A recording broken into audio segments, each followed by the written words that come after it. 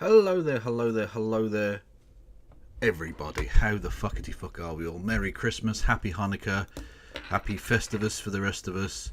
Is Kwanzaa around this time of year, I think? So if that's a thing you do, then by all means, have at it. Yes. I've had a lovely day. Lovely Boxing Day. Went to the football, 2-0 win.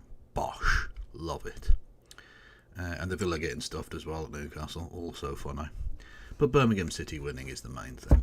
One of the most ludicrously one-sided games ever, and yet we only won 2-0. C'est la vie. Still, lovely stuff. Spent Christmas yesterday getting fucking sloppy drunk. I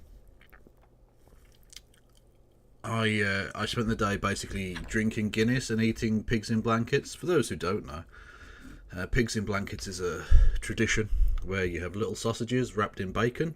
They're very, very delicious and very, very, let's say, unhealthy as fuck.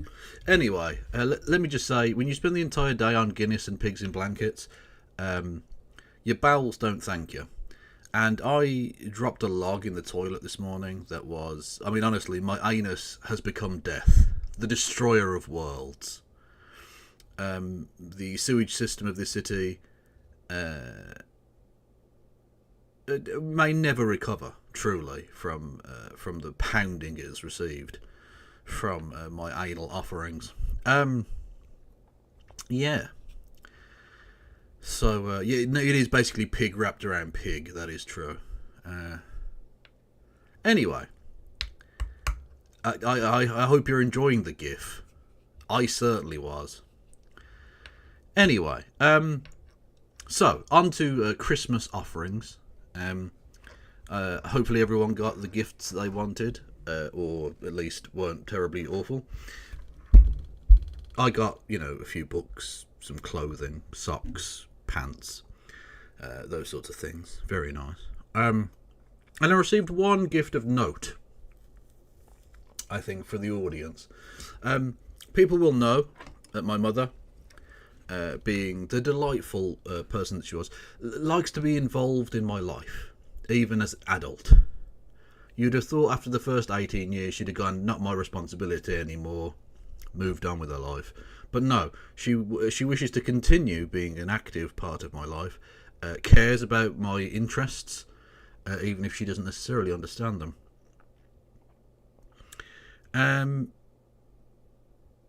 God bless her. And so my brother, taking advantage of that situation, and knowing that it would slightly annoy me, decided to tell her that I was interested in the Sonic the Hedgehog franchise. Which is not true at all. But he knows, and he's worked out quite cleverly, that I can't really say anything to her. I can't say anything to her about that, because if I say, no, I'm not, then she will realise that the stuffed plushie she got me of Knuckles was a waste of time, right? Hang on, no, sincerity gum is off. Fuck that noise. She will know that this was a waste of time and money, and she will be made to look and feel quite foolish. So I can't say anything about it. It would also make the gift she gave me of a hand-crocheted Sonic more so. Right? Now you're thinking to yourself, okay, so Kev's setting us up here for another Sonic-related gift. She must have gotten him... I don't even know the other characters. Bowser? Is that a thing from Sonic? No, that's Mario, isn't it? What's Peach? No, that's also Mario. Dr. Robotnik. She must have gotten him a Dr. Robotnik stuffed plushie. No. Nothing quite so tame and simple. See, the thing is, with my brother, let's call him Nebuchadnezzar, because that's definitely his real name. Nebuchadnezzar doing this annoyed me, and he knew it would annoy me. And so I've been sort of subtly getting back at him in a number of very, very petty ways over the course of the year. And it seems that there's been a retaliation. There has been an escalation in the war of nonsense. Because my mother did not get me another Sonic-related product. It's even worse than that. along with some very nice gifts, she got me the very thoughtful but very incorrect gift of this fucking thing. This fucking thing. Now, some people at home will know what this is. I did not. I had no fucking idea what the hell this thing was. This creature, I believe, is called Chica. I think I didn't know until yesterday. It is a character from the franchise Five Nights at Freddy's, a video game / television series, I believe, that I have not consumed a single second of and know nothing about. I believe this is the Chica Liberty, which is a particular form that this thing takes. I don't know why it takes different forms. I don't really care either. The point is, I am not a fan of this franchise in any way whatsoever. My mother looked fucking downtrodden. She looked crestfallen when I opened this and stared blankly at it. And then told me the story of how this was purchased. Don't worry, I played along and pretended like I knew what this was. And she was like, oh, I'm glad you like it. Fine, right, good. So she's not like heartbroken or anything. But I had to pretend like I knew what the fuck this thing was, right? And I said, oh, by any chance did Nebuchadnezzar have anything to do with this? And she said, yeah, actually, that's funny you say that. It was. I was shopping with Nebby, and we were walking past this thing, and he said, oh, Kev plays Five Nights at Freddy's on his stream online that he knows she doesn't watch. So she decided to purchase this, again, to feel like a part of my adult life, like that she's interested in my interests. And so I now have this fucking thing in my house that I can't get rid of. And I can't say, Mum, stop buying me this absurd shite. Nebby's playing with you. Because she'll be fucking crestfallen. So I've now just got this fucking burgeoning collection of shite in my house that I don't want. Because my mother is fucking adorable. An incredible human being with a well of love for her children that leads this situation to come into effect. And the thing is, what do I do with this? Because there's no way, like, if I tell people that come round to my house, like, say, for instance, potential lovers, that this is not what I'm into, I'm not into the plushie thing, and I tell them that ridiculous, stupid, convoluted story, they're just going to think, oh, he's into plushies. He's a plushie kid. And instant Riz destroyer. Unless you're with the right type of person, I guess. Anyway, so this is my life now.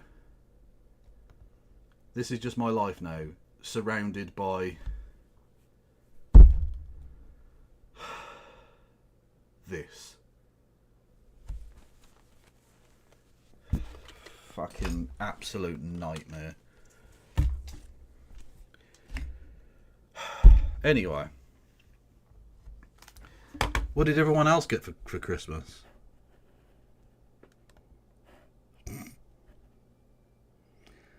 Time to get into furries. No, I don't want to. No, I don't. Stop! Don't send me things about Sonic. I'm not into Sonic. What if your lover has a FNAF cosplay? Oh well, I don't want that. I don't think I'm into that. I don't really know what it would be. Fart on them and sell them for charity is one of the most grotesque things I've ever heard. Thank you, Anglopunk. It's her passing himself. It's her passing himself laughing at home right now. Oh well, I presume you mean Nebby, my brother. Yes, I did speak with him yesterday, and he chuckled heartily when he found out that my mother had purchased Chico, or whatever the fuck it is. I don't know. Chico. Crochet you a AC Milan jersey, or whatever the fuck. No. Don't get me wrong, right? There will be a retaliation from me, And I think I'm going to have to up my game here. I think in retaliation for this, I'm probably going to have to either burn his house down or just like turn his kids against him. Do you know what I mean? Because I do babysit, and I reckon if I drip feed them lies about how evil he is, I reckon I could make them hate him. What do you reckon? I think that'd be fine, wouldn't it? I think that would be a perfectly proportionate response to him foisting cute little fucking presents on me.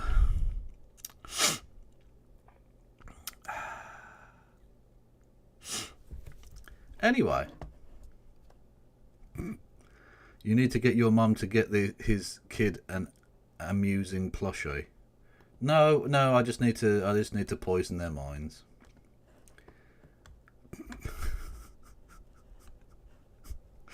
Oh yes, I should get his kid a drum set. Oh, that's a great idea. Although then his missus and probably his marriage would be collateral damage in that, and I don't, that's a very good idea, but unfortunately we don't want to hurt the innocent in all of this. Oh, god damn it. It's difficult. I'm probably going to have to burn his house down, I think. Or like steal his car. I could steal his car. Just burn it. Or sell it for scrap. And just be like, oh, you got your car stolen. Never mind. And then secretly chuckle.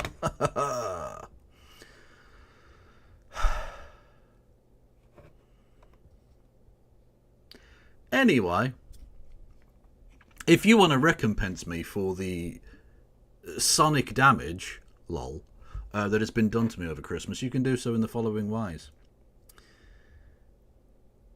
You can hit the follow button. You can subscribe. You can subscribe with Amazon Prime. You can give subs to the community. You can do bits messages. 200 bits or more gets you a text-to-speech. You can do super chats via the Streamlabs link below. You can $2 or more, that gets you a text-to-speech. You can do super chat. No, I've already done that one. I've got PayPal, Instagram, Discord, YouTube, Blue Sky, TikTok, Instagram, and Threads. Yeah. If he talks British politics today, I'm bailing. I don't know what I'm talking about.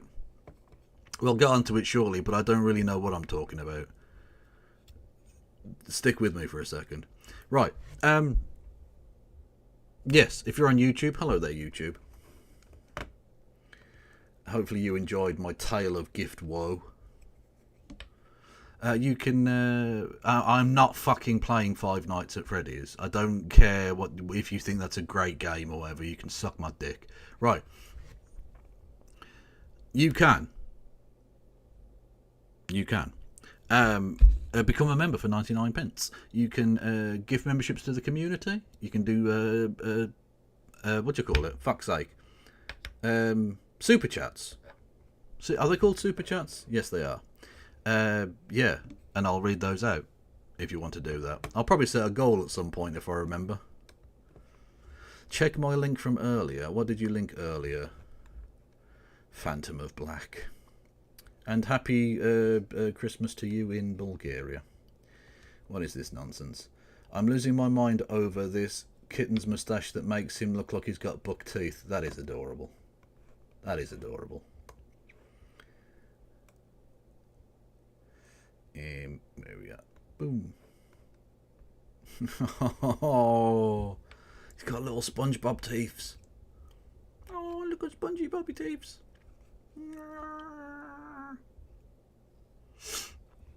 Anyway, yes.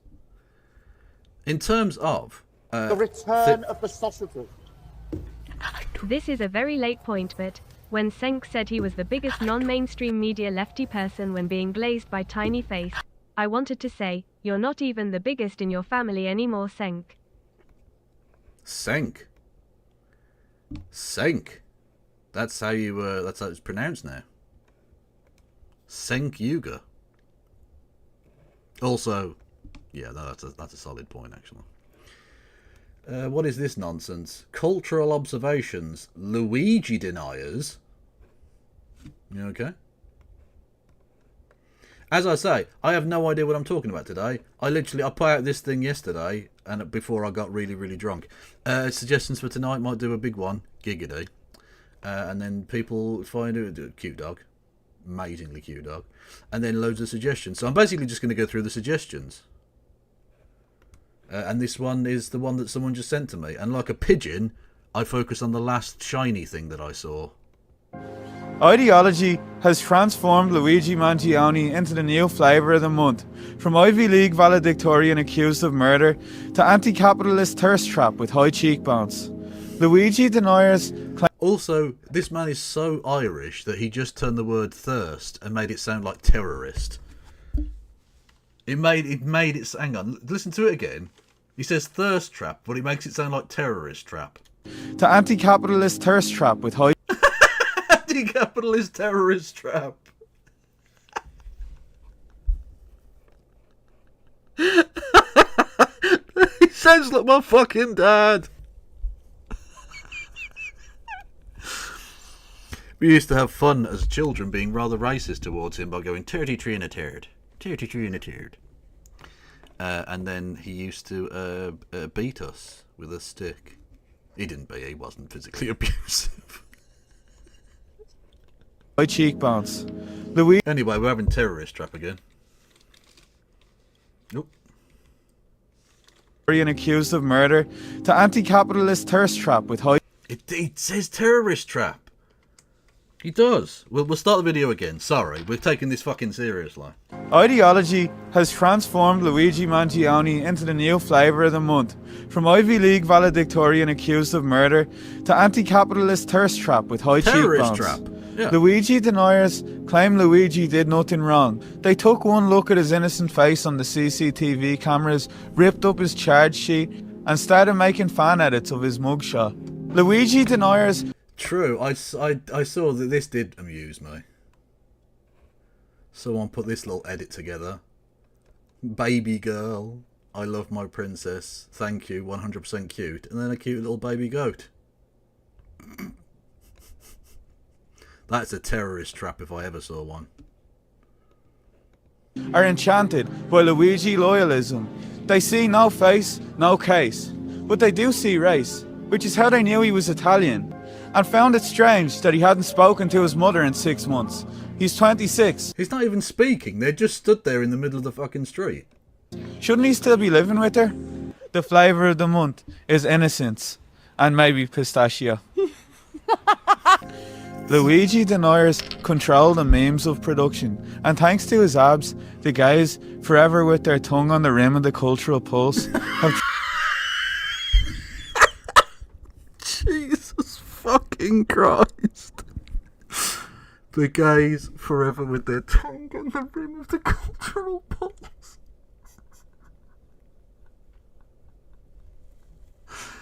Oh, fuck me. Oh, that's amazing. That's amazing. Transformed Luigi into a cultural icon for straight people. In a world that's collapsed into signs, Luigi's story has trickled down to unite all sides of the political aisle. Healthcare in the USA has been ripping lower income families apart ever since the American dream woke up to shit the bed in a hospital gown. But in the advent of social media, real class consciousness can only... See, and some people, my Irish family bemoaned the death of the great Irish poet and wordsmith. They used to be replete throughout the island, and apparently there is a dearth of great crafters of language, storytellers. I think not. I think we need to think again, okay? Boom. liberate us from identity politics on the right and left when the poster boy of the new revolution has a nice smile and a six-pack. With shallowness as a critical starting point, only then can we begin to shape the new future economic reality for a fairer society. If he was a real criminal, why did he smile for the cameras in Starbucks? True. Real criminals don't go to Starbucks. Luigi deniers don't deny that the CEO got. their position is deeply embedded in a far more radical standpoint. Why does he have people standing next to him? He doesn't talk to them. He doesn't interview them. Why are there just people? There are just people next to him.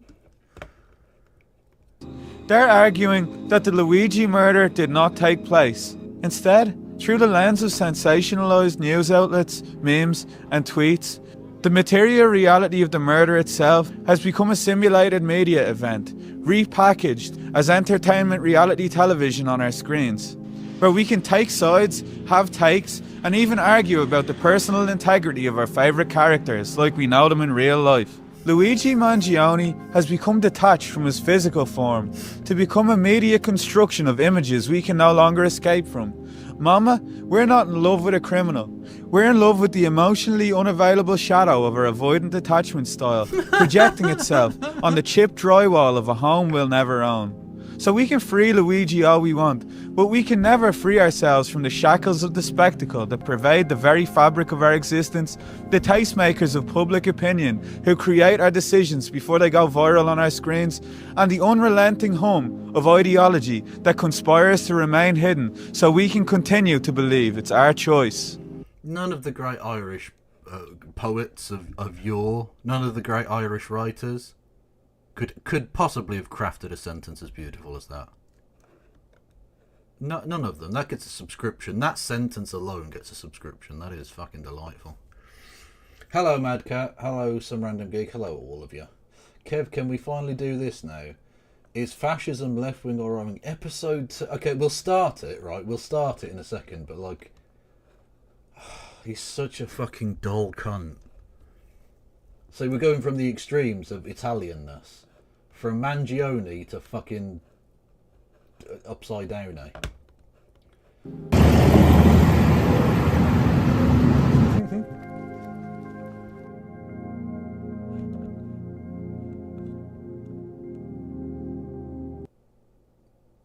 Fair enough. That was fucking awesome. I'll have to check out more of that person's stuff. See, small problem with this one. Small problem with this, unfortunately, is that we need to no, that's entirely wrong, Kev. You've done that. You bollocks that right up, lad. Where are we? Boom! There you go. See, now it's right. Can we get some 707s in chat, please? So, this is Was Fascism Left-Wing or Right-Wing? Episode 2 by Metatron. I'll just answer the question for you. It was right wing. It is right wing. There you go. We really don't need to watch the fucking thing ever again. You know. Can I guess his argument? Heard Mussolini was socialist, therefore fascism is left wing. Probably. He probably will say that fascism is left wing. Because he's a dickhead. La dichiarazione di guerra è già stata consegnata agli ambasciatori di Gran Bretagna e di Francia. Vincere!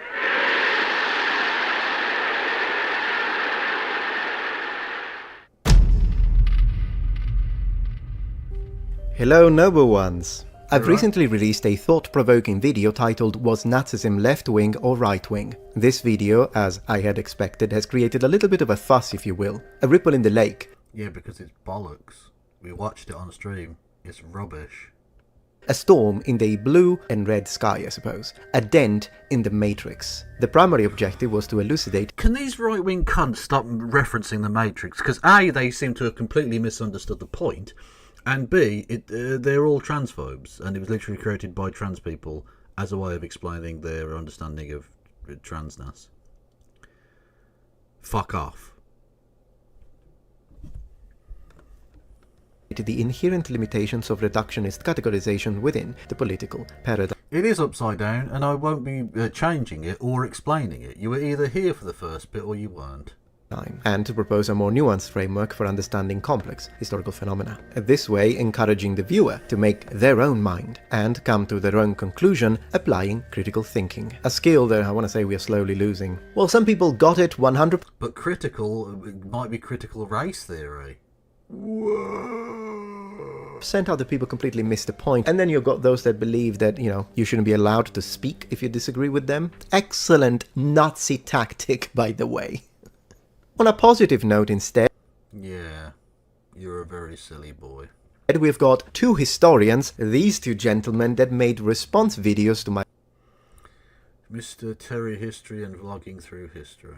I like Mr. Terry History, I don't really know Vlogging Through History. original video, and I think these were absolutely fantastic. You know, I love it for a change when people are actually respectful in the way they make response videos to me instead of like, liar, liar, liar. So thank you so much guys for responding, really appreciate it, you are awesome, and I will leave link to the... How did Mussolini actually get unalived? Well, technically he was shot. The funny thing about it being upside down... Actually, I'll just change it back to from being upside down. It doesn't make sense anymore. But the funny, you know, the nonsense of him being flipped upside down. He was already dead. He'd already been dead for several hours at this point. He was captured by the Italian resistance, technically for the second time.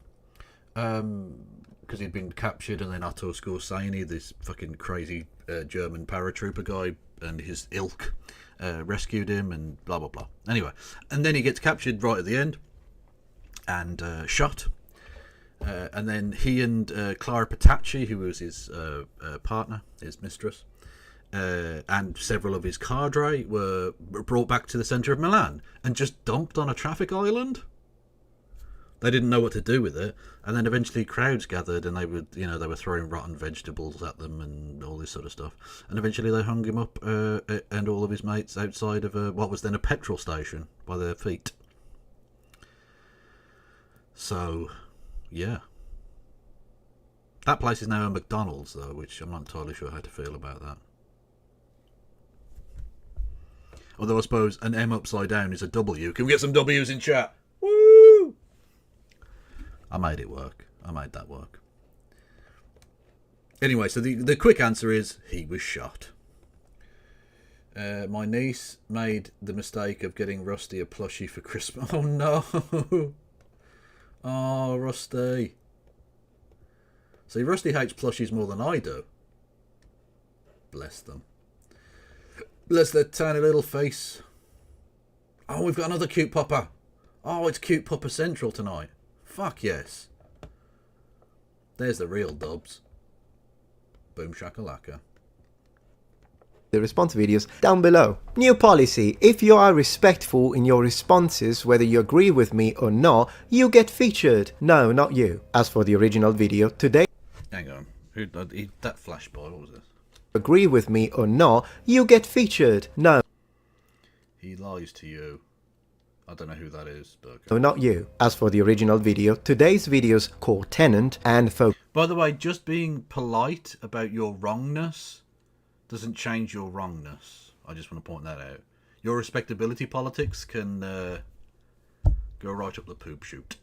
point is to provide an opportunity for reflection on two things. One, the faulty nature of the question proper, as some things just don't jive with the elements we expect from the right and left dichotomy. Two, the inadequacy of 21st century politics in a 20th century.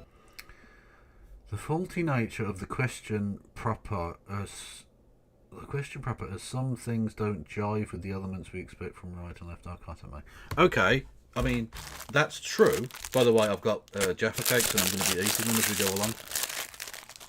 It is certainly true that politics has changed over the course of the last 80 years since fascism was at its peak, or 90 years, I guess, whatever. So yeah, it's not going to be exact. Of course it's not. How could it be? We've had a whole, like, Cold War, and then neoliberal explosion, and all the rest of it.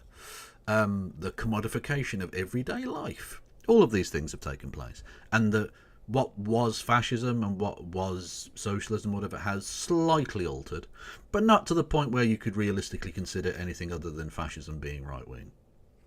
Yeah, are there some elements of some right-wing philosophies that don't jive with it? Yeah. That doesn't really change anything though, does it? What you're doing is muddying the waters, you stupid bastard. Oh no, I'm not going to get featured in one of his videos because I wasn't very nice to him for being stupid. Thank you, Davey B, the producer, for becoming a member. Much love to you. Context as a heuristic device. And I mean, this shouldn't really surprise us. At the end of the day, this binary model doesn't really leave much space for nuance, does it? As stated in the original video, I still suggest that the fundamentals of this question, was it left-wing or right-wing, is in fact incongruent, particularly when viewed from a 21st century perspective, and often an American one at that, when the topic of discussion is indeed 20th century European extreme political. That's so ridiculous. So, if you're from a slightly different geographic and time frame, you can't really analyse things. So, it's not really right-wing or left-wing. No, it's right-wing. You know it's right-wing. Stop fucking lying. Right? It's such a weird and dumb shell game that they play. Because you don't have to. Like, the reason that right-wingers do this is because they know that fascism is associated with, like, the Holocaust and the Second World War and death and destruction and shit. It's viewed incredibly negatively. In fact, it's viewed more negatively than virtually every other single political philosophy you can imagine. So, they have to pretend that it's just not on their side. But they don't need to, like, defend it. What you could do, if you were, like, not a lying piece of shit, is just say, I am a right-winger. Don't clip that. I am a right-winger. Fascism is on the right, but I don't like fascism. It is not a thing that represents me. It is far too extreme, out there in the fucking distance. It's a piece of shit. I don't like it. Because that would be honest, wouldn't it? But what you do instead is, it's the typical right-wing thing. It's childish reaction of just saying, nah, it's not part of us. Nope. La la la la la la la. No, socialism. So it's got socialist in the name, so it must be a thing. Like the titmouse or buffalo wings.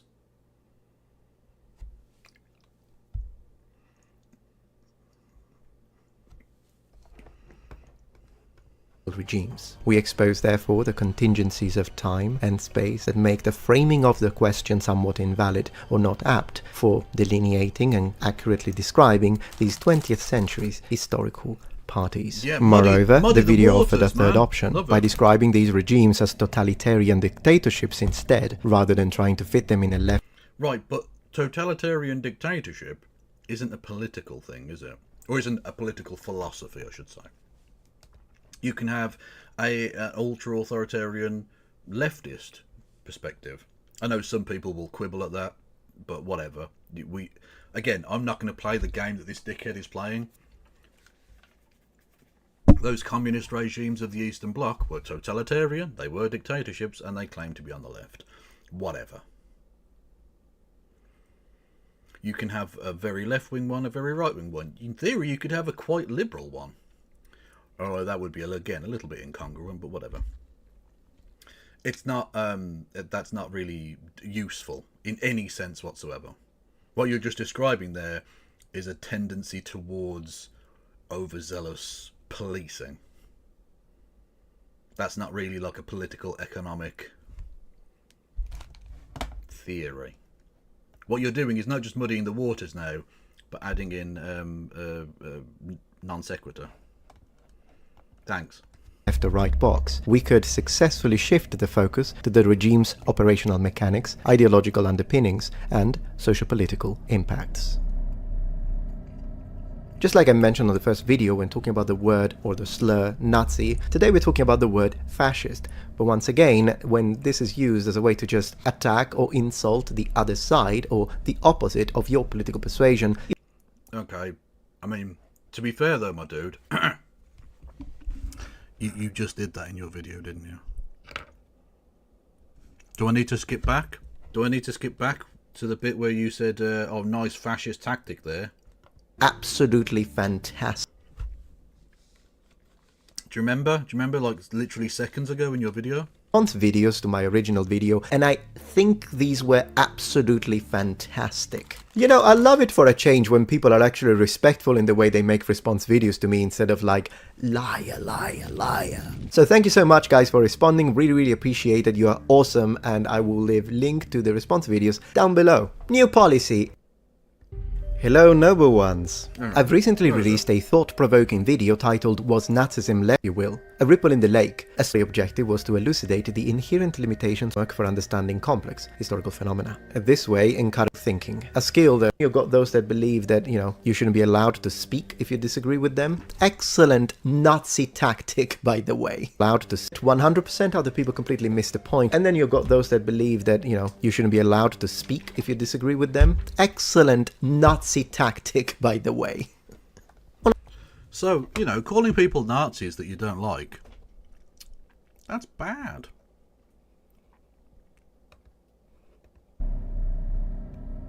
Just like I mentioned on the first video when talking about the word or the slur Nazi, today we're talking about the word fascist. But once again, when this is used as a way to just attack or insult the other side or the opposite of your political persuasion, even though that's very common, personally I find it to be a rather useless and unproductive exercise. I agree, your video is useless and unproductive, yes. Ask, is it useful critically to use this language at this point in time? And besides, let's also remember that just calling someone a fascist doesn't make it so. Discourse rather than insult. The lack of, like, self-reflection from this guy is remarkable. It's fucking remarkable. In my opinion, are in fact the best dynamic. Well, be that as it may, after I finish with this video and I present all of my information, if you still want to use fascist as a way to insult your political opponents, I mean, freedom of speech. But at least you'll know exactly what you're saying. Because at the end of the day, we all know fascism is bad. Great. But what does it mean to be a fascist? What is fascism? Now, do you remember the section of my original video where I demonstrated how historically the Nazis, the fascist and communist regimes Hey, hello Maria. took away your freedom of speech as a result of their, you know, authoritarian struggle for utter control of the masses? Well, in light of that, today I ask the question, was fascism left-wing or right-wing? I ask it because the very suppression of such inquiries mirrors, ironically, the very totalitarian practices of fascist regimes. And to all those that tell me, don't you dare speaking about this again? Very fascist of you. Gentile and Mussolini would be proud. I ask. Jesus Christ. So, having just explained how calling other people fascist is unproductive and silly, having started the video by calling other people fascist, he's now doing that again. Straight after saying calling other people fascist is unproductive and stupid. He then goes on to call his hypothetical enemies fascist. If he does it again, I think I'm just going to switch off because it's boring. It's very boring. Ask it because you and I are free to inquire with dignity. Therefore, I don't just ask this question today, but I also ask you to continue to ask it, so that this may never happen again. Yeah, thanks, Was babe. fascism left-wing or right-wing? Historically, the Partito Nazionale Fascista's government of Italy from 1922 to 1943 is traditionally demarcated into three evolutionary phases: the seizure of power, consolidation, and expansion, the latter often regarded as the regime's most oppressive period. This tripartite periodization offers a framework for analyzing the regime's progression and impact. Benito Mussolini, commonly referred I did. It was a bit wordy, Maria. to as Il Duce, emerges as a pivotal figure in the 20th century European history. His ascension to power in Italy and the subsequent establishment of a fascist state had profound implications not only for Italy, but for the global political landscape. Born in 1883 in the provincial town of Predappio, Mussolini's formative years were characterized by socialist inclinations mixed with nationalistic sentiments. The March on Rome in October 1922 marked a critical juncture in Mussolini's rise to power. This orchestrated show of force effectively intimidated the Italian government, and King Vittorio Emanuele III, faced with the prospects of civil war, capitulated, appointing Mussolini as prime minister. This event heralded the inception of fascist rule in Italy, a regime that would endure until 1943. But now let's start focusing a little bit more on the minds of those persons that created it. In this case, the father of its theory, Giovanni Gentile, and the executing arm. Mussolini could easily be described as a... Is his name Giovanni Gentile? Because I remember it being pronounced slightly differently by a noted political scholar.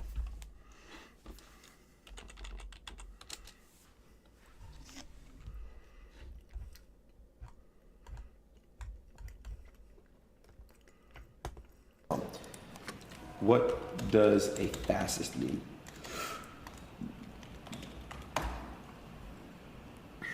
It means you are a far-right authorization on ultra-analyst, oh my god, ultra-analyst political ideology movement characterized by dictator leadership, centralized autocracy, militarism, forcible suppression of opposition. So I don't know what that means, bro. I swear to God. I don't know what the fuck a fascism is. I don't know what the fuck that is. Benito Mussolini and Giviante Genitile. Giviante Genitile. Giviante Genitile. And Jason Stanley. Like, who the fuck are these people, bro? Never heard of my fucking life. What is an example of a fascist? Yo! So it's actually Giovanni Genitile. If you could just correct yourself here, please, Metatron. Thank you. Demagogue. So, what is a demagogue? Well, in this context, this word refers to people who practice the idea of gaining support through the exploitation of popular desires and prejudices rather than through rational argument or moral principle. Mussolini's rhetorical strategy was predicated on arousing the emotions of the populace, often at the expense of logical coherence or ethical considerations. In this sense, one could say that Mussolini's political success was his embodiment of the demagogue archetype. The approach employed by Mussolini can be characterized by 1. Emotional manipulation, 2. Simplification of complex issues, 3. Scapegoating, in other words, identifying and vilifying perceived enemies of the state or society, and 4. Charismatic performance. And when it comes to this last one, look at this. We're gonna check an original clip now. I mean, I've already shown a few, but check this one out. Look at the body language. Sorry, hang on a minute. My bad. One second. Oh, there we go. Better. That's better. Okay. Virgilio ed Augusto.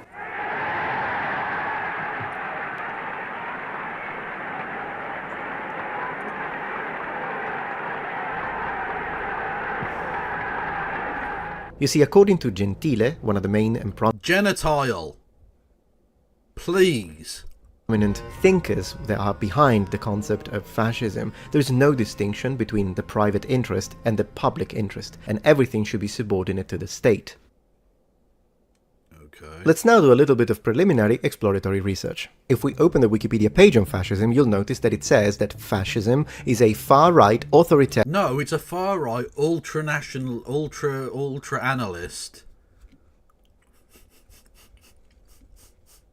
characterized by dictator leadership, centralized autocracy, ultra-nationalistic political ideology and movement. Now that is because in Europe, conventionally, that's the way it's taught. In Europe being the key. This is normally based on the fact that fascism opposed communism, and communism being at the extreme end of the left-wing paradigm, whenever we want to look at it this way, fascists being in strong opposition against specifically Bolshevik communists, then of course it creates a kind of a neat dichotomy. Not to mention that there are parties in Italy that do derive from the ashes of the fascist movement, and they all, in this case, right-wing. Although of course they're not as extreme, I mean, obviously. But when we start looking at this from the American perspective, then things change, and the situation becomes more nuanced, if you will. Fascism was big on public healthcare, the emergence of health policies with distinct fascist characteristics, which occurred in the late 1920s. When we look at the consolidated structure of the fascist healthcare state, we'll see that it can be divided into three main constituents. The new welfare-based, called enti pubblici, the traditional ministerial bureaucracies, and local services. And in this case, when it comes to the focus or even fixation, one could say, on public health, the reason was,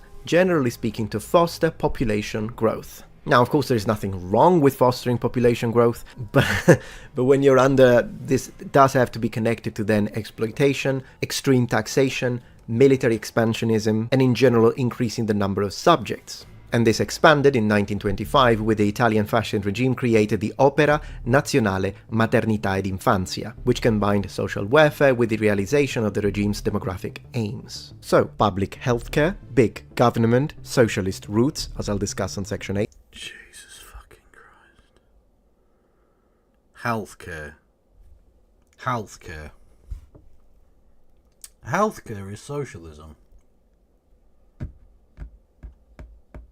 And you wonder why Luigi crops up. All of this makes it sound left-wing from an American perspective. But before we jump into the actual policies, let me swap the colors. And literally, for all the American friends of the platform, this is so confusing. Like, I get it that you wanted to use blue and red because those are the colors you've got on your flag. Beautiful flag, by the way. But then again, red everywhere else is the commies.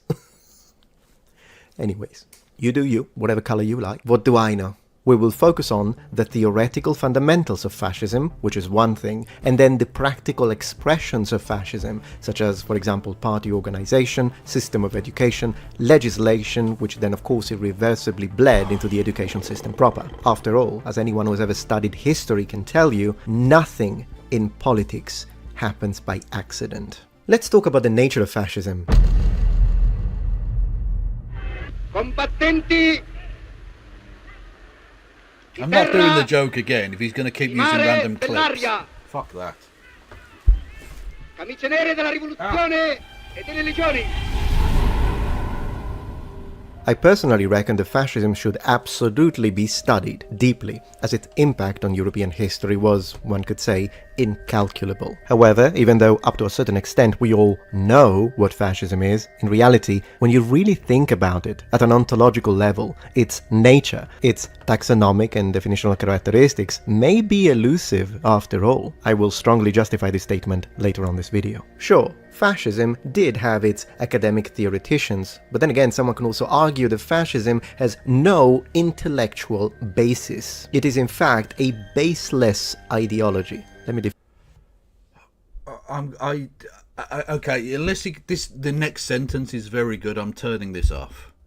Because this is fucking insufferable. This pseudo-intellectual wank dressing itself up as something worthwhile is rotting my soul. defend that. When examining Benito Mussolini's boastful balcony speeches, someone could say, well, in the words of Roger Scruton, that they are in fact an amalgam of disparate conceptions, which present a complex tapestry of political thought. This highlights the heterogeneous nature of fascist ideology, which is an ideology of opportunity, but in a negative sense. This poses significant challenges for scholars attempting to formulate a unified theory of fascism. Professor Herney Turner Jr. Well, there isn't a unified fascism, because it's literally defined by its opposition to unity. Its basis is separation. Its basis is whatever particular in-group is good, and everyone else can fuck off and die. Or, if they don't leave, we'll kill them. Or if they're in land we want, we'll kill them. Or we might just kill them anyway for fun. This is ridiculous. This is fucking ridiculous.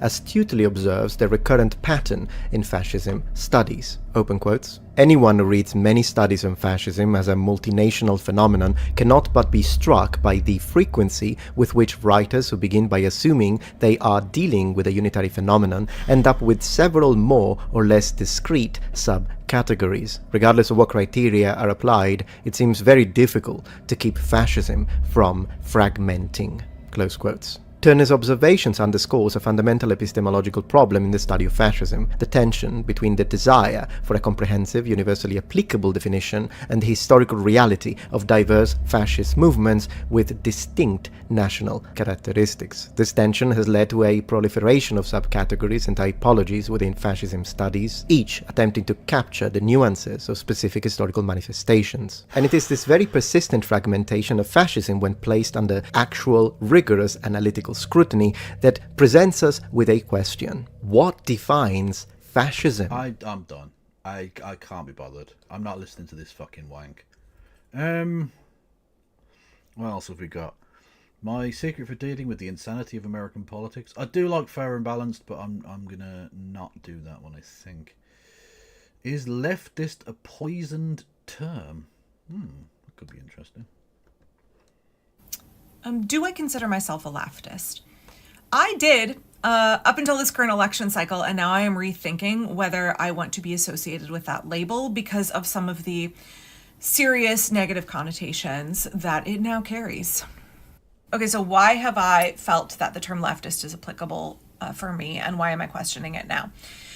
So I have identified as a leftist for quite a while because there are several aspects about my personal beliefs and worldview that align with what we would call left-wing politics, right? First of all, the political left is a hugely diverse group of folks who have a wide range of beliefs and ways of wanting to interface with politics and society.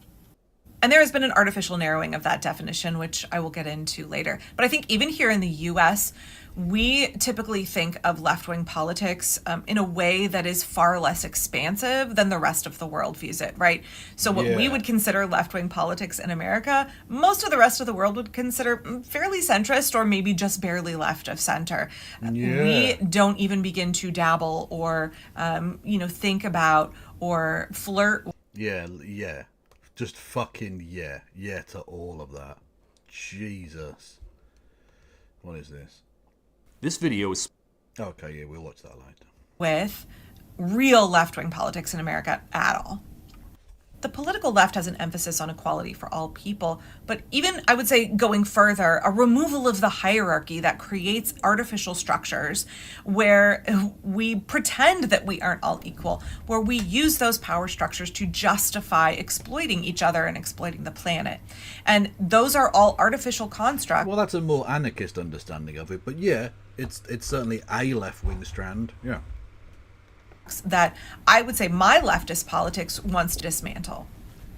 Okay, now I'm a staunch anti-capitalist, and so I would encourage folks, if you find the political left, the idea... Okay, so I wasn't expecting that, because my the alarms, my spidey sense was tingling when she was going on about the left and not expensive and whatever. Like, it's changed its meaning. I thought this was going to be a why I'm leaving the left, liberal, like, because let's be honest, she looks a little bit like Kristen Cinema but with brown hair, right? So I was getting big cinema vibes, and not cinema as in a place you go to watch movies, but unfortunately a place where democracy goes to die. But she's a staunch anti-capitalist, so she's not saying I'm a liberal. So what is she saying? Let's find out. Yeah, of removal of the hierarchy, of equality for all people, if you find that appealing, to dig in a little bit to the ways that capitalism creates this artificial power dynamic. It creates this construct of a few at the top who have control of the majority of resources, who are the exploiters, exploiting the masses down here for their... Yes, Kristen Cinema did lose her seat. Actually, I'm not sure. Did she even fight it? I'm not sure. Anyway, she's now... not a member of the House. Yeah.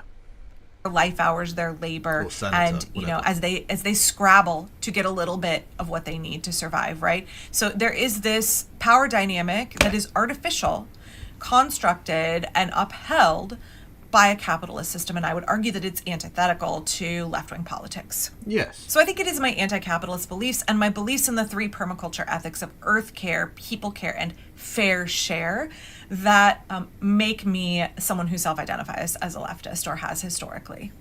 And it is that anti-capitalist perspective, I think, that differentiates me from other people who might be politically progressive in ways that I agree with, but would consider themselves liberals and want to work within the current system. That is... Yeah, I'm socially liberal, economically conservative types, I suppose. Or, well, neutral, whatever. It's hierarchical and is exploitive. Now, while I've called myself a leftist for a long time, I've only been on TikTok starting in, March of this year. And, as somebody who's 45 years old, there's a huge difference between saying, I identify as a leftist and I'm going to interface in my community, I'm going to work in my community with folks who consider themselves democratic. I do hope this isn't just a leftists are really annoying to deal with video. Because, like, yeah. Obviously. Like, yeah, we know. Like, for me, it's the most... And I'm not saying this person is going to say this, but, like, it's the most annoying thing to me that left-wing people, or people who claim to have been left-wing, are, like, radicalized to the right because of left-wing people are annoying. Like, yeah, sure, of course. Of course they're annoying, but why the fuck would you allow that to change your economic and, like, foreign policy positions because a person is annoying? Like, do you not have any thoughts of your own, or is it literally all just vibes? It's all just fucking vibes all the way down. Like, how absolutely without any centering and fucking fibre to your being is that? Like, you're an embarrassment. Socialists, with folks who consider themselves progressives, with folks who also identify as leftists, anarchists, etc., etc., and we can work together in our community for change. We can work to, help enact our shared goals and values. That's hugely different than calling yourself a leftist on social media. So let me get into, in the next video, why I'm struggling to use this term anymore and why I think the term has almost been poisoned in social media discourse. So come back. Okay, part 2 of why I am contemplating no longer calling myself a leftist. So go watch the first video. Someone asked me if I considered myself a leftist, and I answered, like, I have for a long time, and here's why. Here's my political leanings and why I felt that term was appropriate for me. I am struggling to want to continue to identify that way after the current election cycle. So obviously, as an anti-capitalist, I have been highly critical of not just the Republican Party, but also the Democratic Party, right? Because I'm very well aware that our political system, both major parties benefit from a capitalist system, and they prop up corporations. They prop up all of the systems that are in direct opposition to my core ethics of earth care, people care, and fair share. That does not mean I have not held my nose and voted Democrat. I voted for Hillary. I voted for Joe Biden. Did I like it? No. But I consider myself a pragmatist. I consider someone who focuses on harm reduction. If you watch some of my older permaculture videos on my YouTube, you'll know that I talk a lot about good, better, best, and how, right, we want to always give our best, but sometimes the only options available to us are good or better. And that means that we have to do what we can with what we have, with what is available to us. In particular, knowing that we did not construct the system and we are presented with a limited range of choices. And so, because we are not the ones in power calling the shots, we have to use what little bit of influence and power we do have to enact the greatest change, to reduce harm the most, and have the any amount of positive impact that we can. So I made it clear from the get-go that there was a lot of Kamala's politics that I didn't like. Do I think she would have been a great president? Yes, I do, actually. Within the current system that we have, I think that she would have been one of the most... Okay. When she said there, do I think she'd been a good president? Yes. Just declaratively, without any nuance first, I was like, you're anti-capitalist? What the fuck do you mean? What do you mean she's going to be great? Okay, within the current system? Yeah, okay, fine. Progressive presidents, if not the most progressive in my lifetime. But she still had a lot of positions that I was going to take issue with, right? But I don't get to decide what candidate is on the ballot. And so I, very publicly supported Kamala as a measure of harm reduction. Yeah, 255, I'm definitely getting that vibe that this person thinks that they're far more original and interesting than they actually are. With that, I mean, I don't want to be rude. She seems like a nice person, and I'm sure her politics are fine. But, like, it's pretty stale, I've got to say. Someone who I felt was going to, in some ways, nudge us. But at least it's not like the pseudo fucking crap we were watching before. At least this person's actually talking about real shit. Even if it is in quite a broad and bland way. Further toward those goals that I have, and also toward mitigating some of the harm that is Okay, sorry, where was I? My phone was almost dead and I had to go charge it for a bit. It's old, and if it gets below about 30%, weird things start happening when I film videos.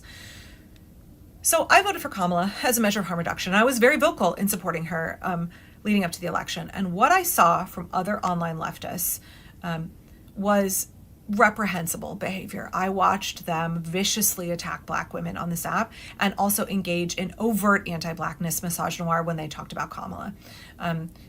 That, to me, was like, I don't want to be identified with those folks.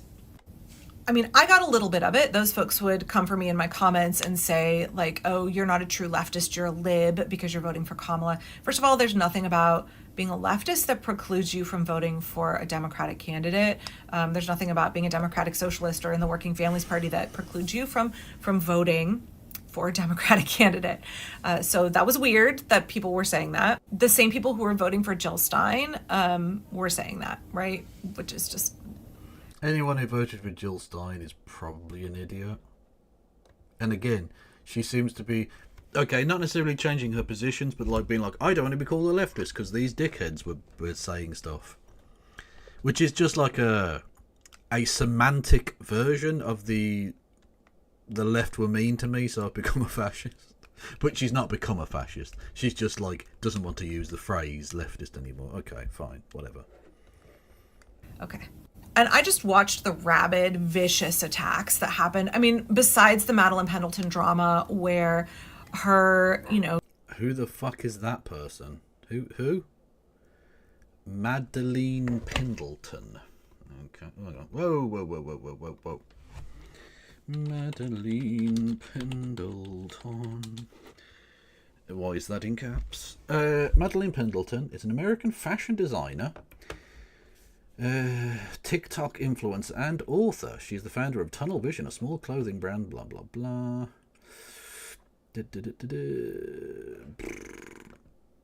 Drama? Do I type in drama? Will that actually bring anything up, do we think? Madeline Pendleton. Drama. Madeline Pendleton is a landlord. Okay. Something she claims to hate. I'm sure none of us have ever imagined her being a hypocrite Lamau. This is on r/TikTok gossip. In my favourite video goes off on rent landlords being bad 12 days after becoming a landlord herself. Exact quote from the video: "No, you will never catch me telling you houses are affordable in the United States. I don't think housing should be a commodity. I think housing is a human right, and the United States signed a little document being like, housing is a human right, and don't understand why housing is now a commodity." Okay. Blah blah blah. Anyways, it's again posted 12 days before becoming a landlord. Anyways, it's a beautiful newly renovated home in Brooklyn, New York. Purchase price of $550 grand. $665 a month to a housing organization, something? No, I don't know. Homeowners Association and insurance. Okay, so she's like a hypocrite. Okay. Is there any further that anyone knows about that they want to chime in with?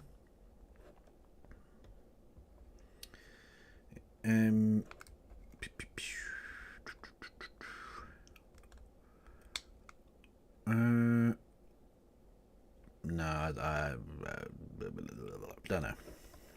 Where her, gazillion fans were in my comments, but also in the comments. Hang on, let me get my dog.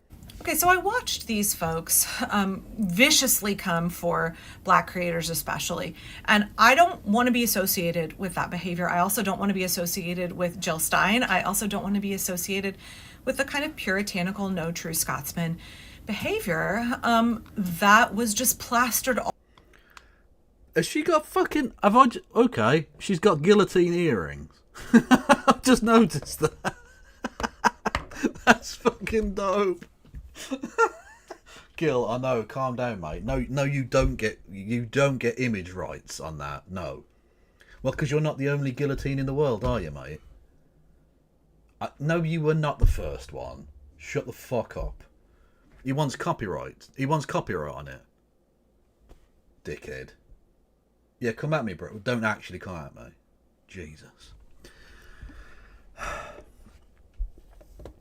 Those are fucking awesome. all over the internet for everybody to see in this last election cycle. So for me, those folks who are the most vocally saying that folks who voted for Kamala, folks who focus on harm reduction, are not true leftists, and they, the accelerationists, the tankies, the people sitting in their comfortable, California blue state homes with their white privilege. See, that's not fair, right? Don't get me wrong. And look, I literally do a show, very occasionally, called Tanky Tuesday. I fucking despise tankies. I think they're bad people, by and large. So I'm not one to defend them very often.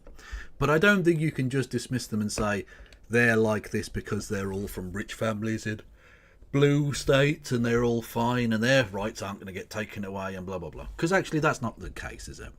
There are plenty of tankoids in various parts of the country. It's just lazy and frankly fucking stupid liberal idpol stuff. To just be like, oh, well, they're privileged white people. For a start, there are loads of tankies who aren't white. There are loads of tankies who live in red states. There are loads of tankies who are poor as shit. I mean, if they weren't, how would old fucking Spanky Tanky get his rocks off? If there weren't poor tankies to exploit, you know? And their wealth, who are saying that they are the true leftists. If that's what folks think leftism is now, then I am happy to forego the label. If those folks are in my comments screaming at me that I took money from the Democratic Party when I never did, because Madeline Pendleton told them that anybody who is, advocating for Kamala must secretly be, paid off. See, and I'm not secretly paid off, okay? No one from the Five Nights at Freddy's organisation has given me any money to advertise this fucking awful plush. Imagine if someone paid me to do that advert for them at the start. This is rubbish. I don't want it in my house. Actually, that would be an amazing what do they call it? Not ninja advertising. Where it's like it's made to look not like an advertisement, but it's an advertisement. That thing. Just get a person to be like, I don't want this shit in my fucking house. I can't remember what the fuck it's called, but anyway. Yeah. No, Raytheon do sponsor me, though, because, I'm the best leftist. Those folks in my comments by the hundreds and in my mutuals comments by the hundreds, if they want to continuously say... Guerrilla advertising, that's it. That I am not... Ninja guerrilla, I was close enough. A true leftist. I'm a lib. When they obviously don't know anything about my anti-capitalist politics or my, social beliefs. Good, they can do that. They can do that. They can say whatever they... Flint Reed, you can direct me all you like. I don't know what to do, what exactly you want me to do, but yeah, stuff. Actually, I should probably do that, shouldn't I? Okay, we'll do a goal. You can direct me to do something. One super chat, $2. So we'll do an hour. You can direct me.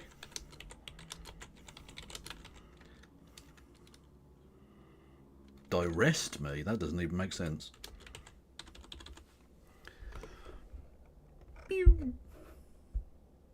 There you go. Goal set. Make it happen. I know that makes them feel really pure and righteous. But for me, I'm going to be true to my ideals and to my community. And that matters far more than any label. So if a label has been poisoned, words change, definitions change, evolve, right? If the definition of leftist in America, in American political discourse at this point in time, has changed such that how the public generally perceives it is disparate from the textbook definition. I think the problem that this person is having, and I'm not sure this is... I don't know, am I going to be fair here? This person is mixing up, I think, online political discussion with what average people think. Don't get too caught up in your experiences online. Not to say that they don't matter or you should ignore them, because that's obviously not real either. The digital town square is as much a town square as any other, just with a weird self-selecting bias and stuff. So again, bear it in mind. But leftists being dickheads online doesn't necessarily impact how leftists are seen in general. Again, I think the Bernie bro thing definitely had an impact, because that went beyond the internet. If it's just some people on TikTok being mean to you, that doesn't necessarily mean that the leftism as a thing is poisoned. Don't be terminally content brained. Don't be terminally online. Don't allow that online experience to shape your entire view. And I think that might be the trap that this person is falling into. Like they said, they've only been on this since like March, so you know it's maybe just a rookie mistake perhaps, but don't allow bullshit to get in the way. Flint Reed with $2. Please finger Sonic. He loves it. I'm not fingering a thing my mum made. That's just weird and gross. I'm not doing it. Thank you, Flint. I didn't specifically say you could direct me to violate creations. I'll give it a peck on the cheek, though. How about that?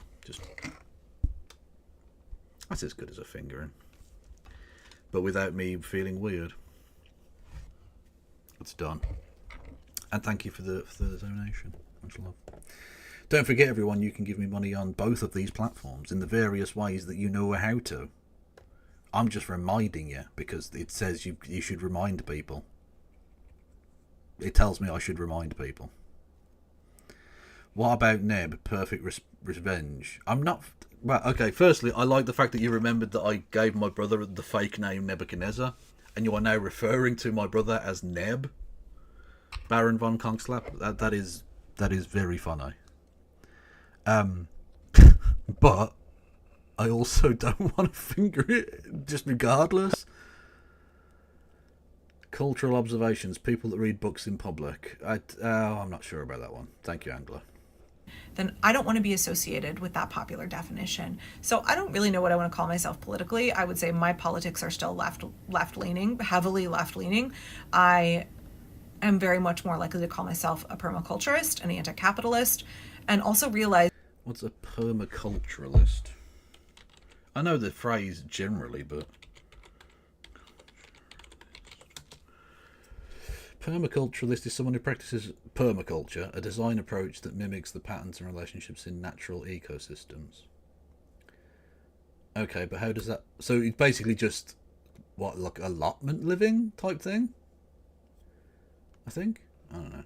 Is that the parsing out of... What is a fascist? Labels that define the minutia of the doctrine that you ascribe to. Oh, as friends, Rost. You got a point against the mighty Everton at home. You should be very grateful in your battle against relegation. Sorry, you've won everything for the last fucking decade. Shut up.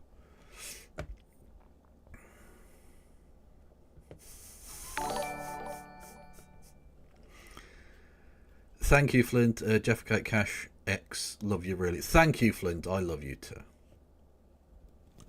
I love you. I don't know why I laughed. That makes it seem insincere. And as we know, I've got sincerity cam. Boom, boom, boom, shake the room. Tick, tick, tick, tick, boom. Is not actually that important to me. I feel like my beliefs stand for themselves and my actions stand for themselves. And so that is why I am now more hesitant to call myself a leftist. You might hear me refer to myself as a leftist now and then, but it's not my whole identity. It doesn't comprise who I am. And I'm not going to engage in purity politics with other people who want to use that label. So I hope that answered your question very thoroughly. Again, I will just point out that using the phrase purity politics is very much like saying what's the phrase? Virtue signalling. You can't actually do it without engaging in it. It's like a kind of a trap of its own creation. If you say you're doing purity politics, I don't want to associate with you, that's you doing purity politics to an extent, because you're saying your politics are too impure, I won't associate with you. And in the same way, if you say that someone is virtue signalling, you are yourself signalling that you are more virtuous than the person who was initially virtue signalling, thus yourself virtue signalling. It's sort of self-defeating, in a sense, and therefore basically worthless as a descriptor of anything. But anyway, very mid video. Just saying. Like, it was fine, but mid. Sponsored by CuriosityStream. Get access to my streaming video service Nebula when you sign up for CuriosityStream using the link in the description. Hey, you know what's a great band? LCD Sound System. Made some of the best songs of the 2000s, Losing My Edge, All My Friends, Daft Punk is Playing at My House. They broke up in 2011 and they made a great documentary about their final days called Shut Up and Play the Hits, and you can watch it and so much more on CuriosityStream. A subscription... Oh, for fuck's sake, I thought he was doing a bit. He's still doing a fucking advert. Email from Nebula giving you access, and you'll have access to both services. So sign up now, click the link in the description, and enjoy. Thank you, and on with the show.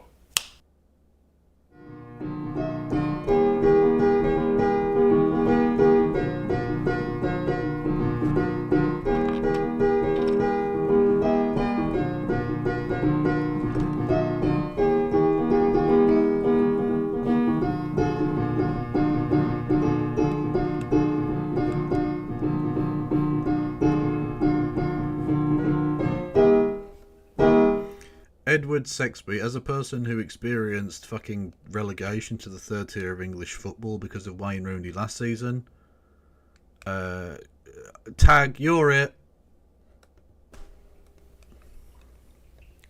I can't believe I haven't done this one yet.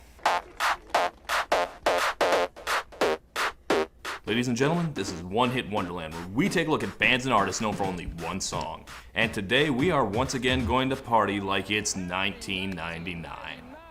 The last good year. Now, I've talked before about what a towering year 1999 is in pop culture. To me, it's not even really part of the 90s, or even a measurement of time at all. It's more like its own separate genre of music. Not necessarily a good genre, but certainly a distinct one. Genre of street parties, brightly colored McGee videos, and an endless supply of almost obnoxiously happy energy. And today, we are going to look at maybe the most 1999 song ever made. Ladies and gentlemen, this is Mambo number 5. A little bit of Monica in my life, a little bit of Erica by my side, To think, we once lived in a world where Mambo number 5 didn't exist. Even for the genre free-for-all of the late 90s, this was an odd one out. Mambo? Seriously? There was no reason to expect a Mambo song to get big, but Mambo number 5 was simply too much of an earworm to be denied. If you have been alive at any point in the past 22 years, you probably know this song back to front. And you can blame that entirely on the energy of its singer, a mystery man in a fedora named Lou Bega. He danced, he mugged, he sort of quasi-rapped, and somehow he redefined Mambo for a new generation. Like, someone just says the word Mambo, and you're not generally going to think of Tito Puente or anyone from the 50s. No, the first notes that pop into your head are...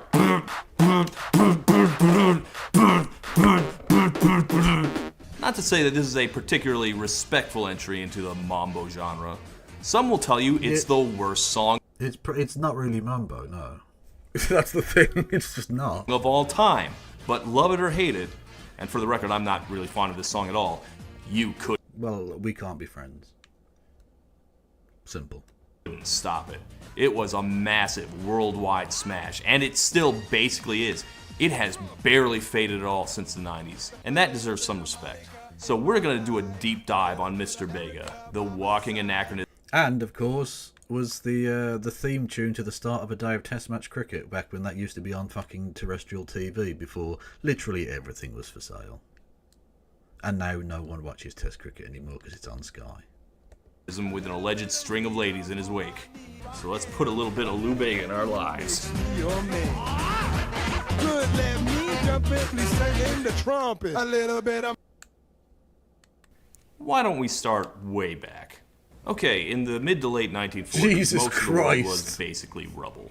But one of the few places on Earth not blown to shit during the war was Latin America, and so for a little while there, this whole area was very hot. Brazil, South America, the Caribbean were the source of all the trendiest fashions and styles, and especially music. The rumba, the tango, and then the mambo. Here is the new music of Perez Prado.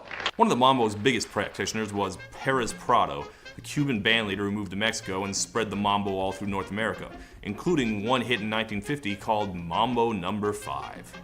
As far as I know, there is no Mambos 1 through 4. There is a Mambo No. 8 though. And then a few years later, rock and roll happens, ending mambo and all the other big band genres and closing the book on an entire era of popular music. And that is where that story ends. Until we get to that magical period called the mid-90s. The Cold War threat of nuclear annihilation is past, democracy is spreading across the globe, there is absolutely not a goddamn thing in the world to worry about. Or at least that's how it feels at the time. So suddenly music gets a lot more colorful and... It's a fucking end of history Fukuyama wankfest. Oh, God, fucking Aqua. I used to be able to do a very good impression of the male singer from Aqua. I probably can't now, but I used to be able to. I'd need to listen to it again and get the intonation correct.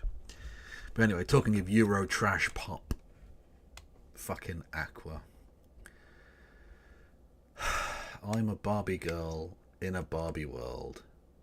Life in plastic, it's fantastic. You can touch my hair, undress me anywhere. Imagination, life is your creation. Fucking kill me. Silly and weirdly very retro. For our purposes, the most important movement is the lounge revival, which brought back a lot of the popular non-rock genres of the 50s and 60s. You know, the easy listening, space age pop, bossa nova, and so on. Directly related to that is the swing revival, which is... Well, to be fair, there had been like an 80s, 50s revival, if that makes sense, during the 80s. I mean, I literally mentioned Shakin' Stevens. There was this whole thing during the 80s, certainly here in Britain, of like... I don't even know how to describe Lord it. Fritters donated $3. Come on, baby, let it go party. That's not the words. It's come on, Barbie, let's go party. You are incorrect, Lord Fritos. Was it Lord Fritos? Oh, one of the French fuckers did it, right? You're wrong. Stop being wrong about Aqua lyrics. I won't fucking have it. Right, thank you though. Yeah, during the 80s, there was this like 50s, I don't even know how to describe it, a kind of swing revival, I guess, or whatever the fuck it was called. I don't know.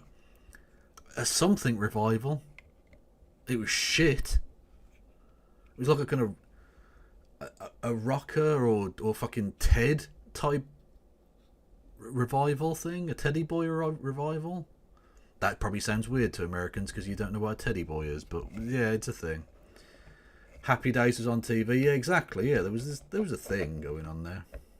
Yeah. Is much more popular for a brief period, and that one brings back the sound of the big bands. But 1998's neo-swing movement is quickly supplanted by 1999's Latin pop explosion, which dominates the conversation for the entire... Oh yeah, Ricky Martin. No, what was his name? Ricky Martin. Not Ricky Martinez. That's a different person. Ricky Martin, the most famously not gay man ever. Like, that wasn't a surprise. Like, when he came out, I just thought, I was just like, of course you fucking were. Like, of course you're gay. I didn't think you were anything other than that. What? Like, am I supposed to go, oh, Ricky Martin? Surely not. He was living La Vida Loca. Fuck off. Even with my not very finely tuned gaydar, it was, yeah. Vintage Beach Boys style Aqua. Oh my god. Okay. Barbie girl, come on Barbie. Barbie girl, come on Barbie. Barbie girl, come on Barbie. I would never come on a Barbie. I'm a Barbie girl,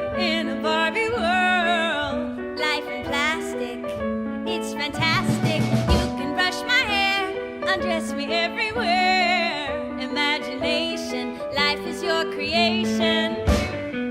I'm a blonde people girl in a fantasy world. Dress me up, make it tight. No. Fucking no. I will listen to Danzy Sings Big. I will listen to fucking MC Flogina. I will not listen to whatever the fuck that is. I'm not doing it, okay? I want to inflict pain and suffering on my viewers. I don't want to fucking kill them. No. Who suggested this? Lord Fritus, you are a fucking monster. You are an actual monster. And not in like a good way. Just saying. Entire year and sends out shockwaves that we are still feeling today. There was an unexploited intersection of all these trends, and one man decided he was going to be the first to exploit it. His name is Lou Bega, and you might assume that, like the genre he adopted, he came from Cuba, or at least somewhere in that vicinity, perhaps Afro-Latino, Afro-Caribbean in some way. He is none of those things. He is German. Dass ich sie jetzt überall singen muss und nicht nur bei mir zu Hause. It's so off-putting. I can't have Louis Bega talking German. It just, all of his riz just evaporates instantly. I'm imagining him laying pipe with like a dozen different, very specifically named women. And now he's like taking over Poland or something. It's no. In der Badewanne. Yes, German. His people's dance music sounds like this. Okay, but you look at him, clearly he's not like fully ethnically Deutsch, so are his parents Cuban? Or anywhere close? No, not at all. His mother is Sicilian, his father is Ugandan. You might have thought differently from his name, but that's not his real name. His real name is David Lubega. Just a tiny change, but for these purposes it's huge. Lubega as a last name, that's pretty distinctly African, but change Lou Bega to Lou Bega, and I mean, look at that. You could easily guess that it's short for Luis Bega Rodriguez or something. So how does a German Ugandan Sicilian wind up wanting to mambo for a living? According to him, he discovered it on a trip to Florida. So basically, he's that friend of yours who did a semester abroad and came back with an accent. But is that even true? His manager, Guar Biesenkamp, what kind of fucking name is this? I mean, it's not Jizz Hornkamp, but Guar Biesenkamp. Guar. That's... Fuck off, Germany.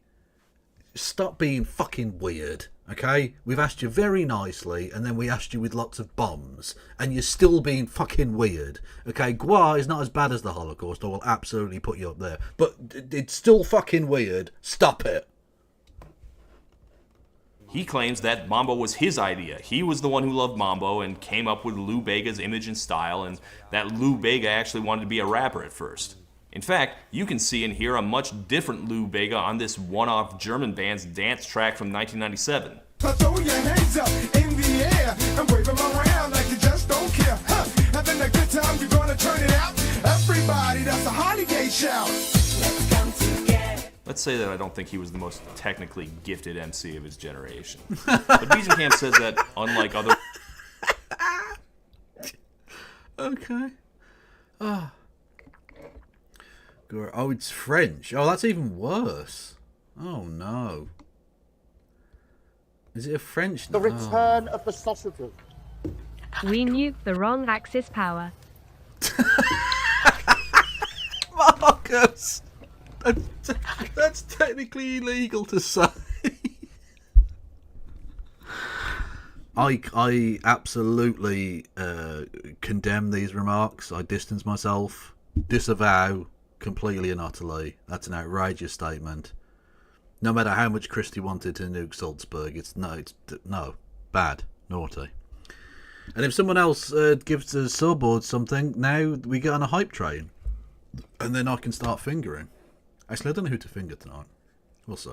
The rappers in the Euro scene, Lou Bega was down for whatever. And so he eagerly got on board this Mambo project. And out came the pencil mustache, matching pinstripe suit and hat, and a nice old sample to build the persona around. The other day, a friend of mine sent me something called Mambo Number Honk.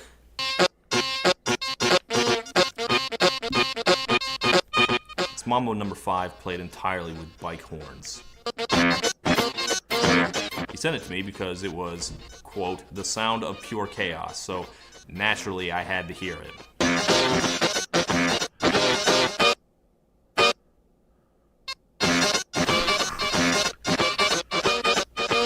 It reminds me a little bit of my favourite piece of bike horn music.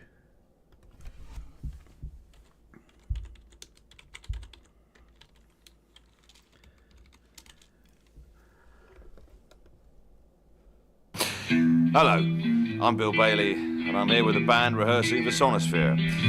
And just to let you know, if Metallica can't make it for any reason, if Lars isn't there, we're ready.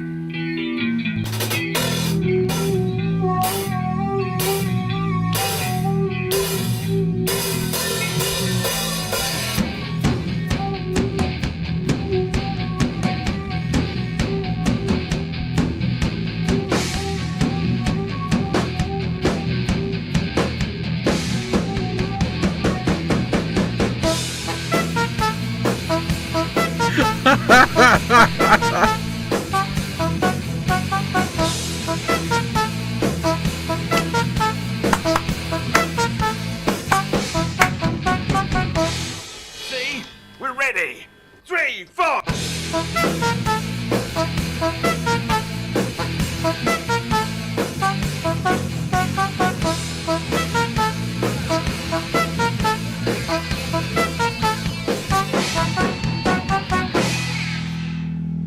Fuck yeah. That is a stiff dick of poop. It is a stiff dick of poop, you're quite correct. Thank you to Mad Cat Scotty I for gifting us up to Big Hand 70. We're now on a hype train. If we get to level 2 of the hype train, I will hand it over to YouTube to decide who to finger. It will be a fascist of their choosing. So get subby subs and the bits messages. These are things you can do. And I'm being bombarded by one email telling me that I should advertise the fact that they're doing 30% off on new memberships. And if you gift 5 memberships, I get an extra... Well, the chat get an extra 6th one, but I get the money for a 6th one. On behalf of Valorant, a video game I also don't fucking play. Cunts! I've said my piece. I listen to this and I can feel myself losing all contact with reality. But there's a question that I really have to ask myself. Is this really any different than Lou Bega's actual Mambo Number 5? Yes. Ladies and gentlemen, this is Mambo Number 5. 1, 2, 3, 4, 5. Bega's Mambo Number 5 is built around the riff from Perez Prado's Mambo Number 5. The lyrics about Monica and Sandra and Rita, those are all Lou, baby. Stop it. Get some help. I guess I realize now why I've never covered Mambo Number 5 before, which is, what is there to discuss? It just is what it is. A little bit of Monica in my life. A little bit of... Well, I will say this about it. Mambo Number 5 is basically the exact ideal model of the classic annoying one-hit wonder. Impossibly catchy, an undeniable earworm, no one was surprised that it became a big hit, and yet it seemed to become extremely popular without anyone really enjoying it that much. Yeah, not without anyone enjoying it. Like, a wedding DJ who throws on Mambo Number 5 will reliably keep the good vibes flowing, but I cannot imagine someone saying that Mambo Number 5 is their favorite song, unless they're like 10. Because That's Mambo true. Number 5 is an update of an old-timey genre. That is true. It has to be said, right? It's no one's favourite song, but everyone knows it, and you can dance to Mambo Number 5, especially after a couple of beverages. That is a stiff dick of poop. A couple of beverages, and everyone's on the fucking floor. Dance floor, that is. Thank you to Treeball PD for resubscribing with Prime. To Valorant for gifting 3 community subs. Why did they do that? added 1 gift sub and 2 bonus gift subs to the tree ball. Oh, well, there you go. Tree ball, your 1 gift turned into... Oh, no, hang on, no. You gifted 5. So you subscribed, you then gifted 5, and Valorant gifted 3. Thank you. Honestly, I will suck you off, and I'll suck Valorant off. I only play Keverant. I don't play these fucking video games. I mean, look at this fucking piece of shit. Look at it. It's fucking horrible. I don't fucking play. Don't play Valorant. There you go. Even though they've been very generous by giving, fuck them, cunts. It's somehow simultaneously timeless and extremely dated. It could not have been made in any other year but 1999. It's got all the non-genre specific hallmarks of the late 90s. Yeah, Civ 7's out soon, so I'll probably be disappearing forever to play that. So, just saying. DJ scratches, the samples, the bouncing late 90s beat. All of these things add up to make the... Like, Civ is Civ is the game for me, but has anyone bought me a Stalin plushie? Or a Gandhi plushie? No. I get fucking Knuckles and Chibsy or whatever the fuck it's called, right? Fucking nonsense. Song not really Mambo, or even a modern updating of Mambo. Like, this did not lead to a full genre revival. There was a thriving swing subculture, and Latin pop and salsa were everywhere, but Mambo the genre did not really gain any benefit from Mambo number 5. There were no other Mambo crossovers. Mambo did not become more mainstream than it had already been. The album was called A Little Bit of Mambo, and that's what you get. A little bit, and no more. So even though Lou Bega made a lot of money, he's not really in the conversation with any other musics. He is to Mambo what the Black Eyed Peas are to hip-hop. Like, yes, they use the idioms and sonic palette of the genre, but that's not really their genre. Their real genre is annoying. That's where Lou Bega fits in. And part of the reason why the song is kind of a joke is just Lou Bega himself. He turns it into basically a vaudeville song. He's singing about how he's got girls, he's waggling his eyebrows. If this song weren't so family friendly, he'd be chomping on his cigar, ha cha cha cha cha. Mambo was a sweaty, dynamic genre, but it was also a classy one with its ritzy nightclubs and pressed tuxedos. And there's just no dignity to this. It's an aggressively stupid song. That's so horrible. Aggressively stupid. It's just a song about fucking, basically. This guy likes laying pipe. That's fine. But goddamn, is it catchy. 1, 2, 3, 4, 5. To this day, I can't count to 5 without going 1, 2, 3, 4, 5. Little bit of Monica in my life. If you put the list of girls in front of me, I could get it in the correct order without even trying. It's Monica, Erica, Rita, Tina, Sandra, Mary, Jessica. Easy. The man knows how to write a hook. It's one of the stickiest songs ever made. I don't think even haters were surprised that it was a hit. It's just so catchy. It was everywhere. I even remember the Disney version. A little bit of Mindy in my life. A little bit of Mickey by her side. What the fuck is this? I didn't know this existed. Oh, I didn't know there was a law. A little bit of Donald's all I need. Did Lou Bega have sex with Donald Duck? Yes. Well, that's because Donald Duck fucks. Okay? Donald Duck. Actually, do ducks have penises? I don't know, but if so, he really should have been wearing pants. Is that the implication here? And that was not even the only kids cover of this. UK cartoon Bob the Builder did his own version a couple years later. Oh, I remember this. Oh, Jesus Christ. Fucking Neil Morrissey. Not Morrissey. Neil Morrissey, the fucking shite actor. Who voices Bob the Builder, yeah. Fucking hell. I mean, nothing will beat Bob the Builder. Can we fix it? Bob the Builder, yes he can. As a national rallying cry, really. Brand new shows all morning, include and 3 new Pokemon. Little bit of Batman dropping in. It's funny this was so popular with kids, considering it's about the parade of girls plowed by Lou Bega. I like Angela, Pamela, Sandra, and Rita. And For the record, he says this was inspired by his real-life exploits and that all those girls are real. Convenient that all their names rhymed. But even the sex is cartoony. He's like the horny wolf in the Red Hot Riding Hood sketches. For what it's worth, I did see an interviewer ask Bega if he thought the song was, hashtag problematic, and he said no, but the article said he'd clearly thought about this before. If you want my opinion, I think you'd have to try real hard to be offended by Mambo number 5. you can't run, you can't hide. Okay, Yeah, exactly. It's not offensive, is it? It's not remotely offensive because it's it's playful. It's silly. There's nothing. Why would anyone possibly be offended by that? That's silly. maybe I wouldn't have written that line, but the song's way too silly to take seriously on those terms. Like, have you heard anyone get mad at it for being sexist? Of course not.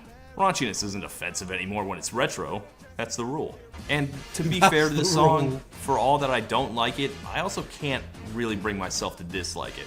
I heard it over and over again in 1999, along with every other major pop hit. And that was around the time I discovered that I was just a natural-born hater. I was like, this sucks and that sucks, I'm not listening to this shit. And yet, I don't remember ever really objecting to this song. It was just too catchy to turn off. If I were maybe a tiny bit older, I would have been like, that stupid idiot crap for babies. If I were a tiny bit younger, maybe it would have been my favorite song for a little while. As it is, I just kind of grudgingly accept it. I mean, who wants to be the person who hates Mambo number 5? Not me. I guess it's fine. But that doesn't mean I wanted any more of the guy. A little bit of Lou Bega in my life was plenty. But Lou Bega was not yet done. Oh no. No man has ever given off one-hit wonder vibes like Lou Bega did. It was written all over him the second he introduced himself. So you might imagine that he immediately disappeared after his one song. That is not true. I was basically watching MTV and VH1 non-stop at the time, and I remember there was a short-lived but serious push to give him a second hit. He's got a girlfriend everywhere. His follow-up song to Mambo number 5 was called I Got a Girl, and on it you can really see Lou Bega expanding his persona on this second song into new creative directions. Got a girl in Paris, I got a girl in Rome. I even got a girl in the Vatican Dome. See, the first song was a list of all the girls he's banged, but here he switched it up with a list of places where all the girls he's banged are from. Africa, America, Europe and Australia, Asia, Canada, I take them all to marry ya. Lou Bega. And it's the same song. He has sex with women. I don't remember seeing that one, but I do remember his other single, Tricky Tricky, about a scheming girl. She likes success to your bank account. She likes dollars. She likes British pounds. I ain't saying she's a gold digger. Tricky. But she is pretty, pretty. I can't believe I still remember this, but I remember him being quoted that Tricky Tricky was like his gender-flipped version of No Scrubs. Okay, talking of problematic songs, No Scrubs is an exceptionally problematic song. That's not to say it's not a fucking bop, because it is. But it is an unbelievably problematic tune. It's basically, if you're poor, I will never fuck you. As a song.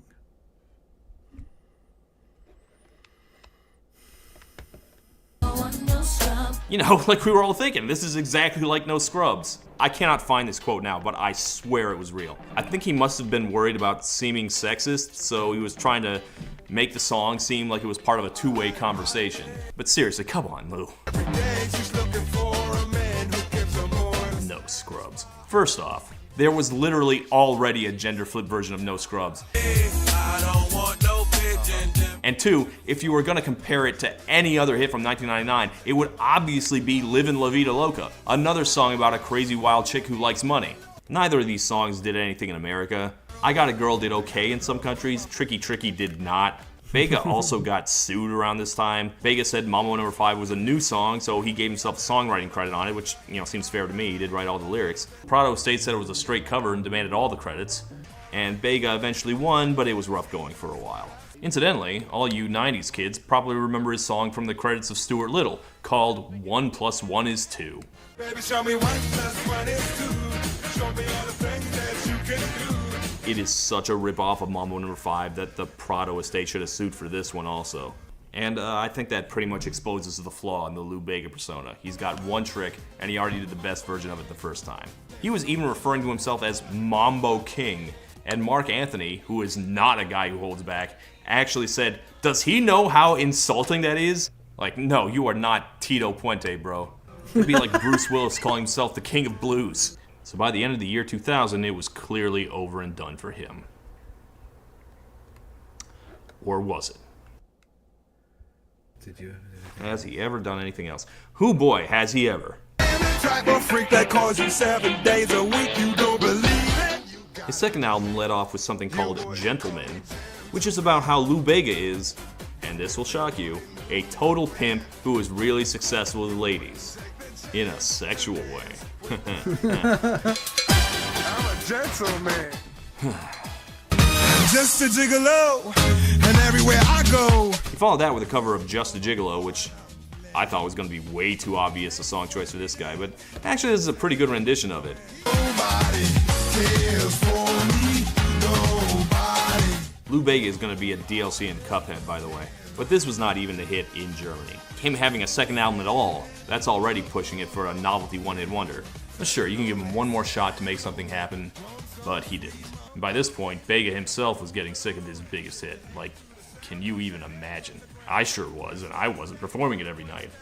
So after the second album, he decided to step away from showbiz to spend more time with his family. And then he goes away forever, right? No, that is wrong. He eventually returned in 2006, and actually, would you believe he was only 23 when Mambo No. 5 came out? I mean, he could be lying. Really? Holy shit, I would have thought he was older than that. About his age, but even if he is, he's still way younger than I thought he was, because this man is still going more than 20 years later, and he basically looks exactly the same. I had your boy with all my heart. Every few years, he manages to put out something new. Granted, none of them really hit, and I wouldn't really recommend any of it. Here's the one about how you're beautiful even if you're fat. I love your curves, and believe me, it is every pound. Fellas, you gotta stop making songs like this. He also has tried to make songs more recently that were less aggressive and less 90s. But I'm the king of bungle, baby, I'm the king of bungle bong. Okay. He seems a bit ill-equipped to make music this laid back, I'd say. If you're not gonna make really obnoxious dance music, what's the point? But I gotta be honest, I'm really impressed that he's kept this going for so long. Yeah, I want to see him come out with like a ballad. I wanted to see him come out with like a real fucking stupid 80s like power ballad. That would be amazing. Can you imagine him doing like acoustic numbers?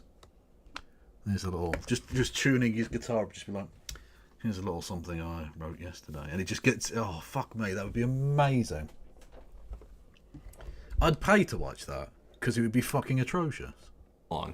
This was a shtick basically forced on him 20 years ago, and he seems to have absolutely no regrets.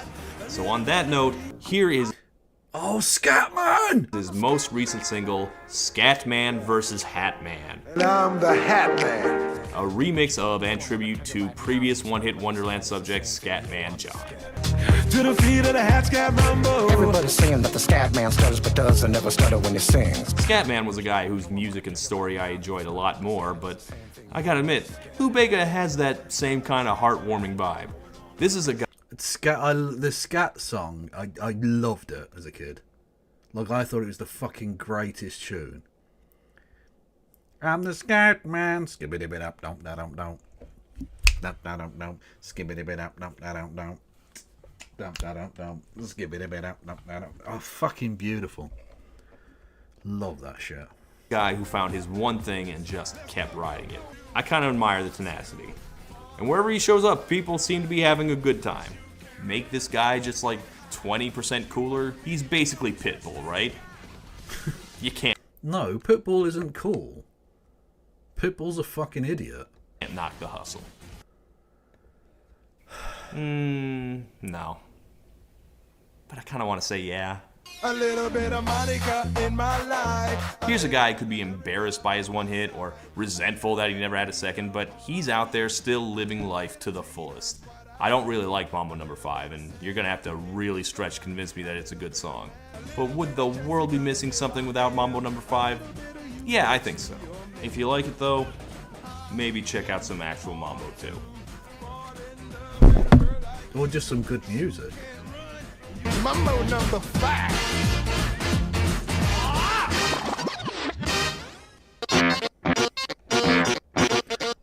A cursed thought. Honestly, this cursed thought. Scatman had Skibbity Riz. Maranaka, you are broken. You are broken. Your head is broken. The brain worms have eaten all of your grey matter.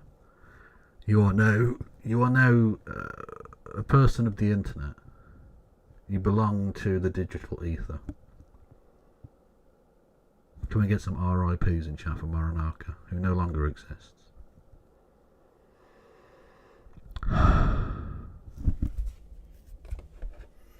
Anyway, thank you everyone for the hype train. So I'm going to set up another goal.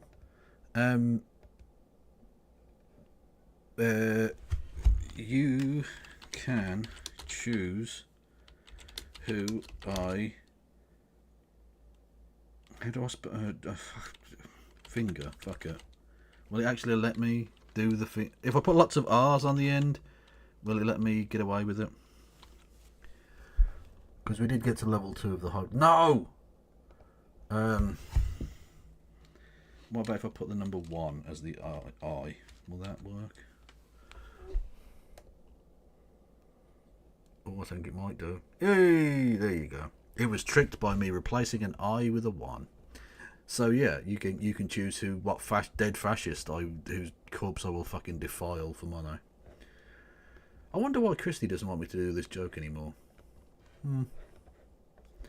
Anyway, where were we?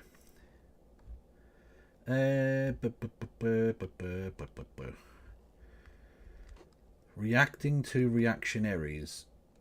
Ranking 12 MAGA influencers. Let's have a look.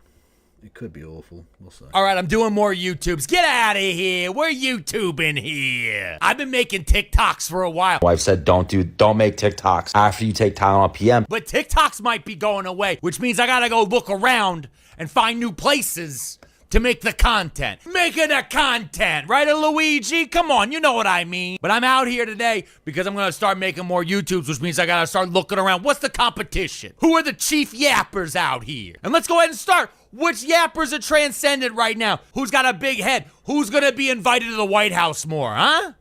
I used to get invited to the White House. I'd yap on the tiki-talkies, and then they invited me to the White House, and I said, hey, we should maybe do more tiki-talkies. They said, why don't we just ban TikTok instead? And I said, that's why you're fired, Joe Biden, you old But I can't say things like old at the beginning of a YouTube video. They'll demonetize me, because YouTube is for the children. It's mostly for the advertisers. But today, we're gonna do a tier list. He has quite an aggravating energy to him, I have to say. He does have quite an aggravating energy. I'm not sure about this lad. His politics might be okay, maybe. I don't know, but yeah, it's a bit try hard. It's a little bit try hard. The kids love the tier list. We're gonna look at 12 conservative commentators, content creators, conservative influencers, or as I like to call them, 12 conservative Pearlmania, Pearlmania, Pearlmania, Pearlmania 500. Before I move on, before I get into the tier list, I'm gonna put it up here on the, it's gonna be actually this side. It's gonna be on this side. Before I put the tier list up, I want you to do me a favor. I want you to hit the subscribe button. I want to hit the like. I want you to write a comment. And this is the comment I want you to write. I want you to write in the comments, I have information that will lead directly to the arrest of Hillary Clinton. Write that in the comments. We're trying to boost ourselves in the algorithm, okay? We're all doing it together. Let's take a look here at this tier list, huh? Watch this. Magical. I use science. Right here, I got 12 conservative commentators, content creators, influencers. A lot of them are on the YouTube. So we've got, let me bigger it up so I can fucking see. We've got Ben Shabibos, Candice Owens, Charlie Smallface Kirk, the very nearly dead Dennis Prager. Is that Elon Musk, I think? I think so. The American flaggy one. It looks like J.K. Rowling, but I don't think it is. Maybe I'm wrong, I don't know. Joe Rogan, Matt Walsh, pedophile. Nick Fuentes, pedophile. RFK Jr. Sorry. RFK Jr. Stephen Crowder, domestic abuser. And Tucker Carlson, actual fascist. Cool. Cool. Lovely stuff. Lovely stuff. A lot of them got their start on their YouTubes and then got banned. Some of them got their start on the Facebooks. Some of them got their start on the radio. Some of them got their starts everywhere. But where are we all now? We're all equals, except they get invited to places now. And they get millions of dollars from billionaires and millionaires to distract us. What are they distracting us from? Oh, lots of stuff. But we got to keep the culture war going, right, everybody? Let's go ahead and just start picking them, and let's go ahead and start ranking them. If you've never seen one of these tiers before, because you're old, don't ever admit that you don't know what a tier is. Obviously, we have A, B, C, and D. Just like in school, right? A is a good grade. D means you can still go to college, just not a good one. S, though, that's from the anime. S means you're above, you're beyond, you're a whole other tier. You actually are unrankable. You're like a god, right? You're like a Marvel superhero that hasn't been made woke. They make all the superheroes woke these days, don't they? Which is why I'm going to start off here with He went a little bit like, what's his name? The guy that died. The one that talked like that. What was his name? Fuck. My memory's so bad lately. The comedian guy. No, not Lewis Black. Although that would be applicable as well. Oh, fuck. Gilbert Gottfried. Yes, there we go. Gilbert Gottfried. That lad. Anyway. I always thought talking dirty with him would be very funny. Oh, God! Put a finger in my asshole. Like, it would be very, very funny. Thank you, Over the Historian, with $5 dues. Much love. From Entity, Finger Desai Bortese? Former dictator, convicted murderer, and certified dead person. Who is that person? Let me have a look. I can't say that I'm familiar.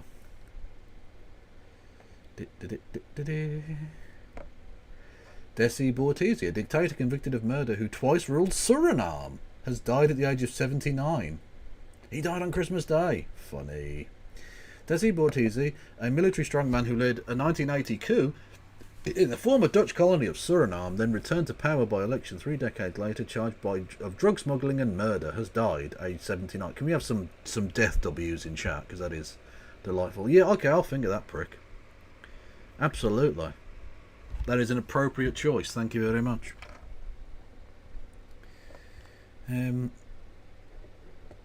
Also, a place I've not been to before for my fingerings. I don't think I've ever been to Suriname before. I have fingered on every continent, but even when I'm in South America, it's usually like Argentina or Brazil. No, I fingered what's his face, Pinochet as well. So I've been to Chile. I've been the other side of the Andes.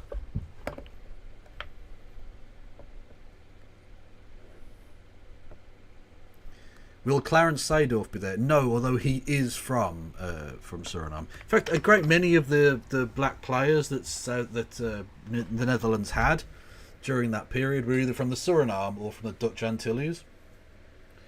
Not many of them were from the Dutch mainland. Anyway. the man who thinks everything's woke, Matt Walsh. Oh, what a scumbag this guy is.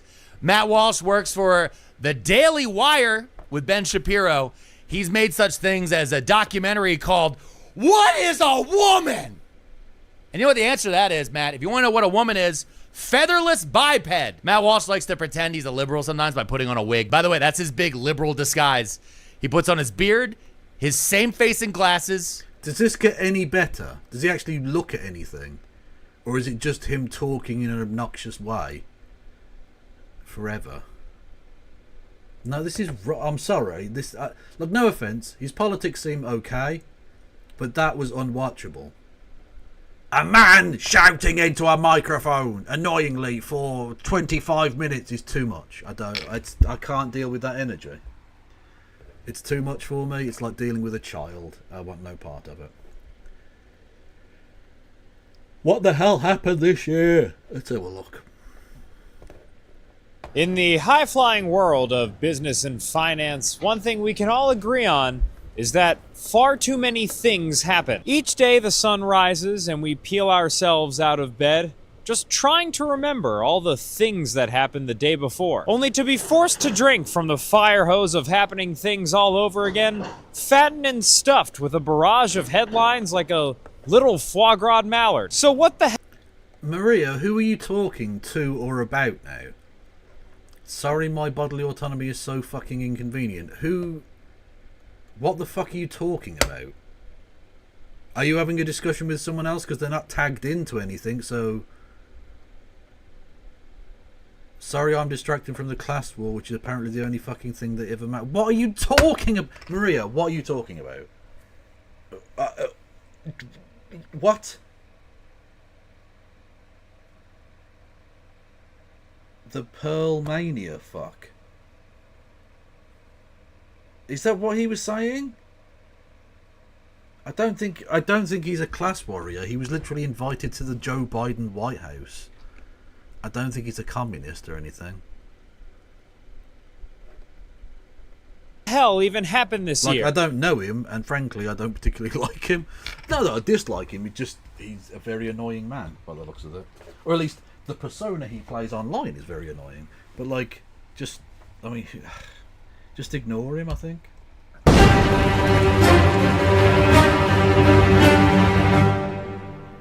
The wall of a plane fell off. The Harvard president resigned. Disney's Steamboat Willie entered the public domain. We learned that Stephen Hawking visited Epstein's Island. Also there, Steamboat Willie. Elon Musk did cocaine and acid and ketamine and begged the Delaware courts for his $60 billion paycheck back. 23,000 big tech workers got laid off. The SEC approved Bitcoin ETFs. WWE founder Vince McMahon pooped on an employee's head. Angry French farmers stormed Paris again. We lost Amelia Earhart. Again, the New York Attorney General sought $370 million from Donald Trump. Apple released their $3,000 VR headset. The pickleball swindler stole $50 million. The girl from the Disney Channel original series Good Luck Charlie launched a satellite into space. Pirates are back. Tucker Carlson and Vladimir Putin finally stopped messing around and went out to dinner. Everyone learned what NVIDIA was. Dune 2 made a fleshlight popcorn bowl. Wait, NVIDIA has $2 trillion? Everyone got mad that Google's AI made George Washington black, but we were cool with Shrimp Jesus. Lyft made that $3 billion typo. Brooks and Brothers got everyone their money back. They said the Boeing whistleblower took his own life. And I don't doubt that. Even for a second. Got 4 words for you. Combination, Applebee's, and IHOP. The Dartmouth men's basketball team unionized. The House passed a TikTok ban. Is it just going to be him reading shit out? I can't, again, it's... fucking hell. I need more, chill shit.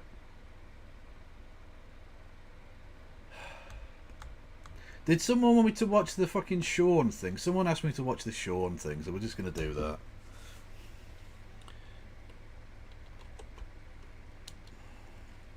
Fuck's sake, why can't I fucking type? There's no way we're getting through 2 hours of this, but we'll have a look. Hello everyone. Hello. Imagine, if you can, the culture war. The great clash of ideologies taking place on the battleground of all the media we read, watch, play and listen to. Then narrow your focus, if you're able, to just one front of that conflict. The video games front. What I'm going to do today is attempt to relay to you a single incident that happened on that front not too long ago.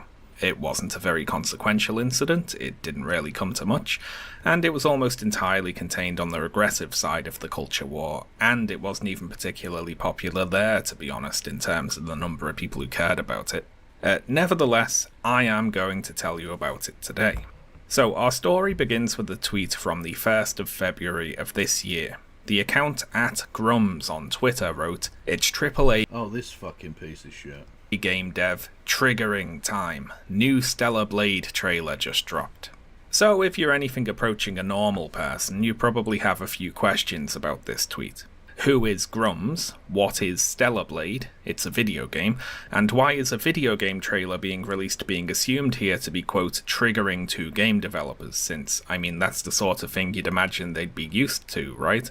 So let's attempt to answer these questions. Very quickly, @Grums is the Twitter account of game developer Mark Kern.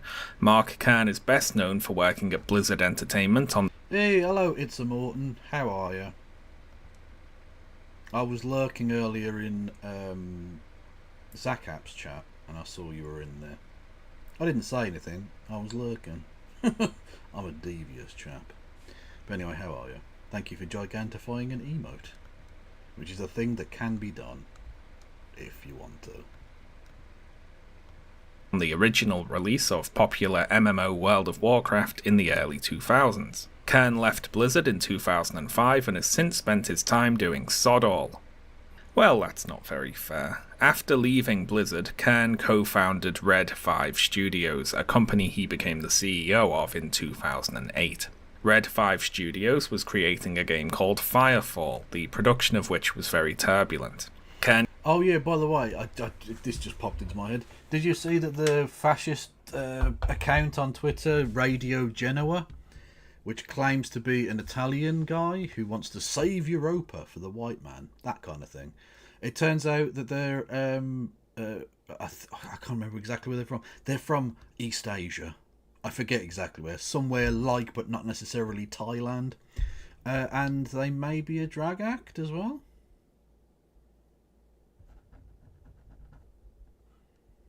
And they're just posting through it. They're just pretending that they haven't been outed as that, and are continuing to post as if they're a white Italian doing fascism.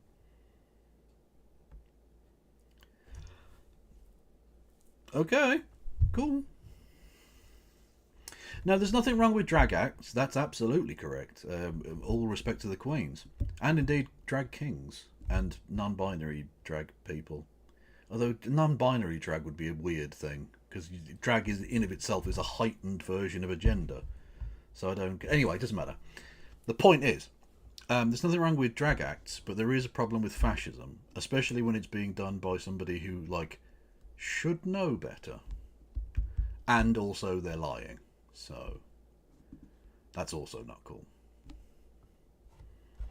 Is he friends with Rod? Almost certainly. He may very well have despunkified Rod on occasion. Who knows? But they're just friends. It's not gay. They're just friends. It's fine. It's fine. It's fine. Are we uncovering the Ian Miles Chong industrial complex? Yeah, we are. At Kevin Logan Industries, we are very much in the pocket of Big November. Big Chong. The most genius kidnapping in history. What is this nonsense? I don't know, but it's confusing me. But thank you, non-binary. And came under fire for allegedly massively overspending on advertising for the game, most notably on a custom-ordered Firefall-themed bus, which cost millions of dollars and was rubbish. Employees within Red 5 described Khan's leadership style as erratic, impulsive, and very disruptive. He was accused of taking extended absences from work only to turn up and suddenly demand sweeping changes to the game. As such, he was generally seen as a hindrance to Firefall's development, and he was eventually removed as CEO by the company's board of directors. Khan then founded Mech Entertainment in 2014, raising $1 million with the aim of creating a blockchain-integrated virtual reality MMO for the Oculus Rift. That sentence, we're going to listen to that sentence again, and other than adding something like NFT or crypto or something like that to it, it's my least favourite sentence that's ever been spoken in the history of humankind. Everything about it disgusts me. I am repulsed by that combination of things together. Grotesque. We'll go back. No, all of those buttons are wrong. 1 second. Boop. A blockchain integrated virtual reality MMO for the Oculus Rift.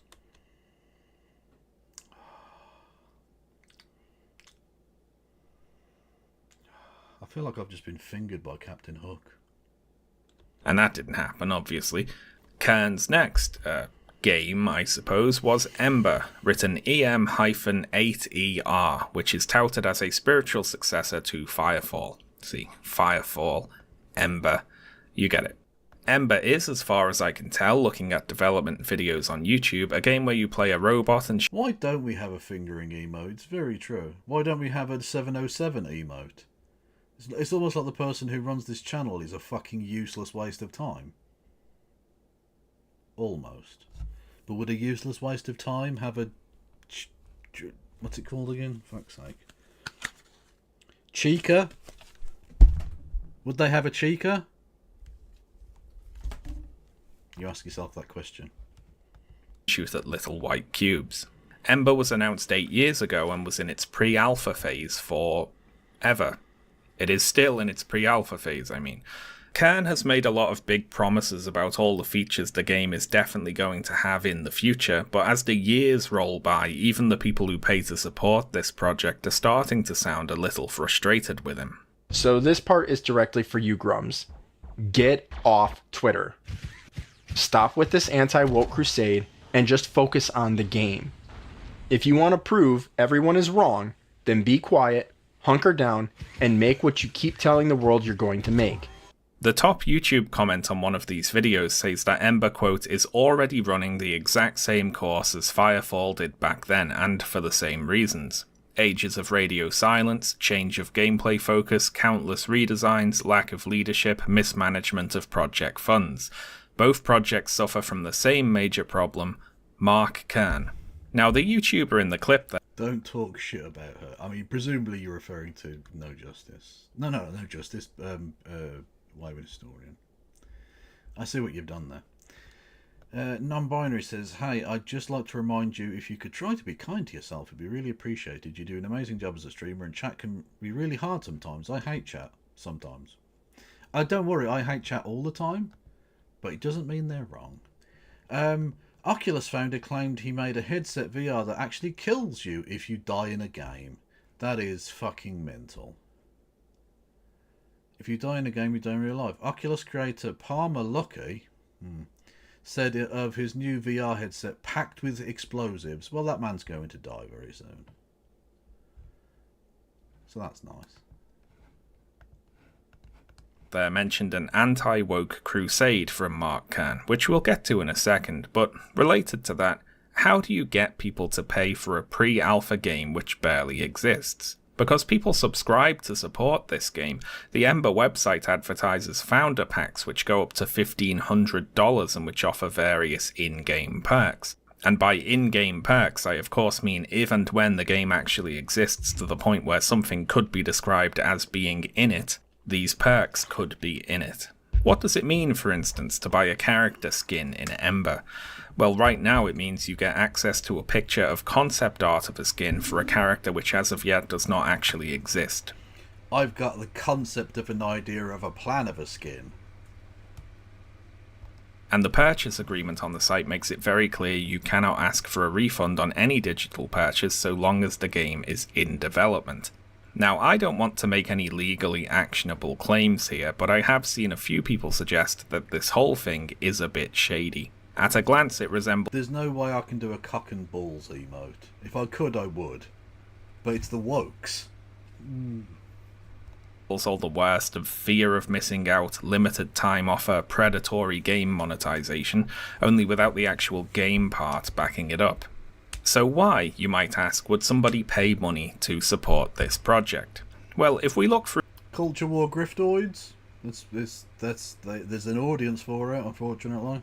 Through some of these skins, there's certainly a theme, isn't there? A scantily clad lady theme. So keeping those scantily clad ladies in mind, let's talk about the anti-woke crusade. You see, Mark Kern is, to the apparent annoyance of the Ember fanbase, a very active Twitter user, having more than 200,000 followers, and he mainly complains about wokeness, DEI, SJWs, political correctness, or whatever they're calling it this week. For Kern and the anti-woke crowd, there's a battle going on for the soul of video games, you see. Everywhere they look, I got into Gamergate 2 and have been fighting since GG1 and had a plan. 2 years to stop the spread, the non-binary movement. Oh, fuck off. They see insidious attempts to insert racial and sexual minorities into video games. Not out of some altruistic desire to see wider representation in media, or even a profit-driven desire to market the game to more demographics, but a deliberately malicious attempt to ruin video games. They, and they here can be a very wide variety of people, but it's mainly Western AAA game developers, many indie game developers, most video game publishers, video game distribution services, video game journalists, various video game journalism outlets, consultancy firms who work in the video game industry, woke gamers, and so on. All of those groups, they are part of the woke mind virus, and they're ruining video games by conspiring to put black characters in games and trans characters in games and make all the beautiful ladies into It's so pathetic. It's so mind-bogglingly pathetic that you would care that there's like a black person in a film. Why do you give a shit? Did they manage to recycle GG into GG2? Not really, no. They did try to get it off the ground, but it never really coalesced into anything. They've tried, though. Bless them. But it's a more disparate grifterverse? Yeah, grifterverse. That exists now. Like, it's diffuse. They can't really coalesce in a way. There's too much there are too many layers of bullshit in the way. Let's put it that way. There's too much ego for a start, I think, although that was sort of the problem with keeping Gamergate 1 together, I guess. And also individual grifters have their own particular strand, as you saw here with this Grums character. His thing is the video game industry, but lots of them have different things, like either film or music or whatever. Higher education establishments. And so they're all playing their own angle. So the idea that there's like one coalescing theme is difficult to unite around, which is why fascists try and step in and say the one uniting factor in all of this is the Jews, because that's what fascists believe. And, enough dickheads go along with it, clearly.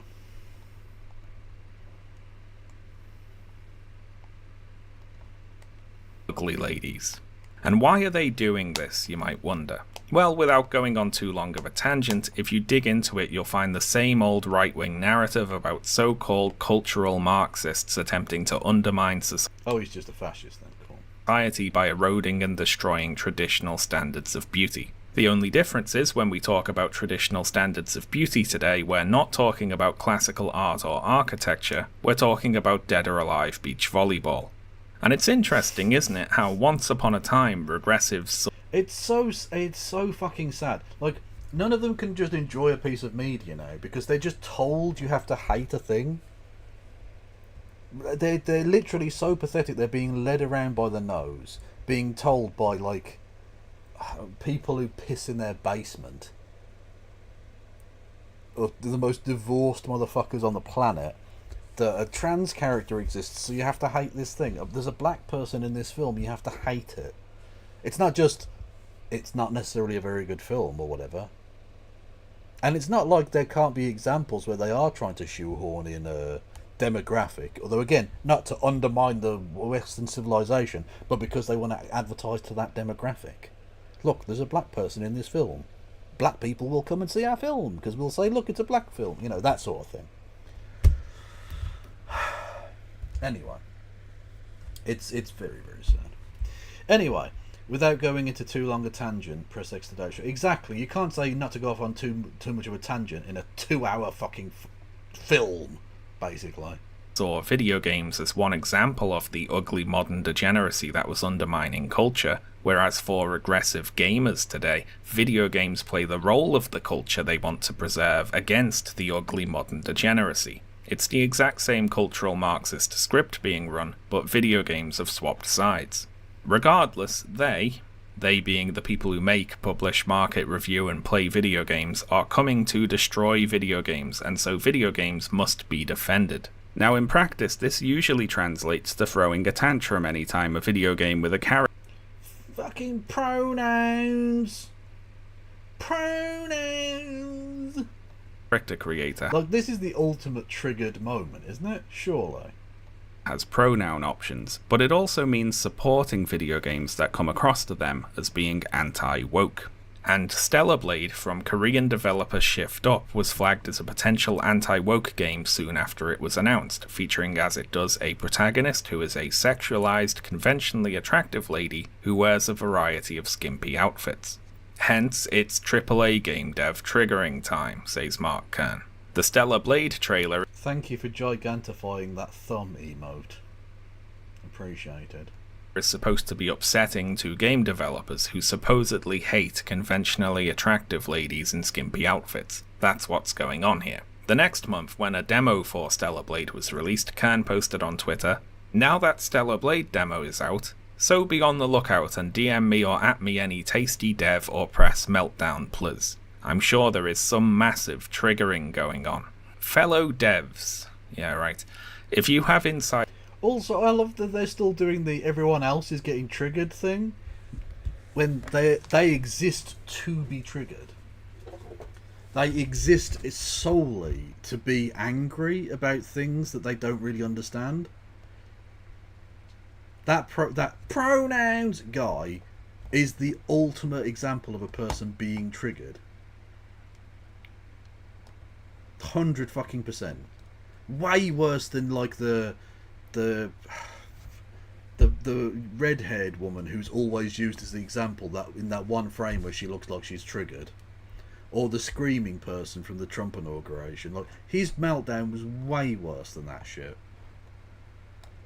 Stories to tell on the internal reactions to Stellar Blade, my DMs are open. So there is a massive triggered meltdown reaction to the Stellar Blade demo going on. Kern is sure of it. It's just that for the moment it's going on somewhere where we can't see it. It's an internal outrage, apparently. It's a quiet one, and so he has to ask for examples of it. And let's read a few responses to some of Kern's tweets here. "Oh no, beautiful women that for some reason get gay men and ugly women mad. More of this, please. The industry needs..."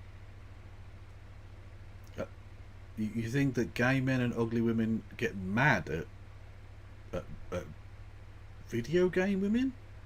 What fucking world are these people in? It's to heal. Why do normal people find attractive people attractive? Gaming devs and press. Yes, a person that follows Grums on Twitter is normal. Me, jiggle physics, he. Pearl clutching intensifies, along with a gif of a woman shouting, "I hate you." And there were a lot more responses in this vein. Rather smug gamers posting reaction gifs and writing little skits about how upset the woke game developer / journalist mob are about Stellar Blade. You see, the gamer lads here see Stellar Blade's character designs as a political statement, one running counter to their characterization of how the so-called woke mob is trying to ruin games with diversity and ugliness and so on. So Stellar Blade to them represents a pushback against a perceived Puritan attempt to remove all the attractive, sexy characters from video games. Except, I am old enough to remember all the way back to 1 year ago, when Baldur's Gate 3 came out. Baldur's Gate 3, developed by Larian Studios, is the third installment of the Baldur's Gate series and has been a massive commercial and critical success. It's sold more than 10 million copies, it's one of the highest rated games of all time on Metacritic, it won the Game of the Year award at the Golden Joystick Awards, the Game Awards, the British Academy Game Awards. And no, Mum, I don't fucking play this game either. Dickhead. Awards and the Game Developers' Choice Awards. It was also named as Game of the Year by various gaming journalism outlets such as GameSpot, Games Radar, PC Gamer, Screen Rant, and many others. Game developers and game journalists absolutely love Baldur's Gate 3. And Baldur's Gate 3 is horny as hell. To start with, I don't even know if I can show you the character creator from Baldur's Gate 3, but it's got options, let's say. Like, foreskin options. I myself have been playing through Baldur's Gate 3 recently and having a grand old time with it. Foreskin options? Hang on, did I just... What possible reason? What? Tell me, chat, because I don't play this game. Is there a purpose to the foreskin option? Is there a reason why that's necessary? Does that affect the gameplay in some way? Is there a foreskin related mission in the game where, depending on the choice you make at the customization stage, will affect your options in the foreskin level?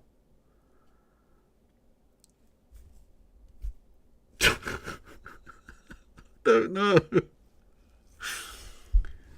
It is DEI madness, clearly. Fucking insane. Playing a fancy little gnome bard, but I haven't really been pursuing the romantic or sexual options, and as such I didn't really have an idea of the extent of it. So instead I had a click through the IGN YouTube upload of the romance scenes in the game, which is more than 2 hours long, by the way, and I was red-faced and scandalized clicking through some of this. They do it. You see their bits. And there's everything. There's naked demon ladies and tentacled squid men. That's such a British way of putting it. You see their bits. Oh, fucking love it. I think someone had it off with a bear at one point. What? They are going for... Oh, it's fucking furry shit. It's a person fucking a bear with this cock squirrel in the corner holding his nuts. It's a disgrace. For it in Baldur's Gate, apparently. So we've got a seemingly extremely wide variety of romance options, and you can design your character to look however you like, be as attractive or unattractive as you want to be, and your party of conventionally attractive companions can be dressed, or undressed, or romanced by you, and all this raises a question, doesn't it? If so-called woke Western game developers and Puritan journalists supposedly hate sex and sexiness and attractiveness so much, why... See, and I want to see your bits, chat, in the bits donations, because it bits. See what I did? Seamless segue. Why was this veritable orgy of a game so beloved by them? This would be the exact sort of thing that they're supposed to hate, right? But they think it's great, clearly, so... what's going on here then? To attempt to answer this, let's first see if we can try to find any examples of any game developers or journalists actually being mad about Stellar Blade. As it turns out, Mark Kern's call for examples of Stellar Blade meltdowns netted one singular potential lead. A Twitter user replied to Kern on the 30th of March saying, "Take a look at IGN France." So let's take a look at IGN France. This page is a preview of Stellar Blade, talking about the pre-release demo of the game, which was posted on the 27th of March, in French, on the website IGN France. The writer of this article is on the whole very enthusiastic about nearly every aspect of Stellar Blade, praising the combat, the atmosphere, the soundtrack, and so on. The single exception is the main character, Eve's, character design, which he refers to as bland and likens to a doll sexualized by someone who has never seen a woman. Now I think this second point here is not really fair for a couple of reasons. Firstly, I'd say that it's a bit hasty to so definitively judge Eve's character design. Thank you, Baron von Coxlap, with 100 bitty bits. Check your DMs. DMs where, Baron? Which DMs? Twitter? Discord? Design based off of playing a demo which only shows a very small part of the game's story, because it's possible that the full game would give some additional context to the character designs. It might not be all that likely, but it is possible, so I'd call this a bit of a rush to judgment, to be honest. The article compares Eve's design unfavourably to that of Bayonetta and 2B from Nier Automata, which are designs that I like and think work in the games that they're in, but you might not get the full context of why they work if you've only played a small demo segment of the game, right? So if I were writing this demo review, I'd probably have said something like, from what we can see in the demo, Eve seems bland, and hopefully the full game fleshes her out a bit more, something like that. Next, the doll sexualized by someone who's never seen a Oh, you're kidding? Oh, for fuck's sake. I was checking, I was like, it could be a really important message. From someone called Baron von Cockslap. A very important message from Baron von Cockslap. Well, they are a baron, so a member of the nobility, right? woman line could be read as a crack at the developers, and I don't really think it's all that fair to take a crack at the devs having not played the full game. I must say though, I don't think it actually is a serious crack at the devs, since the next paragraph of the review talks about the Korean model, Shin Jae-yoon, whose body scan served as the base. Why did you ban Lord Freetus? What the fuck? For Eve's in-game model, so obviously the author knows the developers have seen a real woman. They're just describing Eve's design. Non-binary, what's going on with Lord Freetus? Why are you banning them? Stop and I'll explain why I banned them. Okay. What's the issue? Let's have it out right now. They are hacked.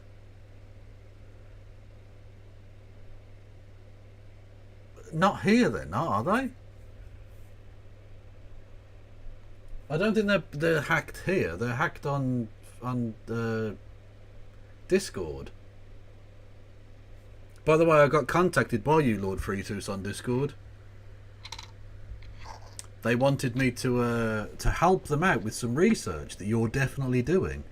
They've made a game and they'd like me to download the game and play the game. I told them to go fuck themselves.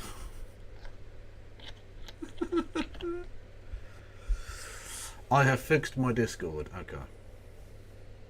Well, you don't have to go fuck yourself. I was talking to them.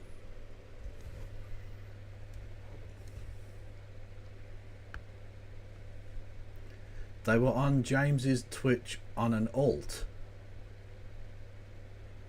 You understand why I fell for it though? Because you're French, yeah. Design in a hyperbolic way. Still though, in isolation, this comes across as a bit prematurely rude, and IGN France apparently agreed with this because they later deleted the sexualized by someone who has never seen a woman sentence and apologized to the developers of Stellar Blade.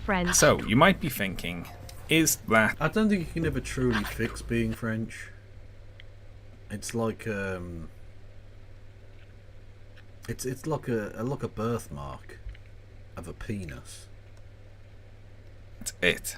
You know, is this the extent of the massive triggering that Mark Kahn was so sure was going on? A single sentence from the French preview of the demo of Stellar Blade, which was otherwise very positive about the game and recommended it. Surely that's not going to be enough, right? If we're going to kick off a culture war battle about this, we're going to need a little more ammunition, aren't we? It's going to be hard to claim that journalists are trying to destroy Stellar Blade or something ridiculous like that if you only have one example and it's from someone who likes Stellar Blade.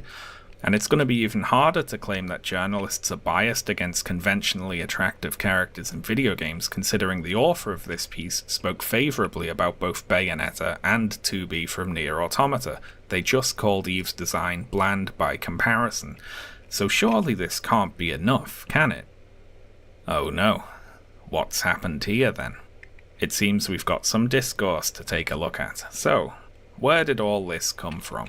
Well, later on the 30th of March, Mark Kahn posted a tweet showing the offending sentence from the IGN France article, alongside a picture of the same woman mentioned in the article, who was scanned to provide Eve's character model, as well as a picture of the CEO of ShiftUp's wife, who also works at the company. So this is a classic gotcha, isn't it? The article says Eve is like a doll sexualized by someone who has never seen a woman, but look, here are some women who worked on the game, which contradicts that assessment. Very good. It is undercut somewhat, though, by the fact the IGN France article does talk about that Korean model in the very next paragraph, in fact, saying, quote, Shin Jae-yoon, the poor Korean model serving as the character's model, is lost under layers of clumsy plastic modifications that make her unrecognisable, both in body and face. So this tweet from Mark Should we do a fucking crowdfunding to get a Mr. Blobby game? That'd be amazing. And doesn't really work all that well. And then I can tell my fucking crinkly bottom story again. On that front, does it? Eve was My life of crime.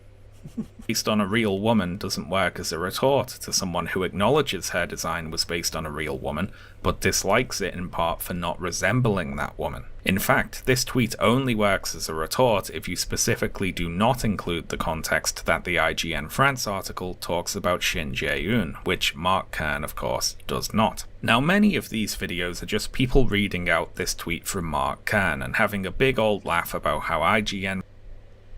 Look at the fucking level of griftology. One tweet from one dickhead has inspired how many fucking videos now? 20 odd? Ugh. There really is a cottage industry of wankers. Pointless, pathetic wankers. And if they all died tomorrow, the world would probably be a better place. Again, I'm not calling for violence against them, that would be wrong.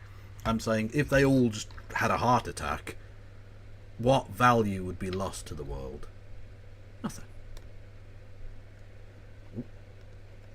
France doesn't know Eve is based on a real woman, which of course they do because they talk about her, but these YouTubers don't know that because they didn't go and read the article. All they've seen of it is this one sentence from Mark Kern's tweet. This tweet by Grumps seems to be going viral currently. It's at over 50,000 likes and almost 2 million views after a day, and that because it embarrasses IGN and two of the arguments they made. It says, so IGN calls the Stellar Blade protagonist a sexualized doll and says the creators never seen a living woman. And after that, showcasing the not real doll, as IGN called her, and then the creator's wife, who's also simultaneously an artist on the team. So apparently IGN was too lazy to do even the most basic research on the game before publishing such disrespectful statements. And yes, so IGN calls Stellar Blade protagonist a sexualized doll and says the creator has never seen a living woman. So, as you see, IGN spreading lies, as of course the mainstream always does. And this is only going to get worse because of the left-wing lunatics that are out there. Because once again, there's... These cunts, honest to God. I despise them. No research or nothing being shown. This is why people are calling this out right now. Because it's quite literally a model. This is quite literally a real-life person this is based on. And I always find this to be kind of a stupid take because this is the model the game is based on, being motion captured here. It is very much based on real women. Now, Kern's tweet was one way into this discourse. Some other YouTubers were instead reading out this article from boundingintocomics.com, which makes the same mistake as Kern, saying... They all have the same voice because they're literally the same fucking person, aren't they? Mediocre white man, Inc. Further, while Eve herself may be a fictional character, her appearance is not, instead being based on a full one-to-one body scan of real-world South Korean model Shin Jae-yoon. In light of both their ignoring of these facts and their blatant attempt to I'm curious about this sentence, Dingus Van Sant.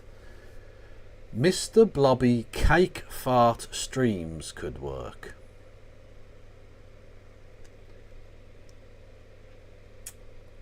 Mr. Blobby cake fart streams could work. I genuinely don't know what that means. Mr. Blobby cake fart. Mr. Blobby cake fart. As a stream. What does that... I'm going to need you to flesh out that idea for me. I'm not saying I'm going to do it, but I am curious as to what the fuck that sentence means.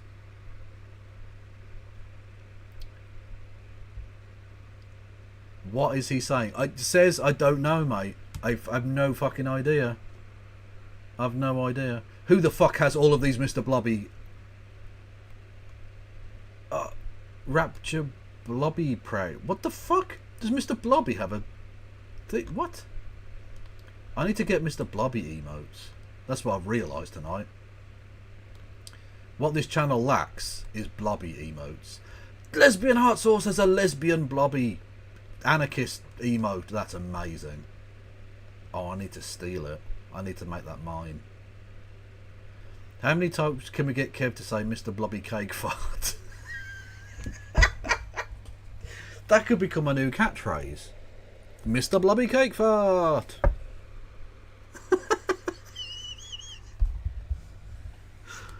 Shall I change the name of the stream to Mr. Blobby Cake Fart? Mr. Blobby Cake Fart, Mr. Blobby Cake Fart, Mr. Blobby Cake Fart, Mr. Blobby Cake Fart.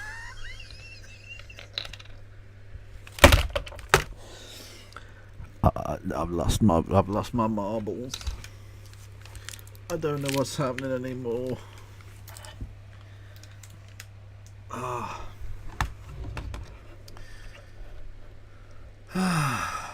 Salt Kim, that's the CEO of Shift up there, both for Solar and IG. Merry Christmas, Mr. Blobby Cake Fart. And France soon found themselves facing a massive wave of backlash from the general public regarding their lack of journalistic integrity. Which, one, is very funny talking about journalistic integrity while accusing IGN France of ignoring something that they did in fact talk about, and two, is very funny claiming there was a massive wave of backlash from the general public about this. Yes, they were marching in the streets of Paris, weren't they, about this article? Do you hear the people sing? We demand IGN France acknowledge that Eve from Stellar Blade on the PS5 was based on Korean model Shin Jae-eun. Even though they did. Now, the third way that YouTubers got into this discourse was by copying each other's videos. Like, look, he's just nicked his thumbnail and all. Some of these videos were commentary videos, you see, and by commentary videos I of course mean they watched a video that someone else made and paused it occasionally and said, Slop. Yeah. Yeah. And I always find this to be kind of a stupid take because this is the model the game is based on, being motion captured here. It is very much based on real women.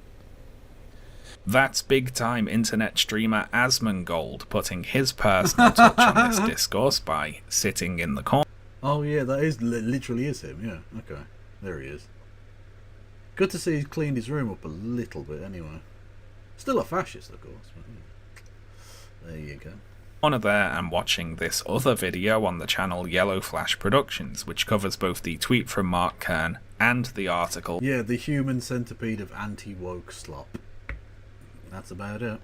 On boundingintocomics.com. The video of Asmongold's stream posted on the channel Asmongold TV got nearly 1 million views, more than 10 times the views of the video he was watching. But honestly, if you watch Asmongold stuff at anything other than like cringe quality, or to see if a fucking what do you call it, a fucking cockroach is going to climb up in, unless you're doing like cockroach related betting or something.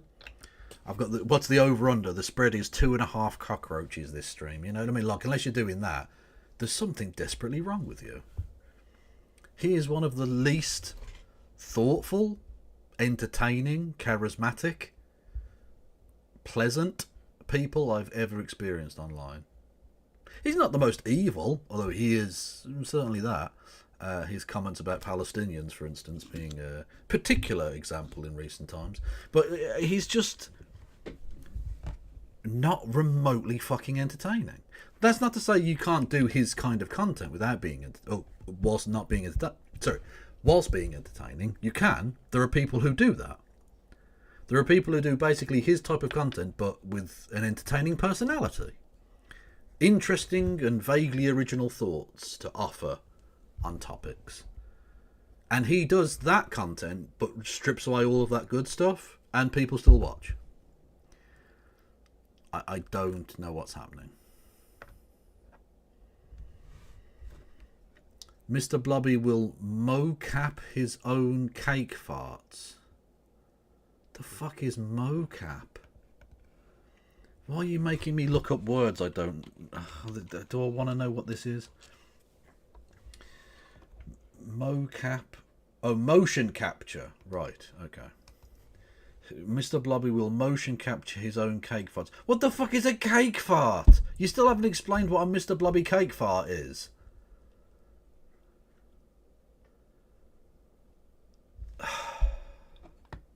Yeah, I know, Journey Jordan. Yeah, he has been he's been brain rotted. Yeah. Mr. Blobby cake fart. Everyone type Mr. Blobby cake fart in chat. Now. I demand it. Don't feel bad about that.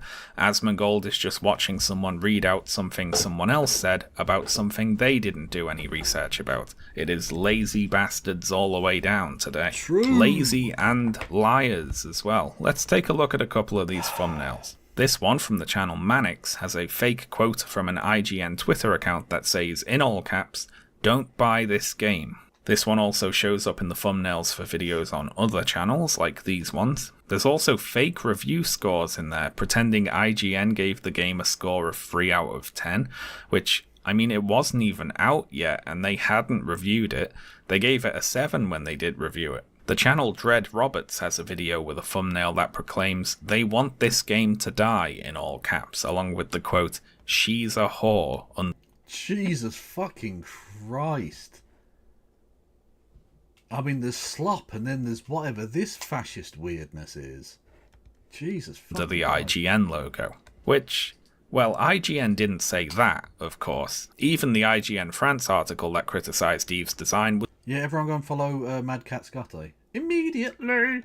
was broadly positive about the other aspects of the game.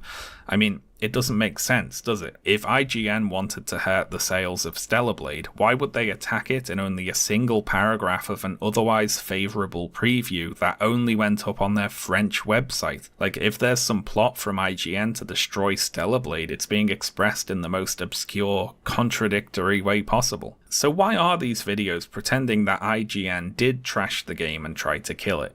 Well, for clicks, obviously. Yeah. They want a big culture war Gamergate.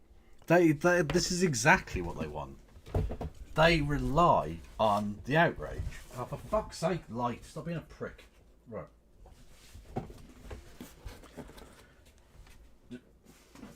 Right.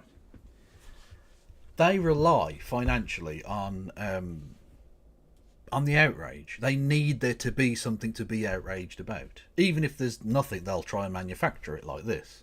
They have to. Because there's nothing interesting about them. They don't have opinions that are worth expressing. What they have is rage that they can sell to an audience that want rage. That's all this is. It's a self-perpetuating, like, downhill snowball of rage.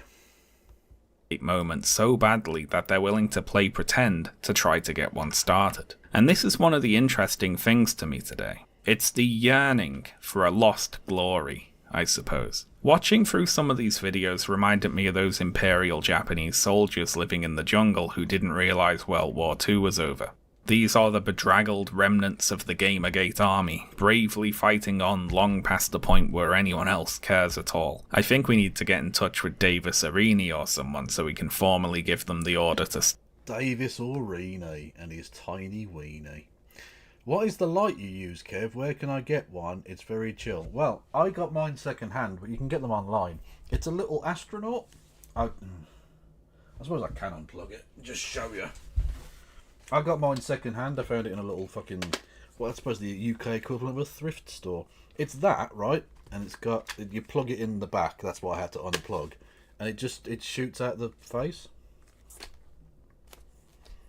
I don't know what it's called though. Type in like astronaut light or whatever and it'll come up. I don't know how expensive they are, but you know. Oh, fuck's sake. I dropped it. There you go. And I just project it at the back of the thing because I don't want this to just be like a blank screen. I suppose I could put like a... Now that I've got a collection, I could put a shelf back there and just have my collection of things that I don't like. I could do that, couldn't I?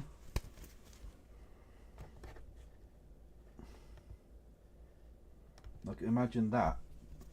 No, not sincerity cam. This is doing jokes now. Imagine these, like, back there on the wall. Like, back there, like, hang on, nope, that way. And, you know, as a backdrop, maybe. I don't know.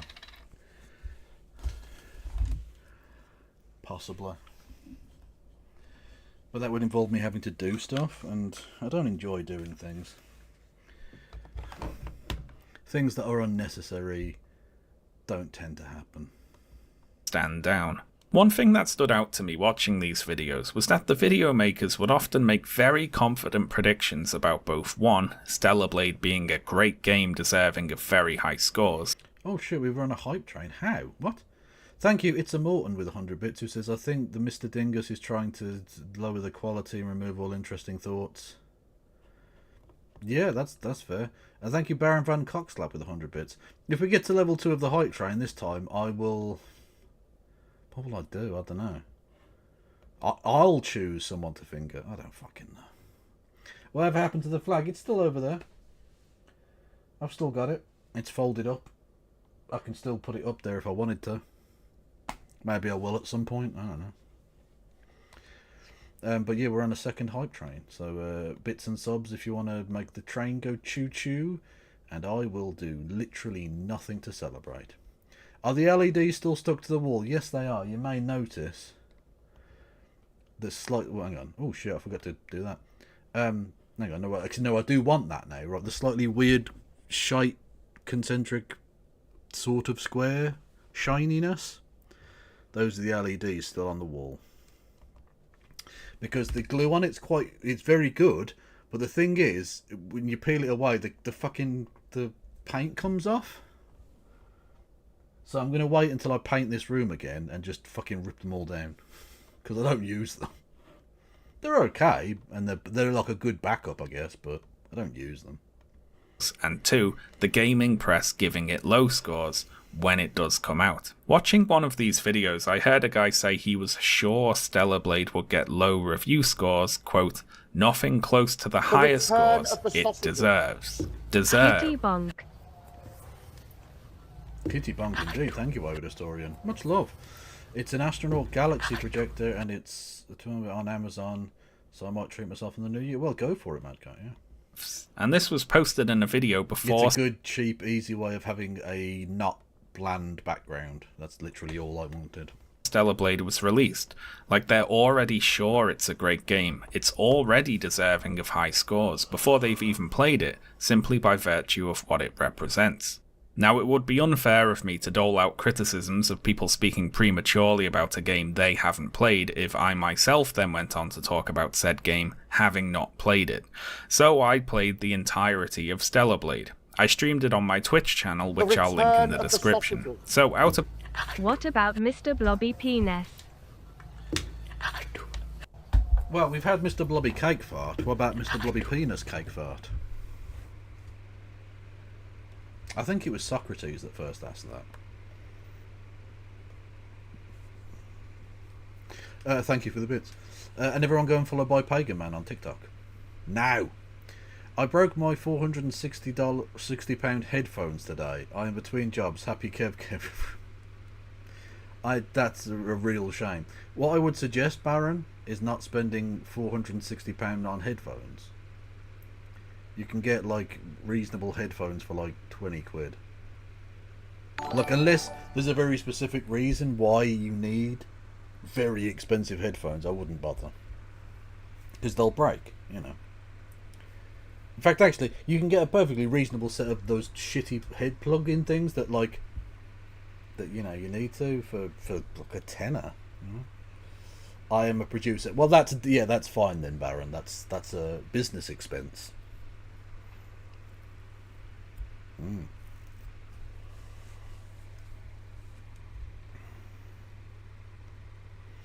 Thank you, Flint, with $2 dues. He says, astronaut on the way. Thanks, Kev. No problem. I should have a fucking affiliate link so that I can... if I've just referred someone, I've just enabled a bit of capitalism and gotten... Well, Flint gave me 2 quid, but like the fucking Amazon or whoever should give me 2 quid, the pricks. I will review it and mention seeing it on your channel. Well, that is very generous of you, thank you. I mean, technically I didn't buy it from wherever you got it, but who cares? They don't know. Thank you everyone for the hype train. Much love. £20, I want my music to sound good. Shut up, Kieran. You fucking music. I love the music.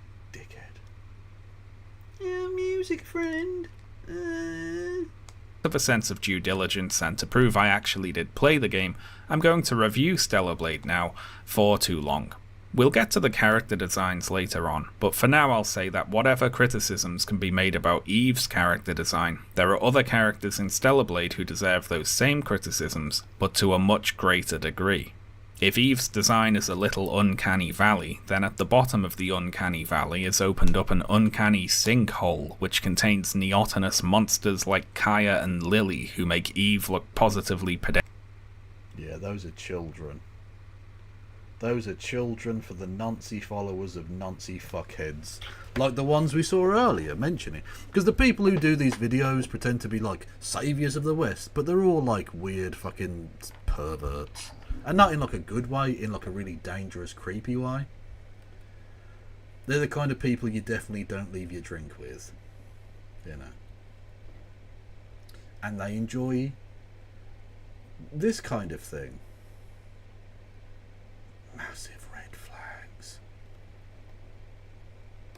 Pedestrian by comparison. I'll give a spoiler warning here for Stellar Blade, of course, and I also have to give a spoiler warning here for the 2017 game Nier Automata for reasons that will become very apparent very quickly. So okay, Stellar Blade. If I had to sum up Stellar Blade in a single word, I'd say it is derivative. As an example here, let's start out by giving an overview of the basic premise of the story. So, in Stellar Blade, you play as an android on a post-apocalyptic Earth that was devastated in an ancient war between what you're told was humanity and a race of alien invaders. Launching from a base in orbit of the planet, your mission is to fight and defeat the invaders on behalf of a humanity that, unbeknownst to you, no longer exists. Now, anyone who's played Platinum Games' 2017 release Nier Automata will right now be saying, hang on a minute, isn't that just the plot of Nier Automata? And yes, it is. The plot of Stellar Blade is strikingly similar to the plot of Nier Automata. The only difference is in the twist, really. In Nier, the twist is that the humanity you're fighting for is extinct, whereas in Stellar Blade, it's that the humanity you're fighting for actually turned into the monsters that you're fighting. So, you know, it's not exactly the same, but it does give big, can I copy your homework vibes. Being kind, we'll say it took very heavy inspiration. The story and world and many elements of the general design and gameplay and music especially are very direct. And actually, I didn't realise this. I was watching a documentary the other day about the Beatles, because I'm a fucking pathetic nerd. Anyway, and I didn't realise that the opening line to the song Come Together, which is Here Comes Old Flat Top, is literally a line directly lifted from, I think, is it Leadbelly? Or one of the old blues singers, I forget who exactly, from like the fucking 30s or something. And they didn't get sued or anything, which sounds, it's fucking weird to me, but apparently it's like not enough words to count or something, I don't know, anyway.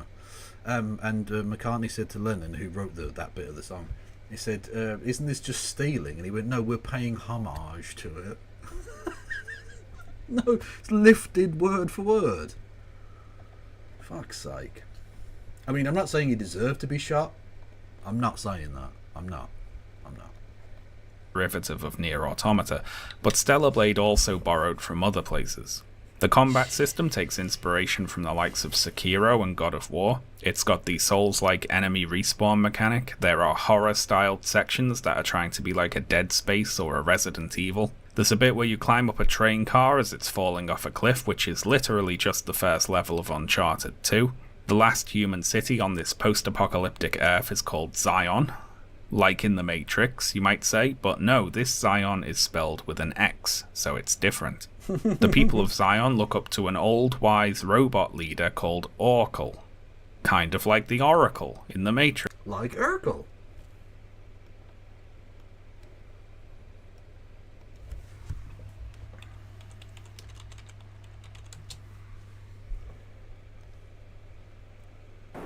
The alien has a sweet heavenly voice, like Urkel, and he appears every Friday night, like Urkel. That's what I thought about. Tricks, you might say, but no, this is Orkel with no E, so it's different. The android residents of Zion are being stored in a bunch of pods to save power, so they're not generating power, they're in the pods to save power. So again, it's not exactly like the Matrix, but it is heavily reminiscent of the Matrix, yes.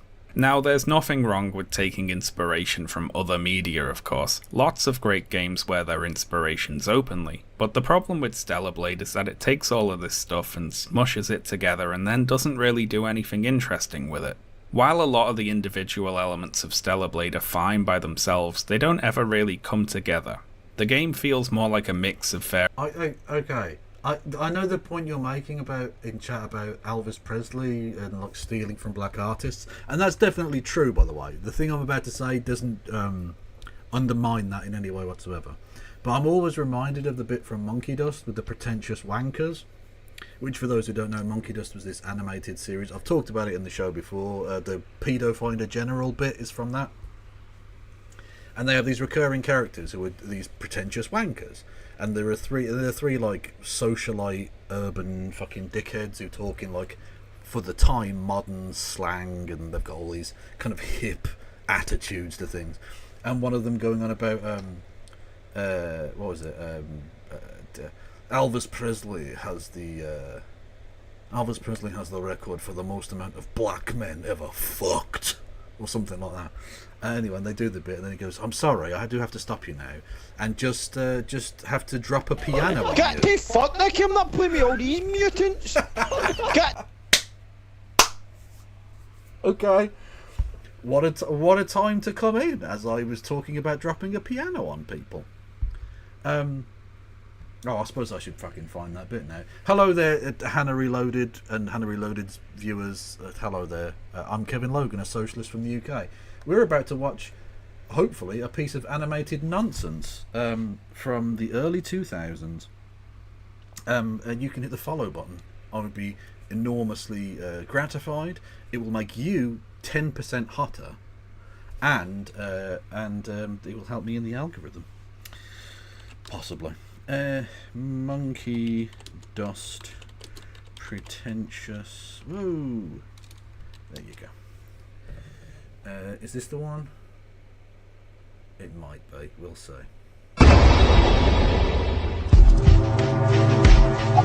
What I don't get is they imprison Muslim clerics for inciting racial violence, yet they give awards to Lord of the Rings. Black Riders? I mean, what have they got against Oliver Ski? What about Balrogs? Why don't they just call them gollywogs and have done with it? Tolkien stole all his ideas from African myth.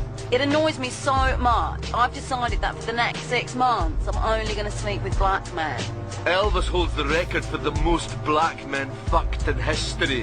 Chuck Berry, Little Richard, Eddie Cochran, Count Basie. Excuse me, but I couldn't help overhearing what you were saying, and I feel I'm left with no alternative but to arrange to have you crushed to death by a grand piano.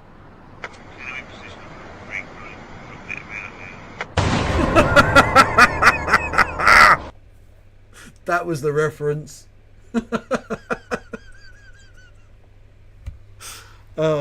Welcome in, Raiders. Fucking hell. I promise you I'm a lot more woke than that clip would maybe make you believe.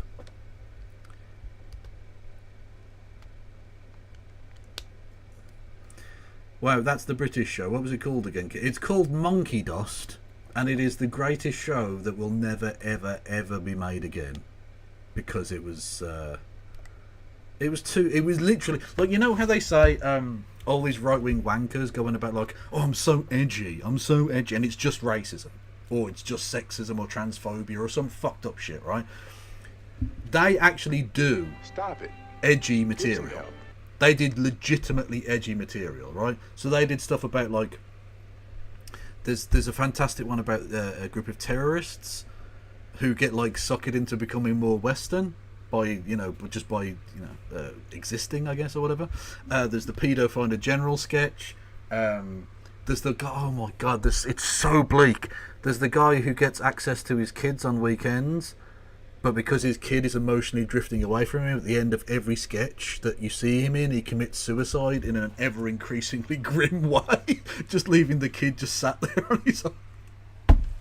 Like, it's legitimately edgy comedy, but without being hideously racist, albeit it was made in the early 2000s, so there are problematic elements. Do with that as you wish. I'm a first. Oh yeah, the first time cottager bit is very funny as well. Yeah, the gay guy who's like trying to come out of the closet and doing it very ineffectively. It's very funny. Blood will flow. With your suicide, Shafiq, the Islamic world will bring the great Satan to its knees. Shafiq, your dinner's on the table. Oh, hello, Omar. Hello, Abdul. Hello, Mrs. Khan. Oh, I'm sorry, lads. I thought Wednesday night was jihad night. It normally is, Mrs. Khan, but the Baggers have got Grimsby at home in the Worthington Cup this Wednesday. I got 3 tickets from Neil at work. Actually, that was a bit stupid, wasn't it? You won't be needing yours. No, I quite fancied that match. Do you reckon we could put the jihad off, like, till after the game? There may be extra time. The infidel Grimsby are strong away from Blundell Park. You're going to blow yourself up this Wednesday night, Shafiq. You'll miss the semi-final of Stars in Their Eyes. Oh, bugger, I will, won't I? And I really fancy that bird that does Natalie Imbruglia. Who do you think's going to win Stars in Their Eyes out, Omar? They will all die in a sea of blood. Oh, shall I not bother voting then? I bet Allah won't mind if we do the jihad next week instead. We only chose this week because Pop Idol's finished, and Pop Stars the Rivals don't start till next week. Anyway, come on, Shafiq, your dinner's getting cold. I've got Finder's crispy pancakes with McCain microchips. Oh, busting. I've got some spare if any of you lads want any. Oh, yeah, sorry, very much. Anyway, you get the idea. You get the idea.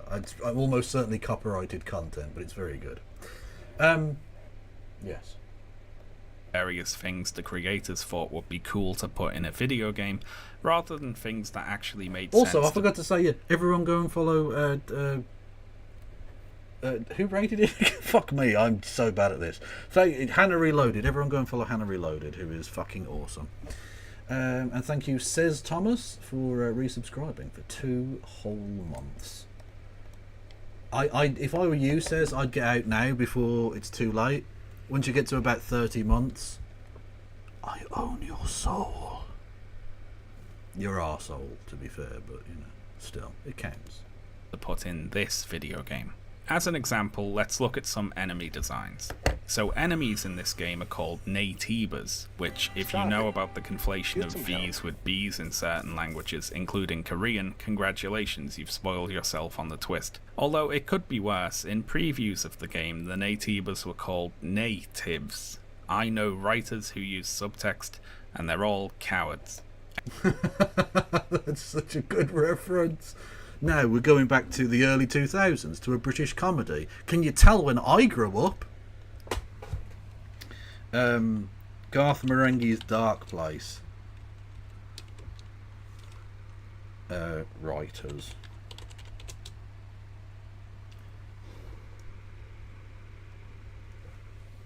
All I do is sit down at the typewriter and start hitting the keys.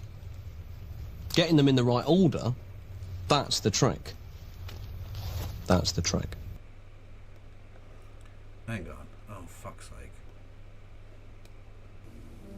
Something was pouring from his mouth. He examined his sleeve. Blood? Blood. Crimson, copper-smelling blood. His blood. Blood. Blood.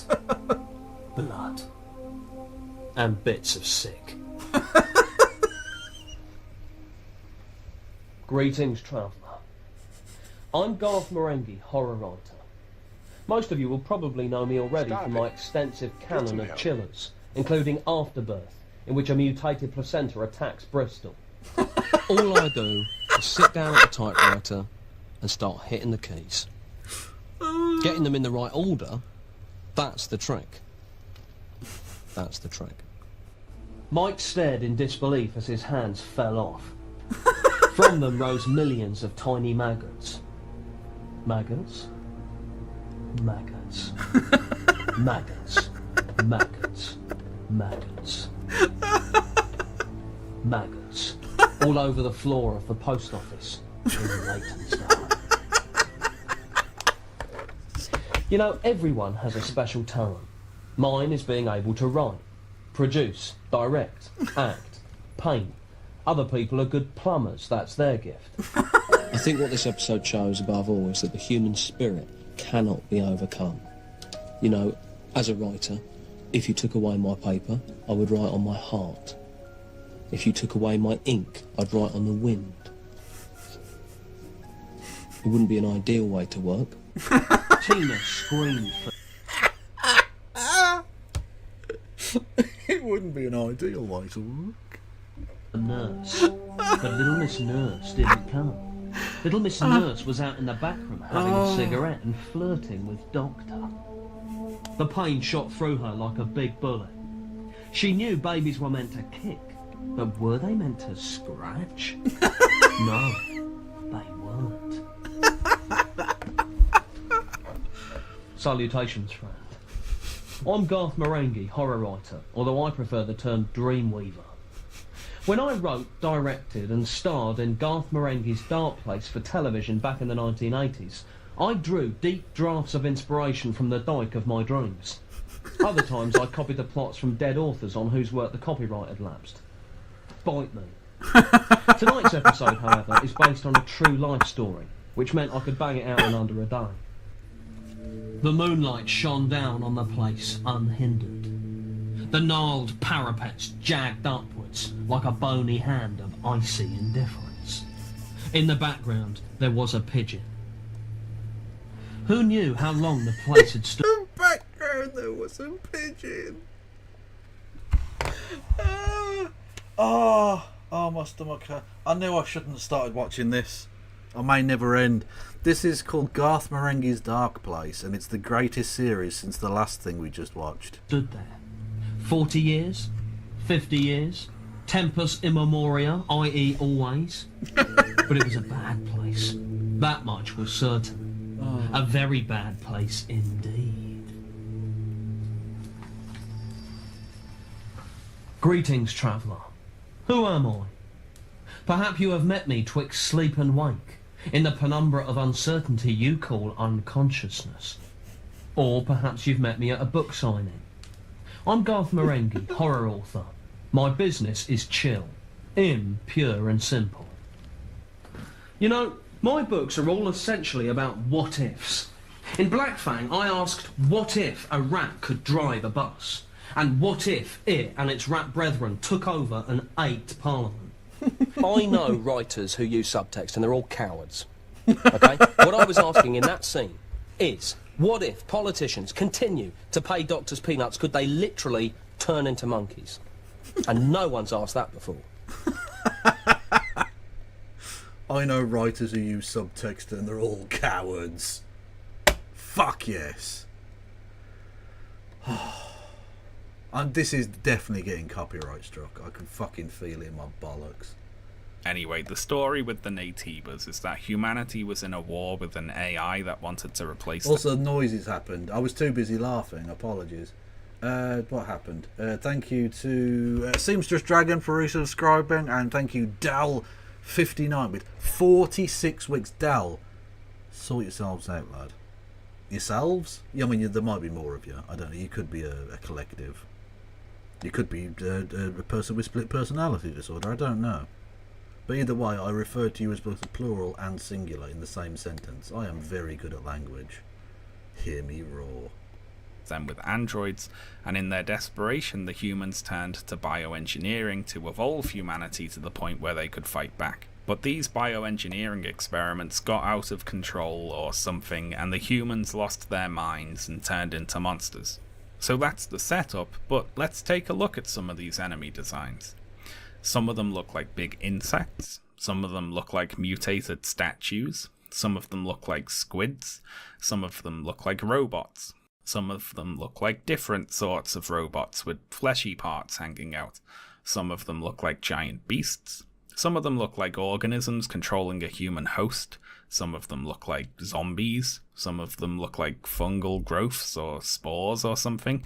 That's a One Brussels boss looks sprout. like this. No, hang on a minute. That's a Brussels sprout. What that is a fucking Brussels sprout with a tail. That he reminds me. I'll tell you what it reminds me of. And this is how much fucking stupid ass kids TV shows I'm watching, right? I told you about Vegisaurs, didn't I? The Vegisaurs, P-Rex. Anyway, it's a kids TV show from Australia that I've watched with my nephew. Oh, sorry, niece. Well, technically the nephew is there, but it's mainly for the niece, to be honest. Characters. Here we go. Here we go. It's the fucking these motherfucking things. Look at them. There's 3 of them, and they're the P-Rex. It's a P as a T-Rex, because the whole thing is that it's like an animal. They're dinosaurs as foods. So you've got like it's a banana.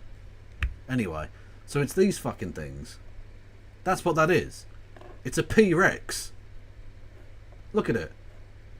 Look at this fucking thing. That is a P-Rex. It's a blatant rip-off of Vegisaurs. It's an outrage. Look like fungal growths or spores or something. I might not know Five Nights at Freddy's, but I fucking know Vegisaurs, bitches. What? One boss looks like this, another looks like this, another looks like this, and so on. There's no theme to these enemies. They seem like a collection of designs inspired by other games and media. Bayonetta, Half-Life, Metal Gear Solid, Ghost in the Shell, Final Fantasy, and whatever else. Did you like, by the way, in Final Fantasy VII, when the final boss had a wing on only one side of his body? Because no, P as in P-E-A, because it's a P. So if you did, all of your Christmases have come at once, I'm happy to tell you. I think they ripped that design off about 6 times. And now, don't get me wrong, a lot of Stellar Blade's enemy designs are fine in isolation, but they're used absolutely thoughtlessly in the actual game, with either zero or very thin reasoning for what you're actually fighting to be designed the way it is, or located where it is. A lot of these designs were peppered throughout the world seemingly at random. Stellar Blade's music is another example of this. I quite like a lot of the game's soundtrack actually, but I disliked and sometimes couldn't stand the way in which it was used in the game. A lot of the music is fine, but whether or not any track actually matched the part of the game it was used in felt like it was random chance. For instance, the underground horror sequences with jump scares and scary monsters and so on have any tension whatsoever completely evaporated, because for some reason they sound like this.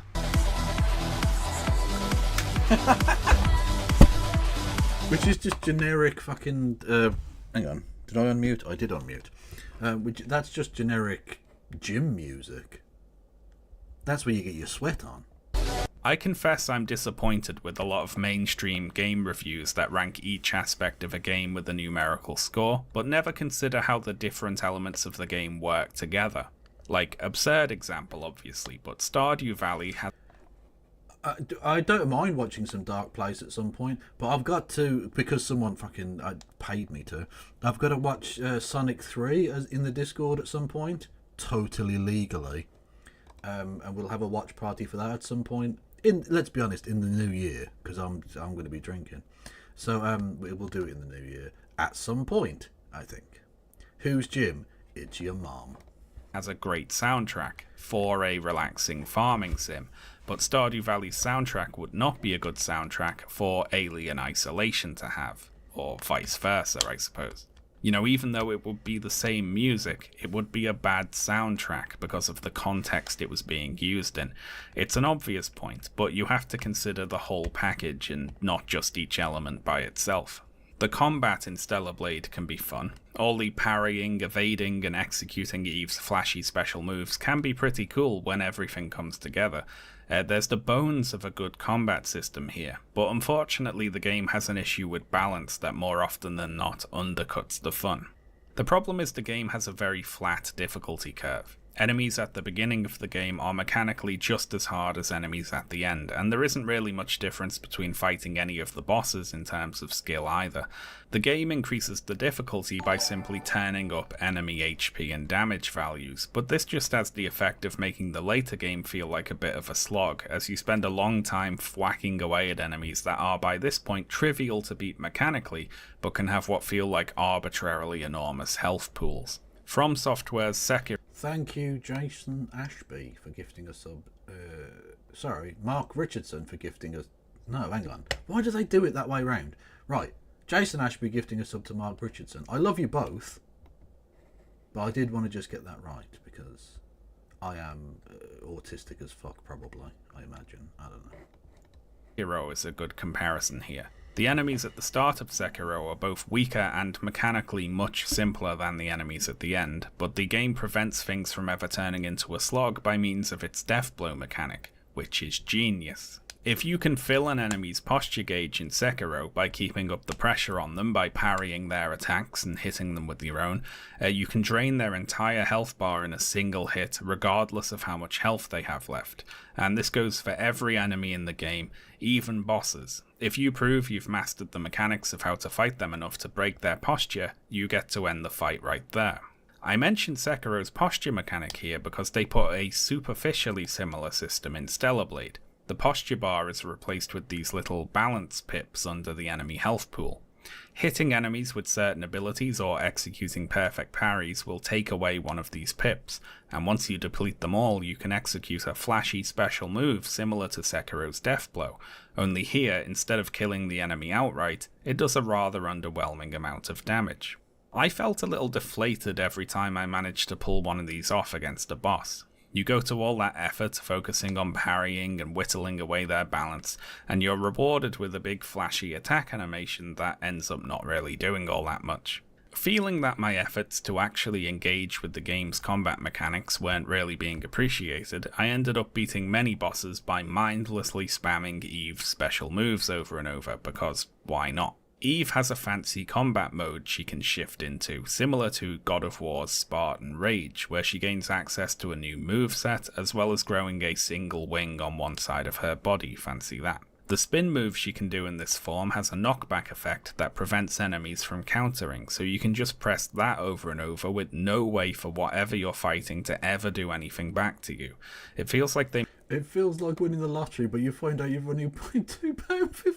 That's very unnecessary, Jason. No, Mark. I don't know, whichever one of you fucking said it. Mark. I am singling you out now. You've done nothing wrong, but I am singling you out. It's a fact. Everyone boo Mark. How many play? Don't do that. Just type Mr. Blubby Cake Fart. Mr. Blubby Cake Fart. Mr. Blubby Cake Fart. Mr. Blubby Cake Fart. Please never say amazeballs ever again. Well, I just did. You made me say it. You made me say it, Mark. Thank you, Jason, for gifting a sub to Chris. Hello, Chris. They made the more mechanically interesting and engaging elements of the combat give low gameplay rewards, whereas mindless repetitive spam is much more consistently rewarded. There are conflicting design influences here that work against each other. Stellar Blade feels like it's trying to be a little bit like Sekiro, and a little bit like God of War, and a little bit like Nier Automata and Bayonetta and Dead Space and so on, and all the different systems can end up getting in the way of each other. I will say though that when the Stellar Blade developers were looking at other game franchises for things to borrow, I wish that they'd also borrowed some character traits for their characters to have. The main character, and the subject of all the fake outrage today, is Eve, who is a blank slate with the emphasis on blank. Eve is exceptionally one-dimensional. Her only major motivation is to complete the mission she was assigned, and as far as I can tell there aren't any interesting reasons for her to want to be doing that. She isn't trying to prove herself, she doesn't desire to be seen in a certain way, she isn't devoting herself to the mission to compensate for something else, she just has been given a mission and so is going to do it because that's her job. I'll be honest with you, the game analysis is of supreme indifference to me. I don't watch. I don't watch game stuff. I only ever play a game if I feel like it might be interesting, and then it's either interesting or not interesting. I either like it or I don't like it, or I like it to some extent or another. I couldn't give a fuck about other people's analysis of video games. I'm sure what he's saying has some value to it, and people who know the game franchises he's referencing may have takes on this, but I couldn't give a fuck. I don't care. Because as we know, I'm a massive fan of Five Nights at Freddy's, apparently. Fuck's sake. Can you single me out, Kev? I'm a bit stoned and I think there might be more than one of me. Flow Snake, there might be more than one of you. But how could there be with such a unique and awesome person like you? I don't know. You're a one-off. You broke the mold.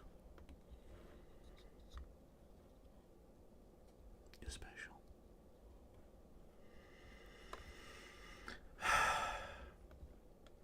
Oh.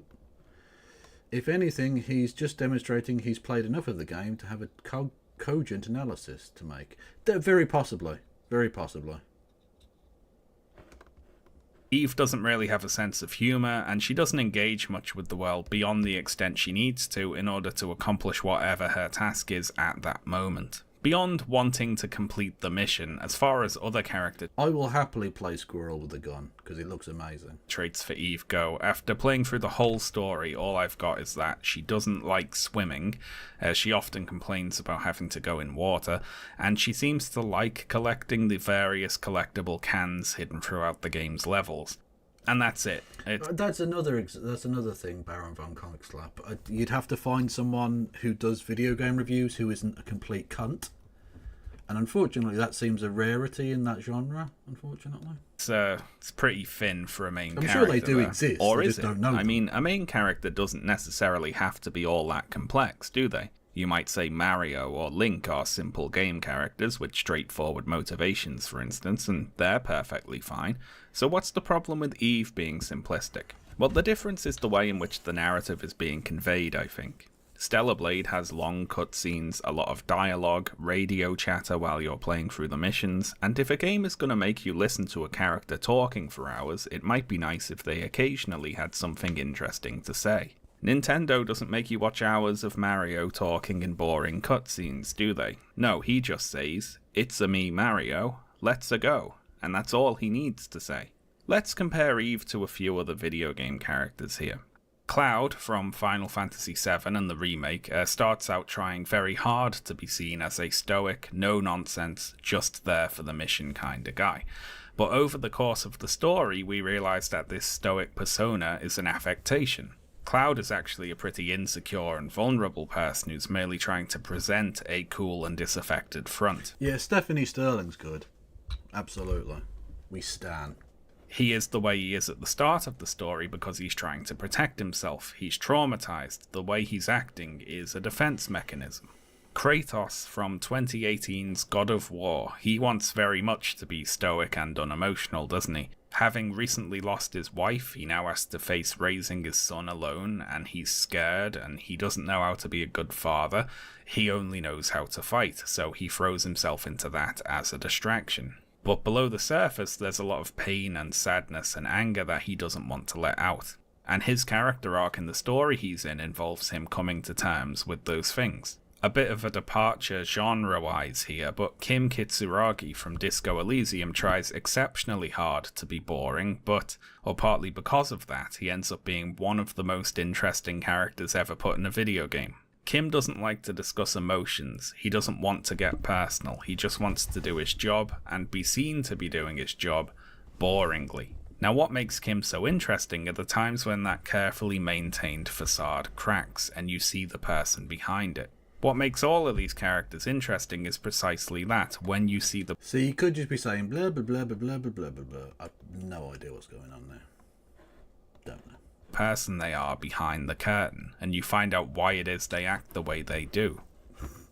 See, now this is definitely a game I could get behind.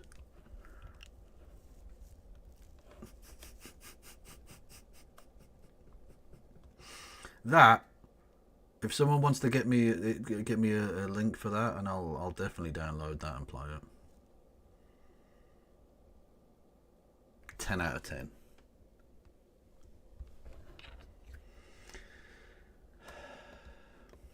Kim, for instance, is someone who's subject to racial discrimination. He's gay, he's been made fun of because he wears thick glasses and for embarrassing assignments in his past. And, well, there's a lot we could say about Kim, but I'd be in danger of just speaking about Disco Elysium for the whole video, so we'll simplify it and say that Kim really doesn't like to stand out. One commonality here is that all these seemingly simplistic, straightforward characters have other characters to play off, characters with different personalities who draw them out of their shell. Cloud has the rest of his team, though especially Aerith. Kratos has Atreus and Mimir. 2B has 9S. Kim has Harry. You know, these are characters who are not like them. They might be funny or chaotic or inquisitive or troublesome, and they put the stoic characters in situations that cause them to open up and change, to have a character arc. Now this is hardly Shakespeare, except Disco Elysium of course, which is Shakespeare. This is... It's very cute that you think that Luigi may get out of prison at some point. He will not. They will make sure he goes down forever. I don't think he'll get the death sentence, but he'll be in prison to the day he dies. They will throw the book at him. Because he didn't go into a school and kill 20 kids, because kids don't matter. Kids don't have any money.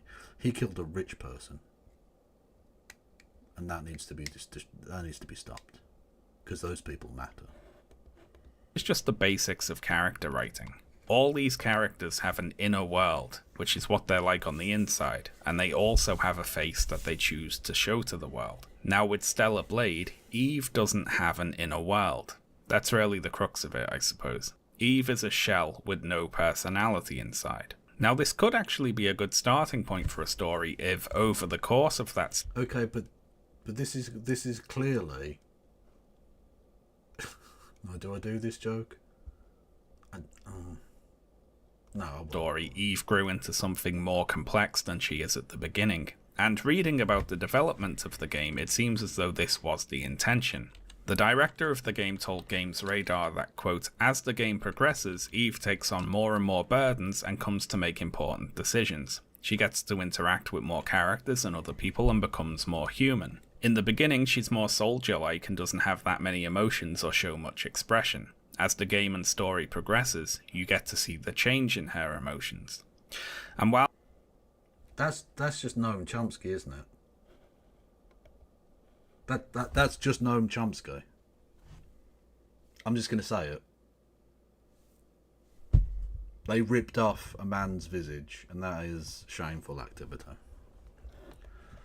While this is a fine intention, it did not, for whatever reason, actually come across in the final product. Eve does not change over the course of the story. She's pretty much the same person the whole way through, regardless of what happens to her. Even the reveal that everything she thinks she knows about the world is a lie, and that the leader of her society has been manipulating her and everyone she knows, and that she is in fact not a human and is an android, and all the monsters she's been killing are actually the real humans, all that hits her. Turning upside down is Bob Ross. What the fuck? That's demented. Like, what's the opposite of a ton of bricks? A single feather, I suppose. She just goes, oh well, alright, fair enough. May as well carry on and finish the game, I suppose.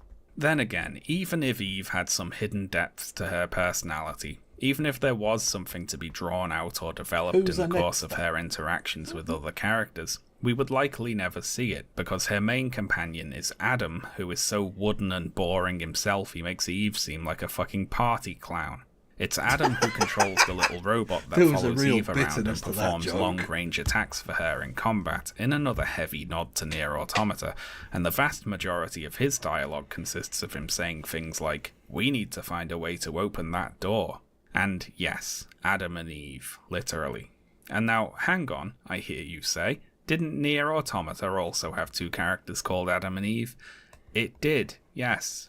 Now, our last main character is Lily the Engineer, a character whose design inspired me to Google Stellar Blade Lily alternate outfits and then go and find her something less ridiculous to wear. Lily's character profile does clarify that she is indeed a fully grown individual, which, I mean, I think the fact they felt they needed to clarify that is telling in and of itself. Yeah, what you did was put, like, pedo bait into your fucking game and then covered your ass. You mental bastards. As for her character, though, Lily, while also boring, tends to be more upbeat than the other two and occasionally expresses interest in learning things about the history of the world and make them... Well, I still don't know what a Mr. Blubby Cake Fart even is. Someone need... I don't know who came up with that, but they need to be fucking punished. Most of that, because Lily's occasional interest in non-mission critical information is by far the least boring that any of the three main characters are ever going to be. And as for the non-main characters, good lord, I would suspect that what they call AI was used somewhere in the scripting or translating of the background NPC dialogue in the game. The main story script at least seems like it's had a glance over by an actual human, but the bulk of the background NPC and side quest dialogue strays into the nonsensical. And that isn't an exaggeration from me there. I mean, it often literally makes no sense whatsoever. It's a cake fart, Mr. Angel. Blubby. That doesn't Lovely clarify to meet you. things, god damn it. You don't seem very likable. All right. You're pretty sharp. Oh, I do like this, Angel. You really are my favorite customer. Now, I don't want to be too unfair. Writing for video games can be very hard, of course. Thanks to reasons the writers often have no control over, segments of the game can be shifted around or cut entirely, and all of a sudden the story you wrote that made sense previously does not make sense anymore. At this point, you can either do a bunch of rewriting or, say, sod it and just release the game. And obviously, the writers aren't always in control of that process. And playing Stellar Blade, you can tell that the story making sense wasn't really a priority in development. As a small but telling example here, in one mission, Adam, your usual drone operator, is busy, so his duties are taken over by Lily. She pilots the drone and gives mission support to Eve without comment from either of them about Lily's piloting of the drone being especially unusual. Now, a little later on, Adam has to be away for another mission, so Lily pipes up and announces that she can pilot the drone in his stead. But this time, this suggestion leads to a conversation about whether or not Lily is able to fill in for Adam and pilot the drone on a mission, which is confusing to the player because you're sitting there thinking, hang on, hasn't Lily already been filling in for Adam when he isn't there? Why are they discussing the feasibility of her doing something that she did with no issue just a couple of hours ago? And I would assume that at some point in development, these two scenes happened in the opposite order to what they do in the finished game, and at some other point they got swapped around and not rewritten, so it just doesn't make sense now. Aside from these sorts of smaller plot holes, the overall story of Stellar Blade suffers from one major flaw, which I'd argue was caused by it choosing to not include the most interesting element of the much better story that it's ripping off. And that flaw is the Naytibas, the enemies in the game. They are very boring in a narrative sense.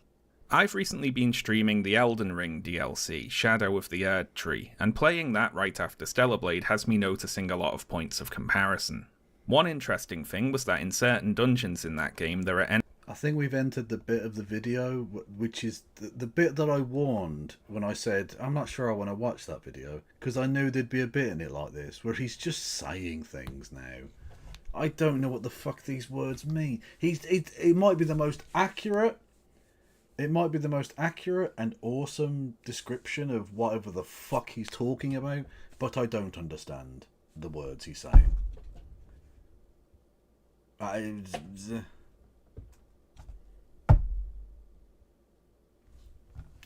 don't. Enemies which are these stone golem blacksmith things, and also enemies which are these little lava slime things. And in I will go 1.25 though, just to fucking speed it up a bit, because it's not like he talks very quick. Certain places, before they notice you, you can see the golems gently petting the slimes. And it might seem like a small thing, but seeing a golem petting a slime was literally more interesting than everything I ever saw all of the Naytiba enemies do in Stellar Blade put together. From Software has a history of doing things like that. Some enemies will try to run away from you, some seem too depressed to fight you and just sit there unless you attack them first. Some enemies will be fighting each other. There's a big dragon I like in Elden Ring which can no longer stand up and you can just poke it to death from behind if you're evil. These sorts of things make the world more varied and interesting. They're things that make it seem as though the world would exist whether or not the player was actually in it, and they can cause the player to engage with that world more by prompting them to think about what it is that they're doing. Seeing the golems petting the slimes, or this hollow chilling out on a ledge in Dark Souls, those moments make those enemies more than just mindless monsters to be defeated in combat. Is he petting that? Dude, is he petting a slime? Buddy, he's petting it. I can't kill this man. He has a pet. Now, I'm not saying this is necessarily the right way to do things, to be Hitler had a pet. Just saying. Clear. Everything I'm saying right now is dependent upon the type of game that's being made and what the creators want the player's relationship to its enemies to be. You can have a game... I gave Hassan $5 to defeat Elden Ring. It is a sentence that was said.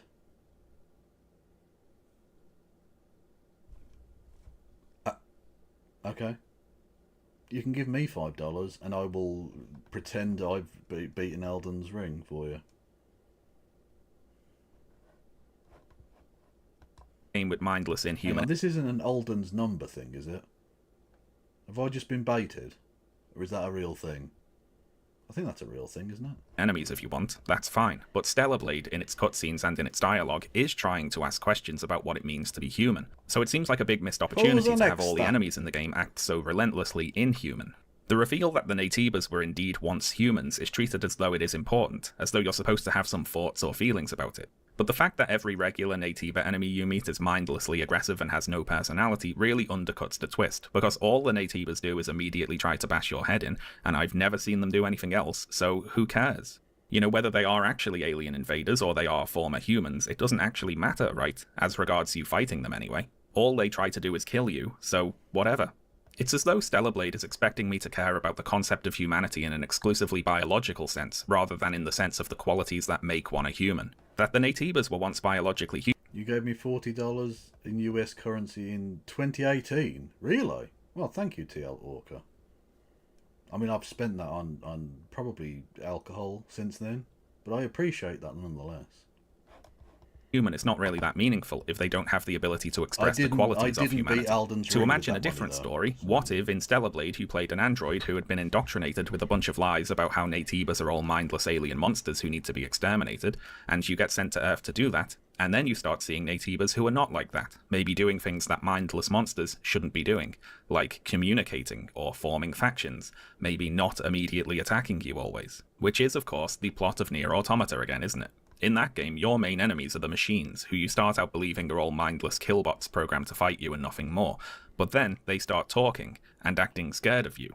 And the two android characters, 2B and 9S, have to reassure each other that the machines do not have minds or personalities, that they're just saying random words, that they don't have feelings, so you don't have to worry about killing them. But of course, some of the machines have developed feelings and personalities, and you go on to meet whole societies of machines who are emulating human philosophy and politics and religion. And this recontextualizes both the characters and the player's relationship with the enemies in the game. Firstly, they don't always try to kill you, and you don't always have to kill them. And when they do try to fight you, it isn't always out of some mindless antagonism. Sometimes they fight... I would look great wearing a wizard's hat. I don't own many hats. I think I've still got my fez somewhere. Yeah, I don't really own hats. I've got large hair. Basically, my hair is a hat. It does the job of the hat, other than I suppose protecting from rain. But you know, fight you because they're scared of you, or out of religious fanaticism, or in defense of a society that they see you as a threat to. And all this plays into the twist with the humans being gone, of course, because while humanity, the biological beings, might be gone, humanity, the concept... They have a robot called Engels, Kev. Of course they do. Well, did you see the name of the player that scored for Celtic today? Hang on a minute. On that point. Of course, the wokoids at Celtic would have someone with this name. Where are they? Where are they?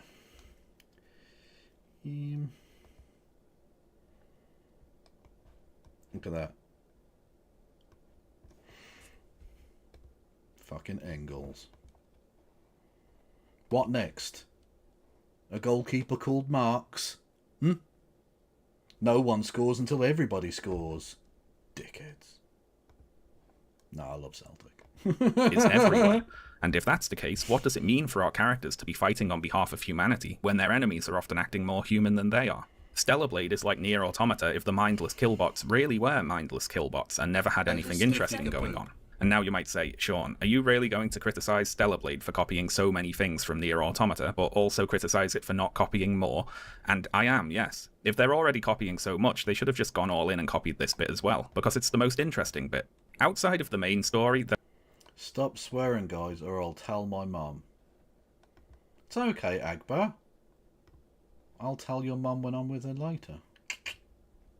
Hey!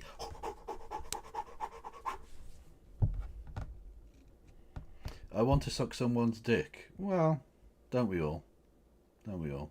Anyway, you should hit the follow button, Agbar. You seem mental enough. You seem fucking crazy enough that you might just be okay here, I think. Possibly. I don't know.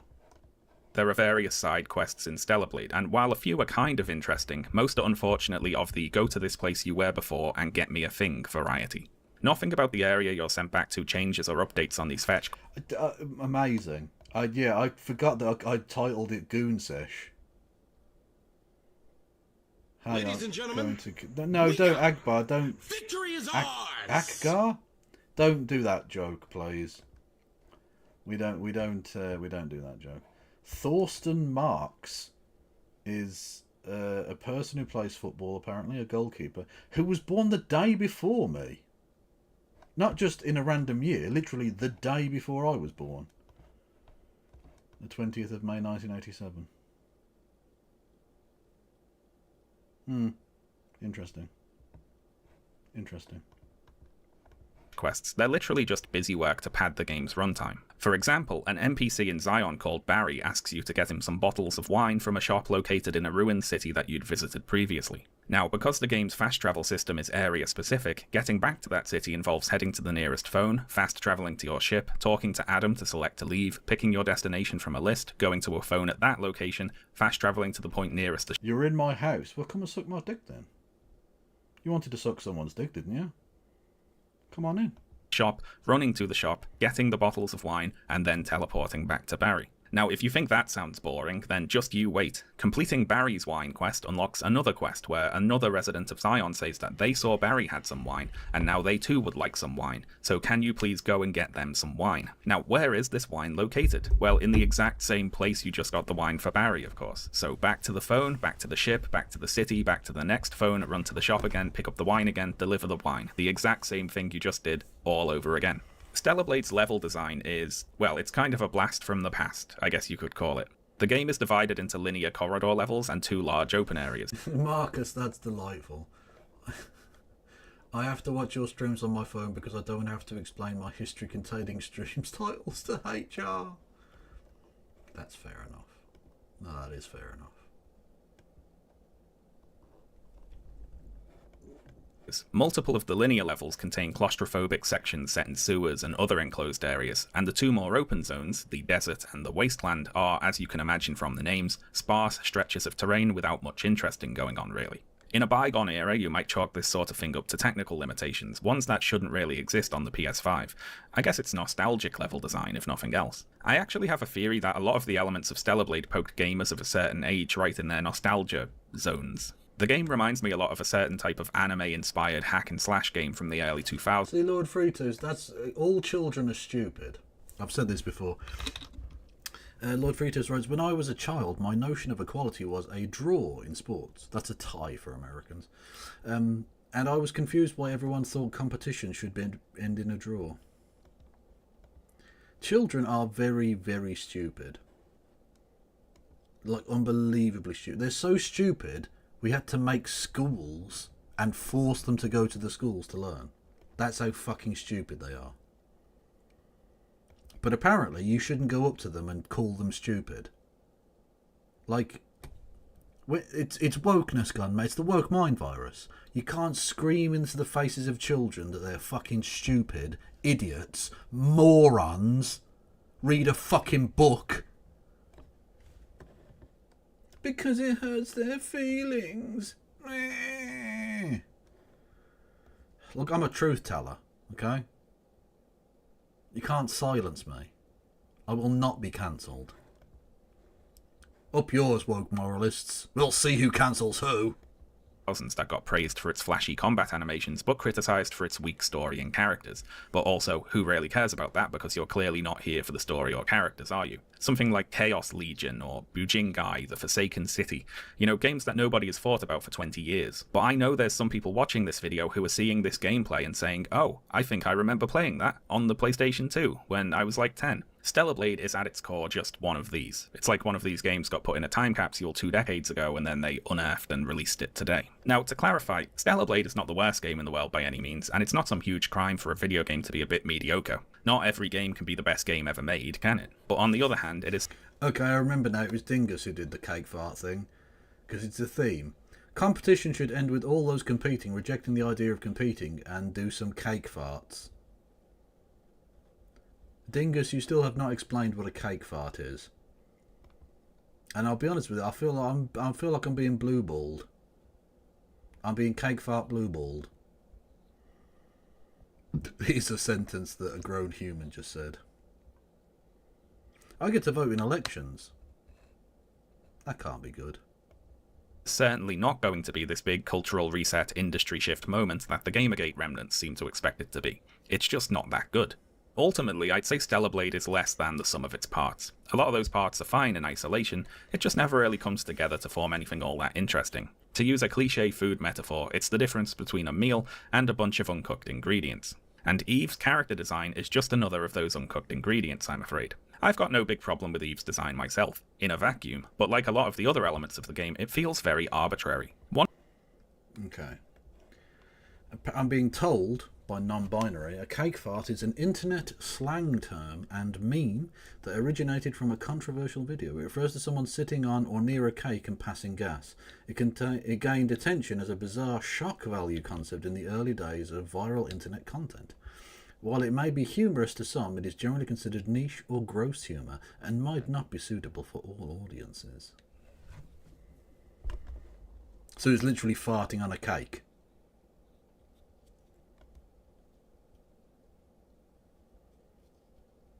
It's Mr. Blobby farting on a cake. Or I suppose farting on a Mr. Blobby cake. God, the possibilities are endless. One of the questions I had when deciding to play through Stellar Blade was, does it ever matter what Eve looks like or is dressed like in terms of either her character or the story she's in? And after having played it, I can say that the answer is no. What Eve looks like never really matters in the universe of the game. She doesn't know that she looks like this, and it doesn't suit what little there is of her personality for her to look like this. Eve is straightforward, serious, mission-focused. She's never flirtatious or irreverent, so she wouldn't be getting dressed in a bikini to go into battle, obviously. Ditto for the other female characters in the game. They don't know that they look how they look, and how they look never matters. And this lack of connect... And that's the thing. Again, with conservatives, as I always say, and you'll get sick of me saying it, but I shall never stop saying it, because it doesn't seem to ever stop being true. The accusation is the confession. When conservatives go on about elements of video games or culture being forced, they'll say this is forced diversity.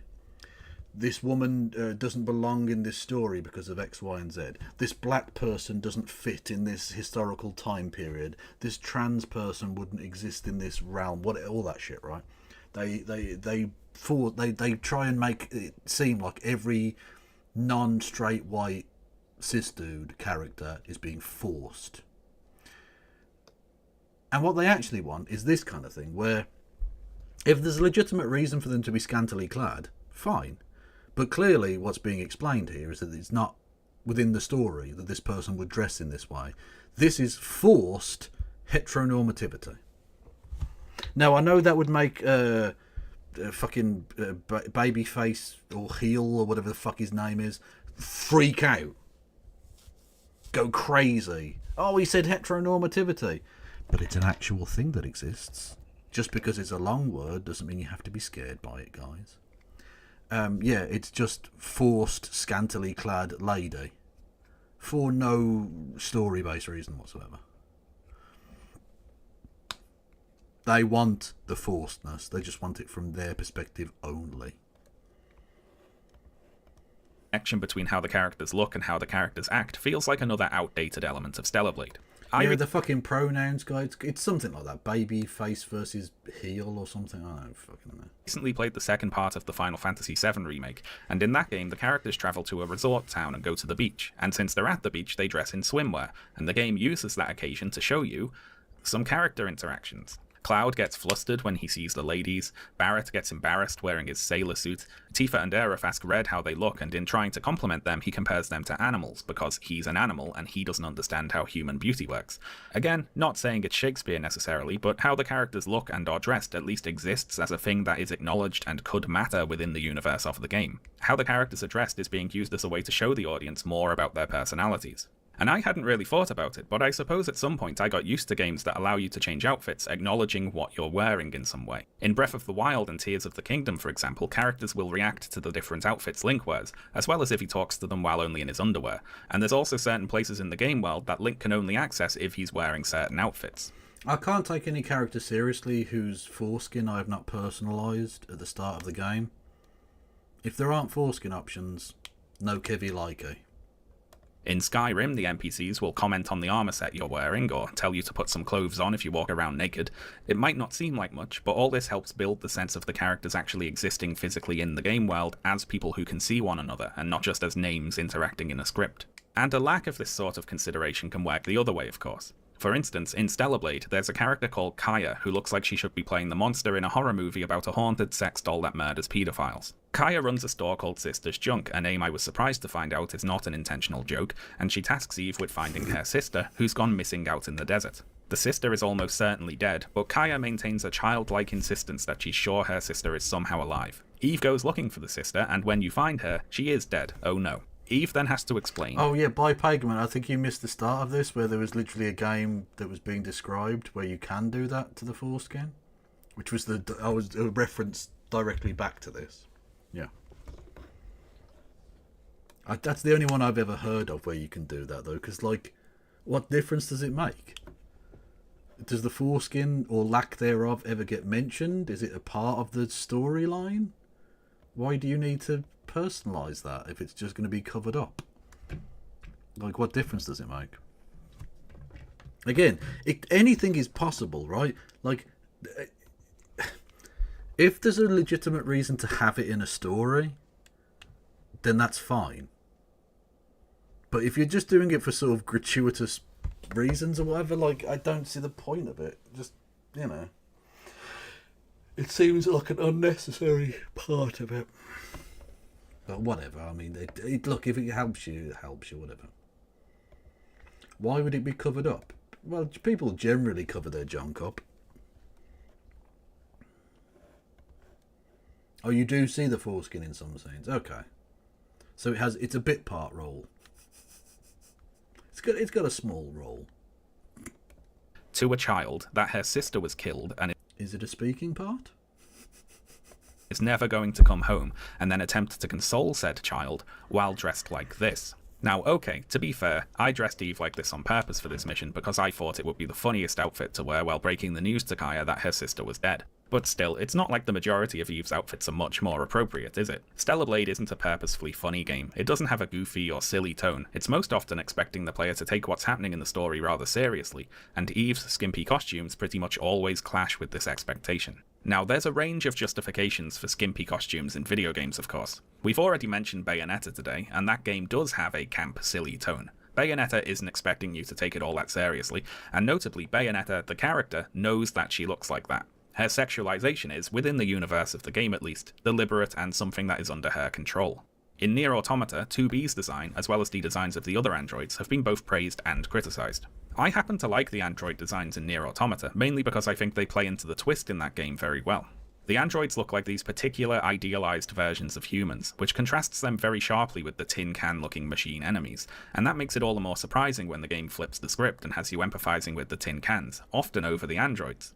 The androids might look like humans, but it's the tin can machines talking about human concepts like love and reproduction and raising young, and there's an early game machine boss which is obsessed with looks and making herself more beautiful. It's a fun reversal of what you might expect just looking at the character designs. Of course, as well as the more defensible instances of skimpy outfits in games, we also have the ones at the bottom end of the scale. Now, one of these for me is Quiet from Metal Gear Solid 5, the silent and nearly naked sniper lady who goes out of her way to I mean, that's just pornography. What we just saw there was fucking pornography. But that's fine, but don't pretend it's like gameplay art or whatever. It's porn. It's dick bait. Awkwardly shove her ass in your face when you're riding in the helicopter with her like she's a cat in heat or something. Although Hideo Kojima made a memorable assurance that Quiet's design made perfect sense, this turned out to be a rather arbitrary need for her to photosynthesize like a plant, which doesn't make a whole lot of sense because Kojima already used the photosynthesis trait for the old sniper man in Metal Gear Solid 3, and he just wore clothes. Commit to the bit, you coward, and show me a 100-year-old man in a bikini.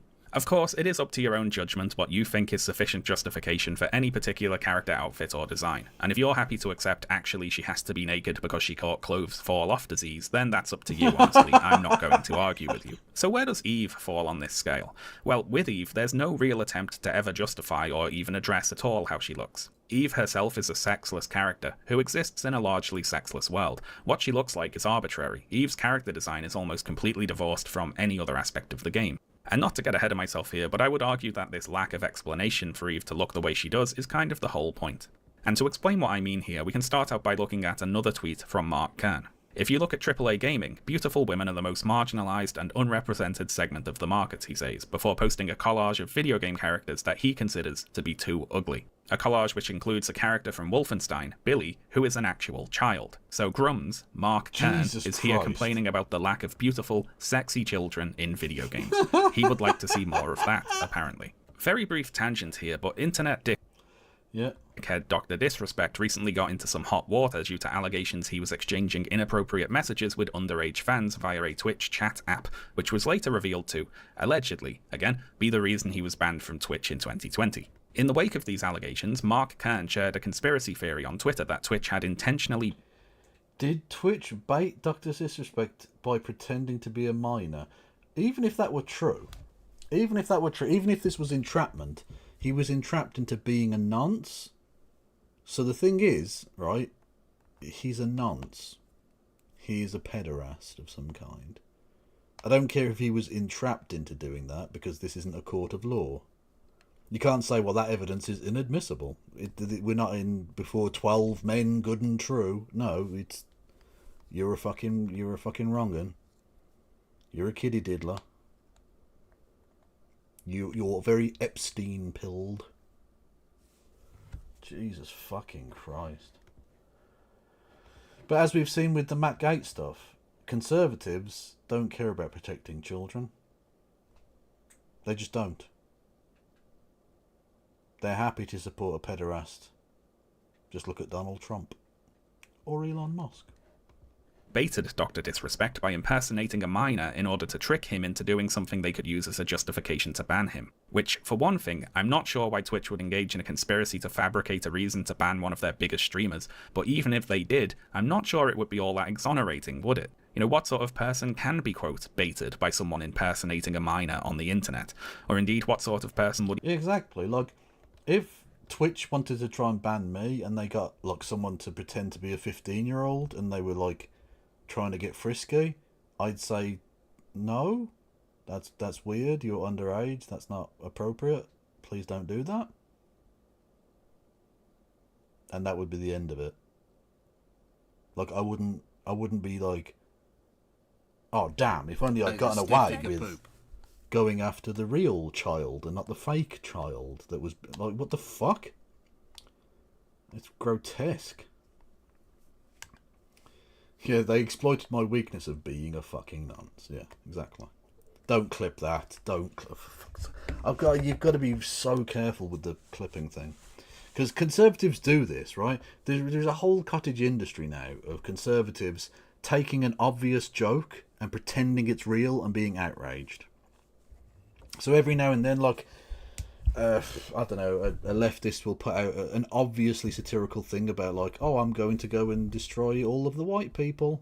I'm only going to breed with black people now. Fuck it. Like, it's, you know, it's a joke. They're playing into a kind of a thing, right? They're doing a bit. And, you know, fucking libs of TikTok will come out and be like, see, they're trying to destroy the white race. Ah. Thank you, Over Historian, for gifting a sub to Maria End. Much love to you both. What is this? Like, I wouldn't be like, oh, damn, if only I'd gotten away with going after the real child and not the fake child that was, like, okay, I don't know what you've tried to clip there, but that is... it's inappropriate. Yeah, or the Antifa super soldiers was one of the what's the word I'm looking for? Progenitors. The progenitors of this thing, right? So whoever it was, I can't even remember the account now. It's so long ago. The originator of the Antifa super soldiers, right? Which was when, I think it was when Trump was first elected, right? So like 2016, 2017. They said, like, oh, we're going to go out into the street and me and the Antifa super soldiers are going to kill every white person we see or something, right? And it was, again, obviously a joke. Edgy, inappropriate, bad taste, sure, fine, but clearly a joke. And then the right wing picked it up as if this was a real thing. Like this was a terrorist plan that the Antifa super soldiers were going to go out there and kill all white people in the public square. Like, what the fuck? Absolute lunacy. And they just do this now. They just do this. All the fucking time. It's more than eggs, it's fetal tissue.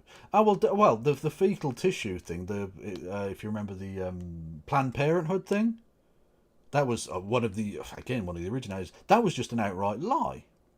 That was old fucking Veritas. What was his name? He got fired, didn't he? Because he was a fucking, again, another fucking sex predator. What's his name? The Project Veritas guy, whose name totally escaped me, even though that Oligarchy fucking song lives with me. To the day I die, I'll remember that shit. Anyway, that prick made it up. He just cut up a video to make it seem like they were selling body parts of babies. They weren't. It's not fucking true, but he made it look like it were. Anyway. What is this? True. Fucking true. James O'Keefe. Thank you, yes. Oh, we've got to play Oligarchy. I can't not play Oligarchy.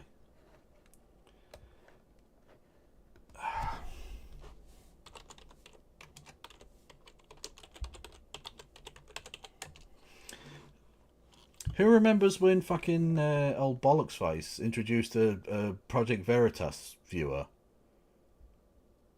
Old Mike from PA introduced a fucking Project Veritas person to AOC that time. That was fucking mad. No one ever says those things out loud, but it's obvious. Yourself. It bleeds, it leads. If it bleeds, it leads. I think that's propaganda. Twitter permanently suspended his account after he exposed hypocrisy and fraud at CNN. Project Veritas, a very controversial conservative group, promoting misinformation. The Times reported that the footage from Project Veritas was part of according to Stanford researchers, a coordinated disinformation campaign. They sued the New York Times for defamation. Project Veritas just won a major victory in that case. I come to you and offer you $100 million. You're not going to settle? So tell them to go to hell. I just can't believe that my face is on TV. Oligarchy. Am I left or right? M-O-G-O-P. Oligarchy. Do I have faith in truth? Does truth have faith in me? James O'Keefe is suing Twitter for defamation. Project Veritas taken down because they confronted a Facebook executive. Take a video like that down, it would be due to a doxing concern. And I'm sure these very same people who were so outraged that he got kicked off Twitter are really outraged that Elon Musk is censoring people on Twitter. I'm sure they're absolutely standing with the people being silenced right now. Honest. Show you a video of CNN doing the exact same thing. Twitter made factual statements about our client that are false. Oligarchy, Twitter, CNN's against working with Dorsey. Oligarchy, give it make believe. Was that what you wanted them to see? Oligarchy, do you bring lies? James O'Keefe, who I think is a despicable person. The judge said, and reporters interject their opinion. Stands to reason you should inform your readers.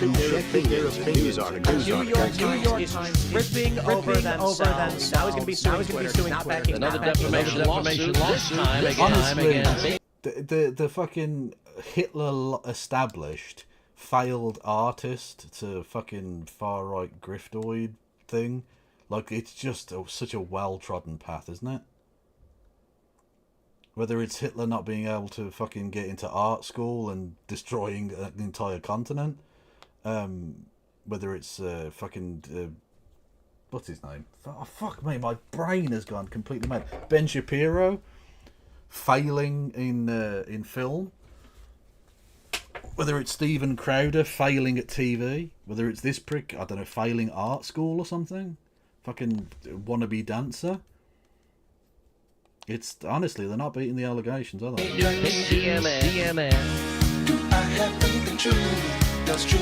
But all of this fits the Project Veritas Promoting misinformation. The Project Veritas, a conservative activist organization. Polling does not decide the truth. Go speak to evidence.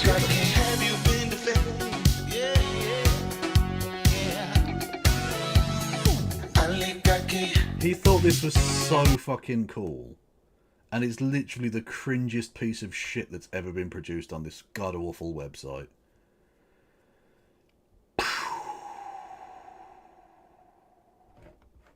Would even describe such a thing as bait. I'm not saying anything. I'm not making any allegations. Anyway, tangent over, back to this silly internet post. Firstly, of course, this is an example of cherry-picking, isn't it? We've already talked about the ladies from the Final Fantasy VII Remake today, for instance, one of the biggest games of the year. But I know the response will come. That's a game from Japan, isn't it? They haven't fully caught the woke mind virus over there yet. These are all examples from Western game companies. To which I'd respond first, Mark Kerr didn't say Western, he just said AAA, so nah. But also, this is just another example of cherry-picking. We've already talked about Baldur's Gate 3 today, for example, with everything going on in that game, and that was made by a Belgian company. And the Witcher series, for instance, Belgium has an array real. of conventionally, or even more than conventionally, I think in-universe, sometimes magically beautiful women, with romance plots and sex scenes and whatever else, and that's made by a Polish company. I mean, these are Poland games made isn't by real. Western game developers that make Stellar Blade look tame by comparison. They have romance and nudity and on-screen sex and whatever else. Stellar Blade doesn't have any of that. Good night, seamstress. Thanks for popping by. Enjoy sleep. Sleep is good. Anyway, the cherry-picking in this image even extends down to the individual characters. For instance, taking a still from a stylized animated trailer featuring Apex Legends Lifeline, rather than showing her in-game character model. Many of the characters also just are unarguably conventionally attractive. I guess Senua from Senua's Sacrifice made it on here because she's shouting. I have no idea what Jessie from Control is doing here, and I have a lumbering suspicion that many of these characters ended up on here simply for not being white. I mean, Billy Lurk from Death of the Outsider just looks like a fashion model or something in that picture. There's an obvious point about appropriateness in character design to be made here. Xenia from Assassin's Creed looks like an imposing pirate captain because she is. This other character from Rage 2, who I suspect also made it into the collage just because she's shouting, looks like some sort of post-apocalyptic Mad Max-style bandit because she is. You know, these characters look like what they are. The now classic example of appropriateness in video game character design is this Twitter post from 2021 complaining about Sony's apparently masculine-looking female protagonists. Pick from the game on the left, fan made on the right. Higher fans law. Is that true? That they fucking... that O'Keefe wanted Lucky Charms banned? What a fucking sensitive snowflake. Says the poster. The picture on the left shows Aloy from Horizon Zero Dawn, and the picture on the right shows an Uncanny Valley Photoshop job of Aloy with a full face of makeup and perfect teeth. So, for those who don't know, Horizon Zero Dawn is set on a post-apocalyptic Earth where all modern human civilization has been destroyed, meaning it would be extremely bizarre for Aloy to look like she does on the right there. You know, she's a hunter who lives in a mountain tribe. The original image here was made as a joke on Reddit, actually. It was intended to mock the sorts of people who then went on to take it seriously and say they thought it was good design. And I am interested in why someone would prefer the design on the right there, I confess, because it seems to me to be completely ridiculous, right? I logged onto Nexus mod stuff. Yeah, but that's because you're viewing it as a human, like an adult with a brain, whereas these dickheads just want to look at boobies. That's literally it. They just want to look at pretty lady and boobie. Plot, relevance, thematic consistency. No. Booba. Because they're like 12, basically. .com, which is a website that hosts mods for various video games, and I took a look at some of the popular entries for Horizon Zero Dawn. And what I found were mods to fix Aloy's face, give her whiter teeth, make her outfits more revealing, or even outright remove her clothing altogether. Now, I confess I thought it would be more difficult to find these sorts of mods in the list, but they're some of the most popular ones there. If you search by the most downloaded mods of all time, Aloy Explicit Outfits, Aloy Nude Mod, and Aloy Explicit Outfits 2 are all there, and they've all been downloaded hundreds of thousands of times altogether.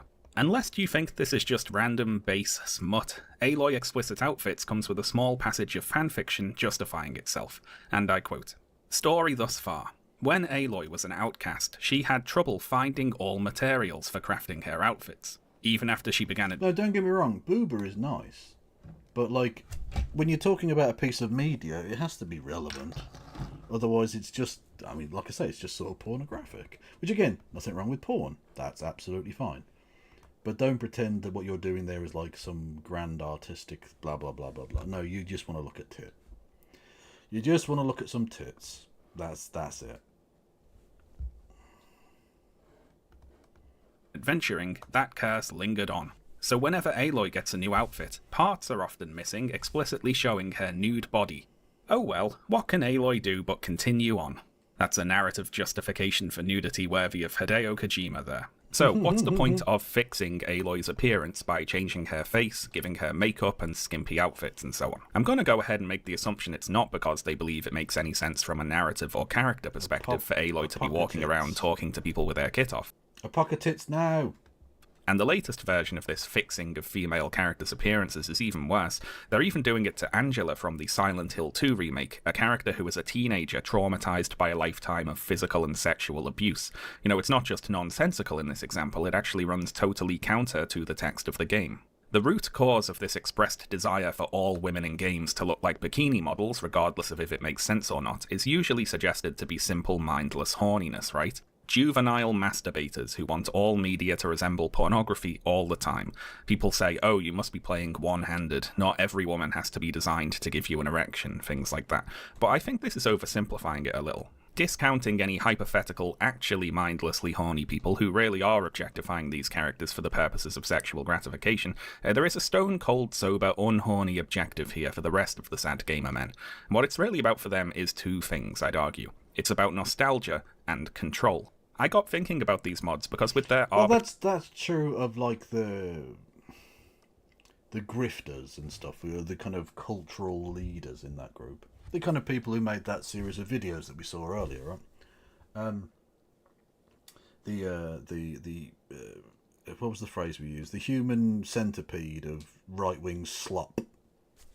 Those people, right? But your average viewer will get angry about that and all the rest of it, but ultimately they do just want to see tit, I think. They do just want things to... Actually, well, nostalgia comes into it, but I don't think they do it from necessarily a political viewpoint in the way that the slop content creators do. It's just a thing that reminds them of, like, I don't know, a simpler time. It's a simple pleasure. And that's it. And I don't know why that has to be in every single game. Like, that's the thing that's annoying about it, is that they want that to be every single character in every single game, which is fucking stupid. And that's what's the kind of mindless, reactionary shit that gets pumped out, you know? arbitrary, seemingly nonsensical objectification, they remind me of Stellar Blade, of course. A mod that makes it so Aloy is running around the snowy mountains in a swimsuit makes about as much sense as many of Eve's outfits in Stellar Blade. And the fact that it does not make sense is important, as I said before, because it signals and amplifies the objectification of the character. The less sense it makes for a particular character to be presented in I can be bribed in that way, yes. that way. With Pringles and cats. Does anyone need anything more in life than Pringles and cats? I don't think so. Like, if there is nothing in their character or the story that justifies it, the more clear it is that the only reason they are being presented in that way is to appeal to a particular audience. The objectification functions as a sign above the door that says, "This was made for you. You are the assumed default audience here." And this is really the desire of the regressive gamer boys, to once again be the assumed default audience for video games. They don't want to have their own desires portrayed as merely one option among many, they want their own desires to be the default, like it was in the past. More traditional conservatives might complain about having to press a button to select their own language on a telephone, and what we've been talking about today follows a similar logic. The rose-tinted past that the Gamergate crowd are nostalgic for is one in which all gamers were assumed to be straight men, and if women were there at all, it was to take their clothes off. There's a close association between young cis-het men being the assumed default video game audience and the objectification of women in games, one with roots not just in how many video games used to be designed, but also how they were advertised and talked about in the gaming press. If you're of a certain age, you might remember the way video game magazines used to be, assuming all gamers are straight men and women are sex objects used to advertise the games. Video games and other nerdy hobbies are sometimes seen as an escape from a misogynist, toxic masculinity for sensitive boys who are above that sort of thing, but that's not always the case, is it? Nerdy hobbies can be every bit as objectifying and exclusionary as any others. A lot of this sort of advertising portrays games not as an escape from traditional masculinity, but as another avenue to reaching it. Play this game to get the girl, to be a tough guy, to prove you're not gay or whatever. I don't know how much I'd commit to saying the roots of Gamergate were in this sort of environment, but at least one root was probably dangling somewhere nearby. This era is what the Gamergate crowd see as the golden age. Yeah, I think that's where the roots were, yeah. This is what they want to return to. So I would argue that the point of fixing female characters' appearances to make them more objectified is much less about the simple desire to see a sexy lady, and more about changing the products those characters feature in into something that appears to have been designed as if they were the exclusive audience. What they want is to be pandered to. Objectification is just the way they see that pandering being conveyed, and if the developers choose not to pander to them by objectifying their female characters, they have to fix it. So it's less about jacking off and more about trying to transport themselves back in time to when games were just for them and Crash Bandicoot had 4 sexy girlfriends. Now if all this sounds like a bold claim, let me see if I can justify it with another example. You see, running along... Got some terrible news, everybody. ACAB, all cops are bastards. ACAB now includes Gritty.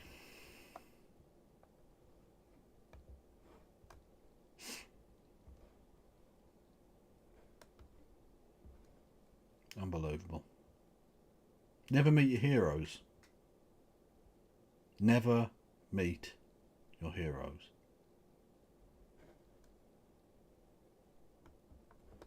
Alongside this very one-sided discourse cycle about Stellar Blade were various other one-sided discourse cycles related to Supergiant Games' early access release of Hades 2, which came out in May of this year. This is the sequel to Hades, which came out in 2020, which... Can we have some RIPs in chat? Because Gritty is now dead to us.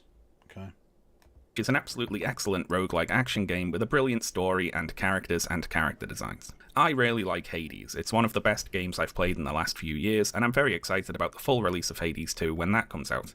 If you've not played Hades, go and give it a go. Now, for those who don't know, Hades is a story set in the underworld of Greek mythology, and as such, Greek gods and mythological figures make up the cast of characters. The early access release of Hades 2 introduced some previously unseen characters to the cast, as well as showing some updated character designs for the returning characters. Of course, the fake outrage clickbait merchants on YouTube watch every new game release like a hawk, looking to see if they can brand a game either woke or anti-woke to get a desperate little discourse cycle out of it. And let's look at a few they might... And that's the thing, it has to be. There has to be absolutely, completely, 100%, it's all woke, or it's all completely anti-woke. There can't be any nuance or anything. No, it's got to be completely one or completely the other. Just the most extreme take ever. Managed to toss off for Hades 2. So first up is Hephaestus. This time around, the game doesn't only promote gender ideology, It also goes out of its way to promote racial and body diversity as well. I mean, why would a god be in a wheelchair? Yes, because I'm sure gods are just fat, frumpy weirdos who can't fucking walk and have to travel around in wheelchairs, even though they can control anything about anyone. They have to be in wheelchairs because they can't walk. Yes, I'm sure that makes perfect sense in your absolute small brain, low IQ head of yours. Okay. You realise that ancient gods had, like, physical disabilities that were foisted upon them, often in some strange, like, moral tale. You know, like, this is not an unknown thing in the world of gods. Also, Zeus fucked everything. Literally everything. I'm sure he does. But the wheelchair? He's a god. Hephaestus is a god. Why is he in a wheelchair? But these are some of the characters here, and obviously all of the games journalists are soy-facing over this because of the fact that now they have a Greek god in a wheelchair. I'm really glad to see everybody pretty much calling this shit out and saying how fucking ridiculous this is. So yes, Supergiant Games had the temerity, the gall, to put a god in a wheelchair. What sort of a god would need to be in a wheelchair? Now, this video is long enough already, so I'll try not to belabor the point, but firstly, Hephaestus is the ancient Greek god of blacksmiths, carpenters, craftsmen, and the likes. He makes things, basically. He's also described as limping on account of having a lame leg, which in different tellings either caused him to be cast off Mount Olympus, or was caused by injuries he sustained in being cast off Mount Olympus. So Hephaestus has a disability, canonically, in the ancient Greek sources. But he's a god, you might say. Can't he just fix it with magic god powers? And no, the second thing you need to know here is that the gods in Greek mythology are not omniscient or omnipotent. They're not all powerful. They can't just do whatever they want. Now, exactly. You're imposing a monotheistic religious perspective on polytheism. And polytheism makes a lot more sense to me. The idea that the gods, I mean, for a start off, don't really care about humanity particularly makes a lot of sense. That seems to certainly line up with my understanding of reality far more. The all-knowing, all-loving, all-powerful god, where the fuck's that prick at? Whereas Zeus piping everything that fucking moves and lots of things that don't move, and the gods getting pissed and pulling pranks on one another and doing fucking weird tasks and shit. Yeah, that makes sense. Like, I don't think it's true, but at least, like, it makes sense that the gods, you know, act in that way. They're capricious. They don't give a fuck about humanity, and that's why bad shit goes down. Because they're not all powerful and they don't care. So shit just happens. Makes sense. You know? That's fine. Did you have a good Christmas and how pissed did you get? I did have a good Christmas, and my mum got me a Five Nights at Freddy's doll. A series of games I have not played and understand to zero extent. But I'm very well, thank you, the Kevin FM. Everyone go and follow the Kevin FM. Otherwise I will throw my plushies at you. Now, of course, this combination of a god who both has a disability and is a great inventor has given rise to modern portrayals of Hephaestus as having created mobility aids for himself. It's sort of an obvious way to portray the character, right? So obvious, in fact, that it was obvious to the ancient Greeks, who portrayed Hephaestus in a wheelchair. Sorry, let's pronounce that correctly. He made himself a winged chariot thing with wheels that he used to travel around, and some depictions of Hephaestus have him using this wheeled chair. But that's not good for rage bait. You can't make rage bait out of accurately describing ancient Greek mythology. No, you have to pretend that this is woke. It's the woke mind virus taking over. 6,000 years ago. Or, well, actually, maybe not that many years ago, but a long time ago. A long time ago. Ah, fucking idiots, man. Good night, Idiosyncrasy. Thanks for stopping by. My mum gives me lots of content. She kind of does, yeah. She has no idea that she does. She thinks she's buying appropriate and nice gifts. And they are nice gifts, they're just not appropriate. So the depiction in Hades 2 of Hephaestus in a wheelchair is totally fine, accurate to some ancient Greek depictions even. I don't want to be too mean to Asmongold and the other whiny gamer. I do. They deserve to be made fun of. They're fucking arseholes. Ignorant, stupid, reactionary scum. Boys here, so I'll just say, read a book sometime. You ignorant, snivelling worms. Or even do a basic Google search before you turn your mic on and just start saying whatever old shit off the top of your head. It's embarrassing. Anyway, that was Bullshit Hades Discourse number 1. Who's up for Bullshit Hades Discourse number 2? This one had to do with the design for Hestia. So, in Greek mythology, Hestia is the elder sibling of Zeus. She is the goddess of the hearth and the home, and is depicted tending to the hearth fire on Olympus. And we see Hestia in Hades 2 here has a fire poker, a crown of coals, hot coal earrings. She's very fireplace themed in general, and she's an older lady being older than Zeus, as we said. In terms of character, she's presented like a kindly grandmother type. She's warm, you could say, and in terms of gameplay, she grants you fire-based attacks that burn your enemies. She contrasts well with Demeter, her sister and another elder sibling of Zeus. Demeter is portrayed as an older lady who's very... I would say Demeter, but okay. I'll let you off. Stern and cold, and who grants you frost attacks that freeze your enemies. You see, their designs not only reflect their personalities and their role in the story, but also how they function in terms of gameplay. It's character design. So why are we talking about Hestia? Well, on the 7th of May, very strange Twitter account V made the following post. I am unironically not buying Hades 2. The people who made Hestia just committed a... Oh my god, V! Oh, there's a name I haven't heard in a long time. Who remembers Sargon's little fucking gimp? Do you remember Sargon's little Romanian gimp boy? Do you remember him? God, he was a freak. Fucking hell. Is he still around? Does he still exist? Oh no.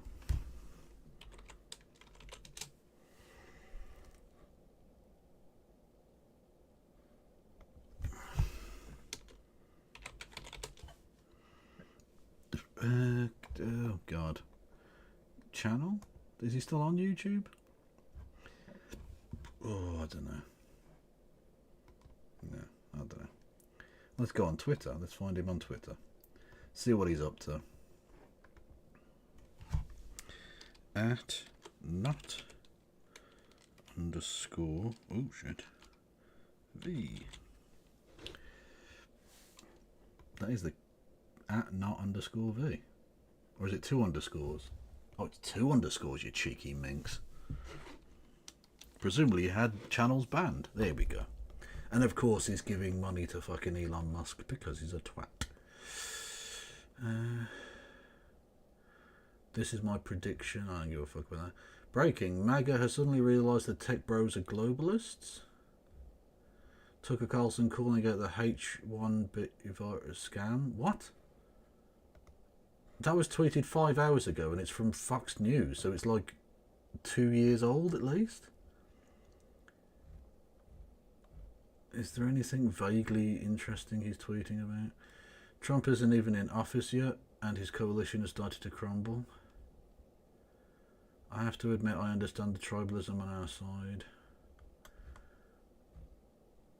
I see a lot of misinformation. Oh god, he's literally retweeting fucking pedo Gates.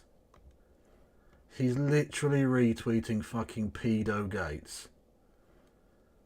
Ugh. Fucking nonce. Inside you there are 2 walls. Don't give a fuck about that shite. So it's just your typical shit, basically, I think. And then, I don't know, weird sex stuff, whatever.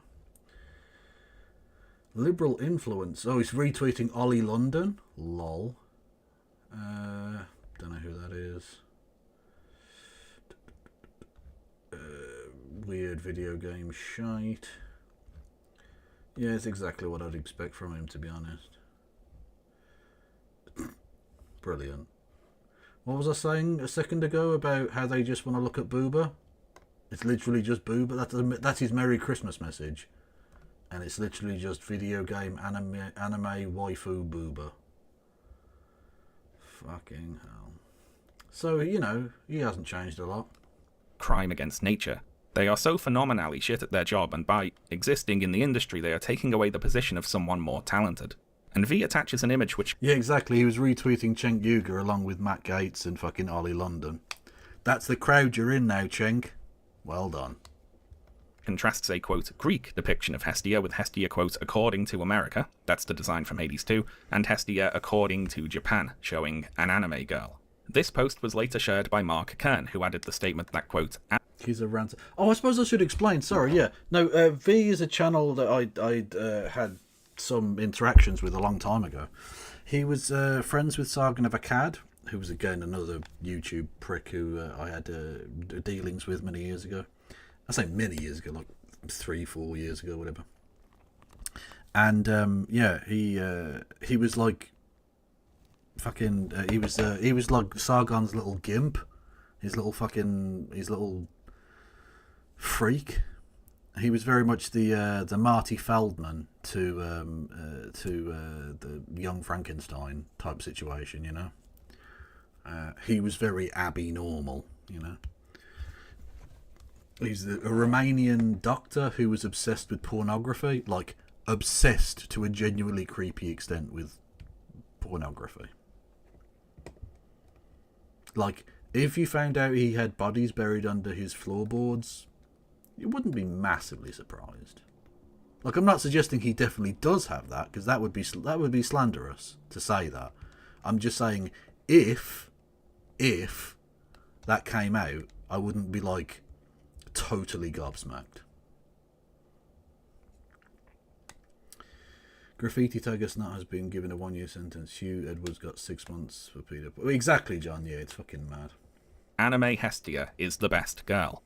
I thought long and hard about when it would be funniest to reveal to you how old Mark Kern is, but it's probably right here after he says Anime Hestia is the best girl.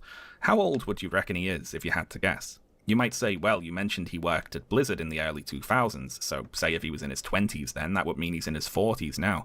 That's a bit old, isn't it, to be saying things like Anime Hestia is the best girl? And it would be, yes. And also, Mark Kern is 56 years old. Ooh. 56 he is. I feel too old to be talking about some of this nonsense, and he's old enough to be my dad. Anyway, who is this best girl Anime Hestia? Well, she's a character from Dan John... By the way, there's nothing wrong with being 56, but like...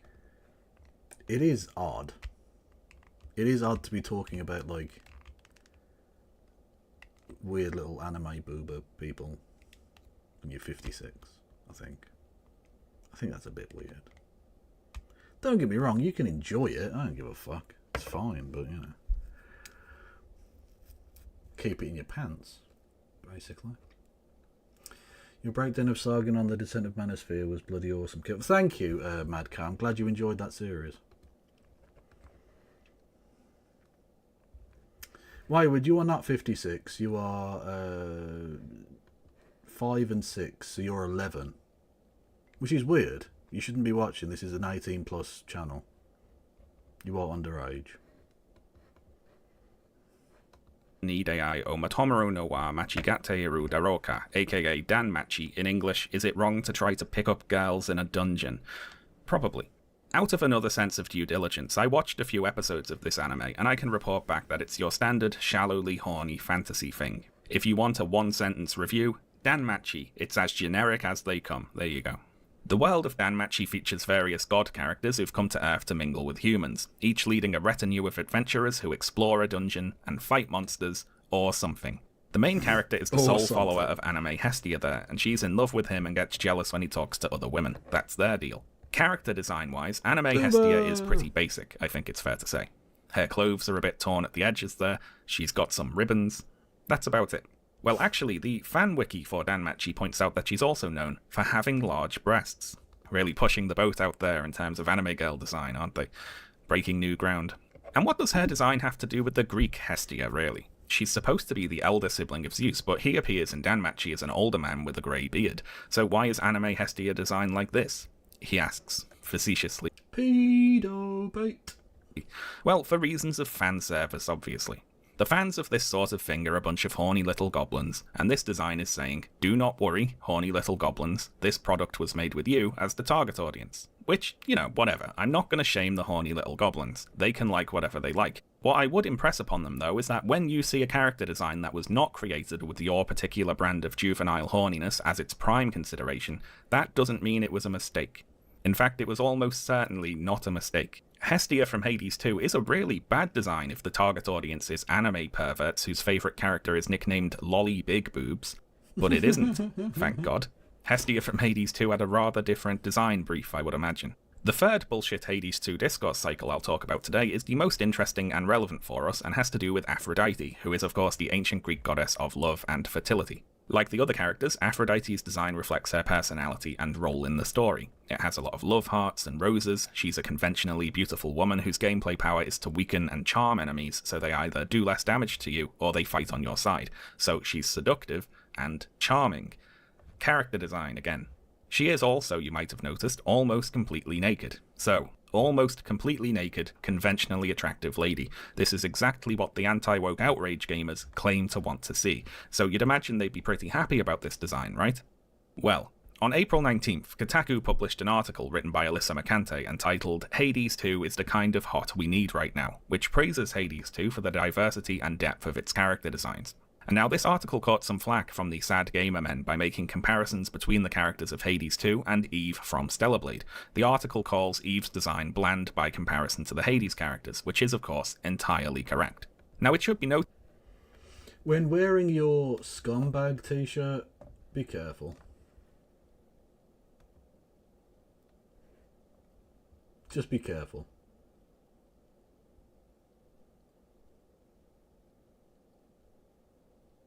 Just, you know.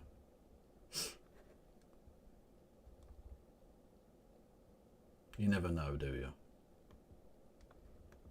Noted here that the complaint about the character design is not solely about looks. It's not how Eve looks, it's that it doesn't suit her character or role in the story for her to look the way she does. Whereas it does suit Aphrodite's personality and her role in the story for her to look the way she does. This was always the point being made with regards to Eve from Stellar Blade, by the way. If all you have is the looks, but there's no character there backing that up, it's boring. That's the problem with Eve's design. It's not that she's hot, it's that she's boring.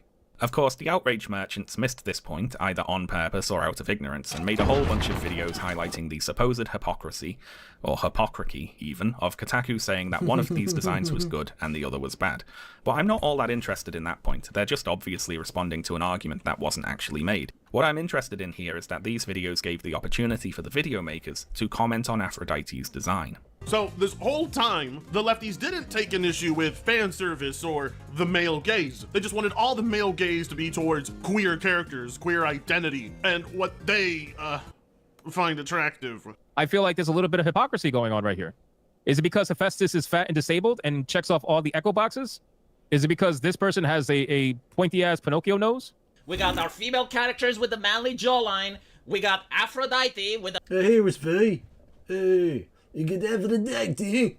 I forgot he literally sounds like a fucking... He literally sounds like Borat on fucking helium.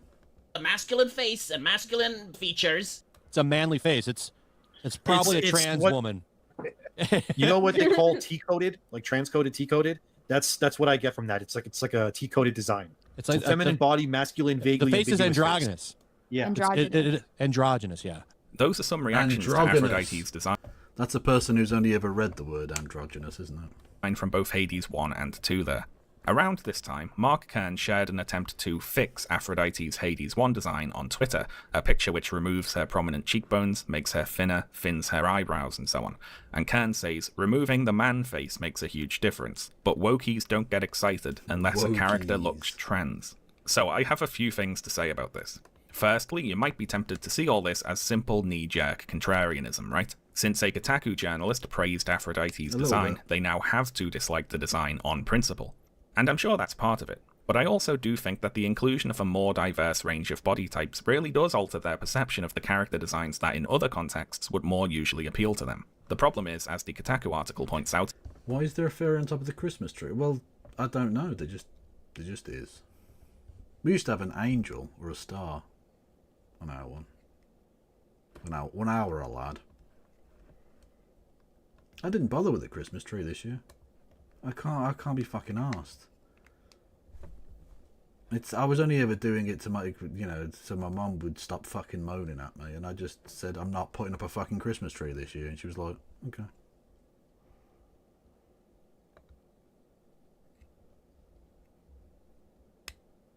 But I do have lots of plushies now. Do I lean into the plushie thing? I don't want to. It's not my thing, but like if she's going to keep fucking doing it, and again, I'm stuck between a rock and a hard place because I can't nip it in the bud now. The bud has been... We're post-nipping of the bud at this point. The bud has gone. And we're now post-bud. And I can't say anything to her. I can't say, no, don't buy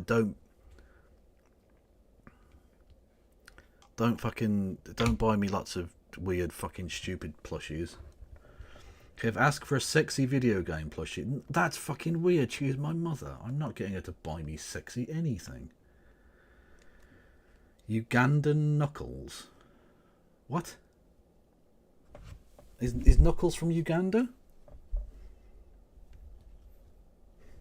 Is he? I didn't realise he had a nationality. I've never heard him speak. Variety and choice. You see, it's not enough for the anti-woke gamer types for a game to have something that appeals to them. The game needs to only have things that make a nativity. I've only got 3. I don't have wise men. Do you know the way? Pass on the plushies to your niece for cool uncle points. No, I can't do that because then my mum will be like, why did you give them away? I mean, she wouldn't mind that I was giving them to the niece, but like, I basically have to keep them because she will ask where they're from, where they are. She will definitely ask. Trust me. Burn down the Japanese plushie shop in Birmingham. It's the only option. I don't think it... Well, because they were available in loads of places. Like she said, she bought this thing. It was just like in a supermarket. They had like a range of these things. So I don't think it's a specialist shop she gets them from. appeal to them exclusively. If it's got something else, it's almost like it cancels out. Just as they take objectification and the lack of diversity as a sign the product is for them, the presence of diversity, variety, and choice is a sign which says to them, this was not made for you. So the inclusion of character designs like Hephaestus and Hestia really does alter their perception of Aphrodite. They now second-guess themselves with regards to her design. They can't trust the developers anymore to solely pander to them. So even this very feminine design of a conventionally beautiful naked lady reads as masculine and ugly to them.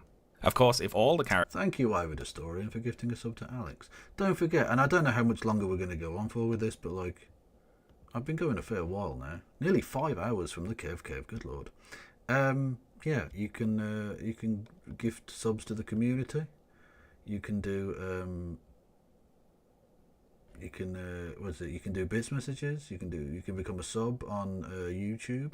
No, you can become a member on YouTube, and you can do bits messages and stuff. Yeah, good times. What is this? Do you know your meme, Uganda Knuckles? Okay. You don't know the way. Yes, I do. You know the way? I know the way. You have to have Ebola to know the way. I have Ebola. It doesn't know the way. To know the way, you need to have Ebola.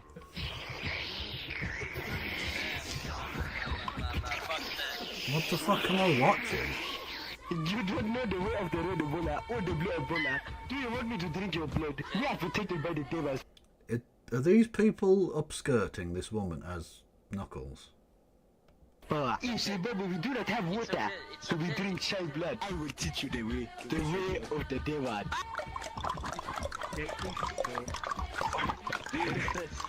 Wait. It's all around me, what the heck? Stop! I am genuinely baffled as to what the fuck is going on here. Now you know the way. The devil is on our side. I will get my phone and put on the song of my people. The language of Zimbabwe. Let us smell this beautiful.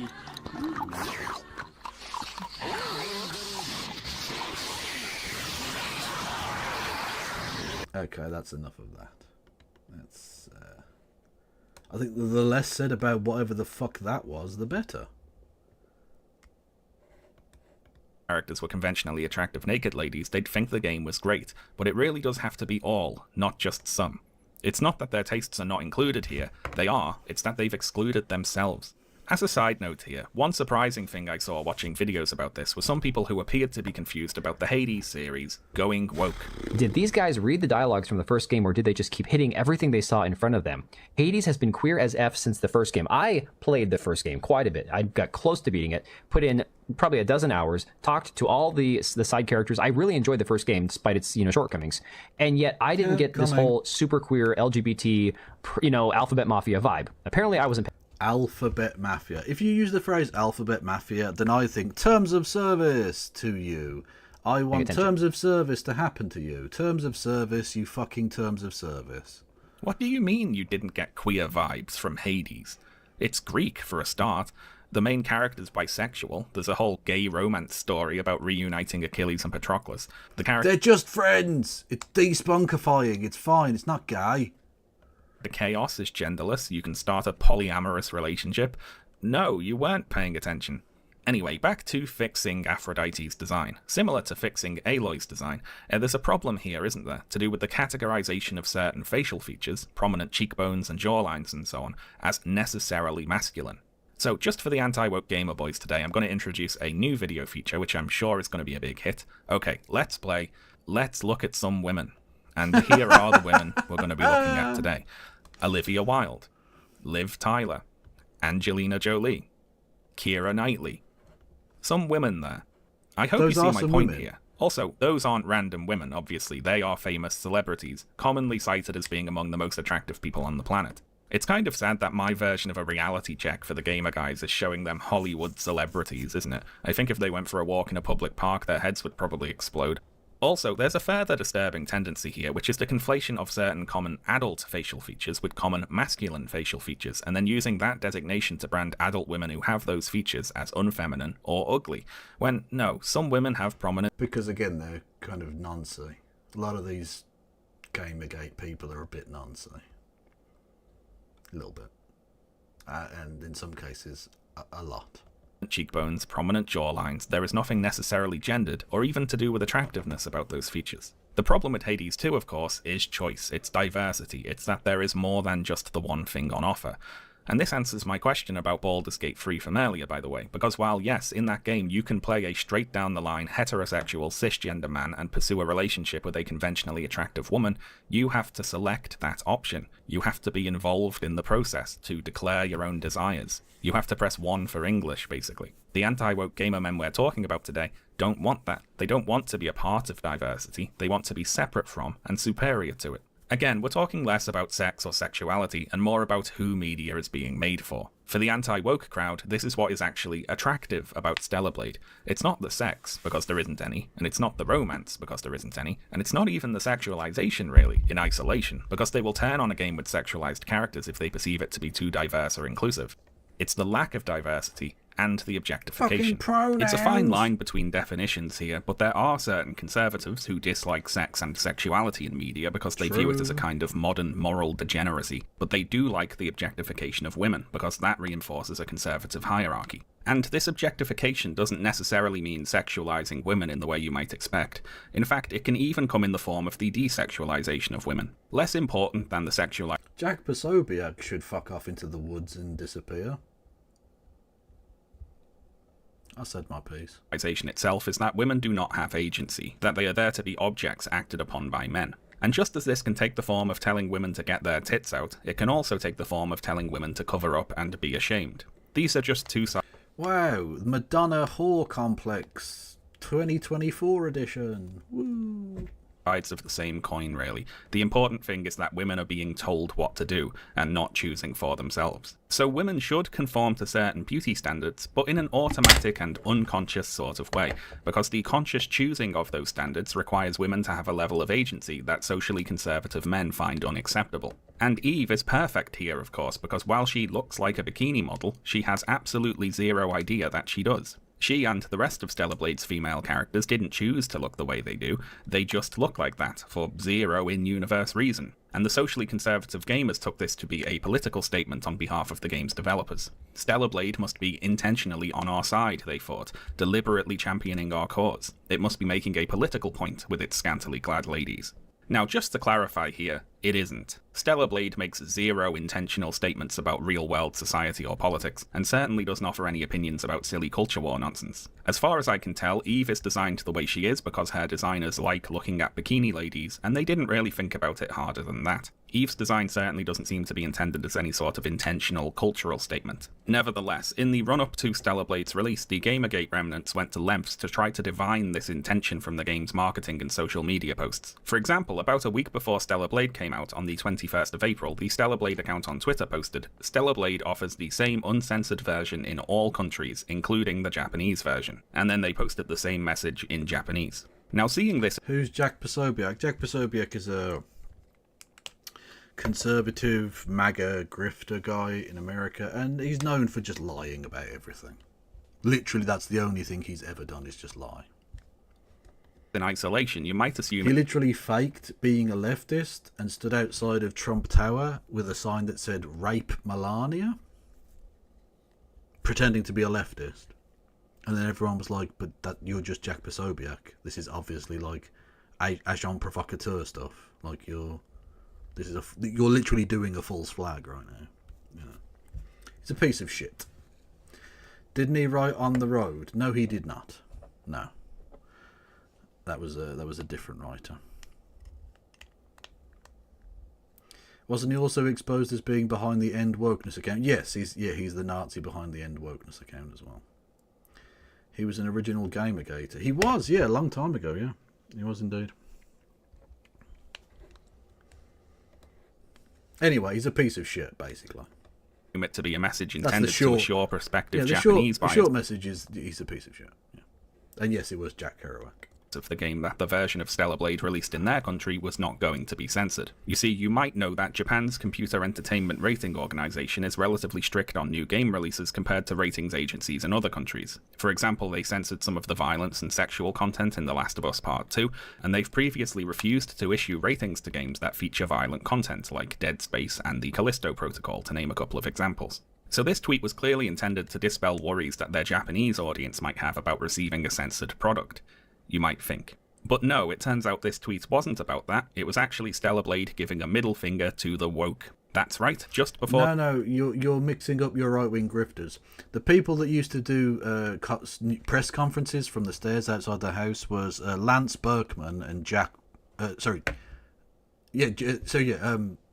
Berkman and Jack Wall were the people in particular. You may remember me and Christy literally in stitches as they described how... oh fuck's sake, what's her name? Elizabeth Warren supposedly used the services of a young sex worker, and he was pleasuring her with a lime green dildo. It's not remotely true, but it was enormously funny. Old heads will remember that. Fucking glorious days. What a freak. And of course they tried to falsely accuse what was his name? Jack, the guy who did the report on Trump and on the election and all the Russia Gate and all of that. Anyway, they tried to get him. They tried to pedo sting him, but of course he wasn't a pederast. So they tried to fake that, which is funny, in a very bad way. And they tried to get people to call up with evidence that he was a pederast. And so Robert Mueller, that's the guy. They tried to pedo sting Robert Mueller. There was no evidence for this to be the case. And so they set up a fake phone line. Well, it was a real phone line, but it was for a fake thing. And for people to ring in with like tips on him being a pederast. And that phone number linked back to Jack Wall's mother's telephone number. So he basically implicated his own mother in federal crimes? Yeah. They also got done for robocalling during the 2020 election. Fined quite heavily, and they have to do lots of, community service I think it's like 100 hours community service or something. Yeah. Jacob Wall, that's it, Jacob Wall, sorry. For the game releases, there's barely enough time to squeeze in one more discourse cycle about Stellar Blade versus the woke mob. Stellar Blade uncensored worldwide, Shift Up announces amidst puritanical and feminist criticism. Stellar Blade scores massive win against the woke. Game will be uncensored for the entire world. I can't be censored, says Eve. I like this video thumbnail, which has Eve... Jesus Christ, that one image. They're never going to stop using this image of this one woman, are they? Fucking mad. Flipping off the other person there. Someone who I guess we're supposed to infer is a woke person who really wants Stellar Blade to be censored. Can you believe these sorts of video thumbnails are still being pumped out, by the way? I saw a channel while making this video that was created 3 years ago and has 2,500 videos on it. That is multiple per day, and all of them are exactly the same, and all of them have thumbnails like this. Fucking slop factory. Absolute slop factory. They're literally using two of the screaming Trump rally people or whatever, the green jacket person, twice. In two, once in each line. Twice in 6 videos in the thumbnail. Fucking insane. This, you know, with all these stock woke stand-in characters they've been using for 10 years now. Can you imagine making multiple of these a day? Forever. It's like a horrible recursive nightmare.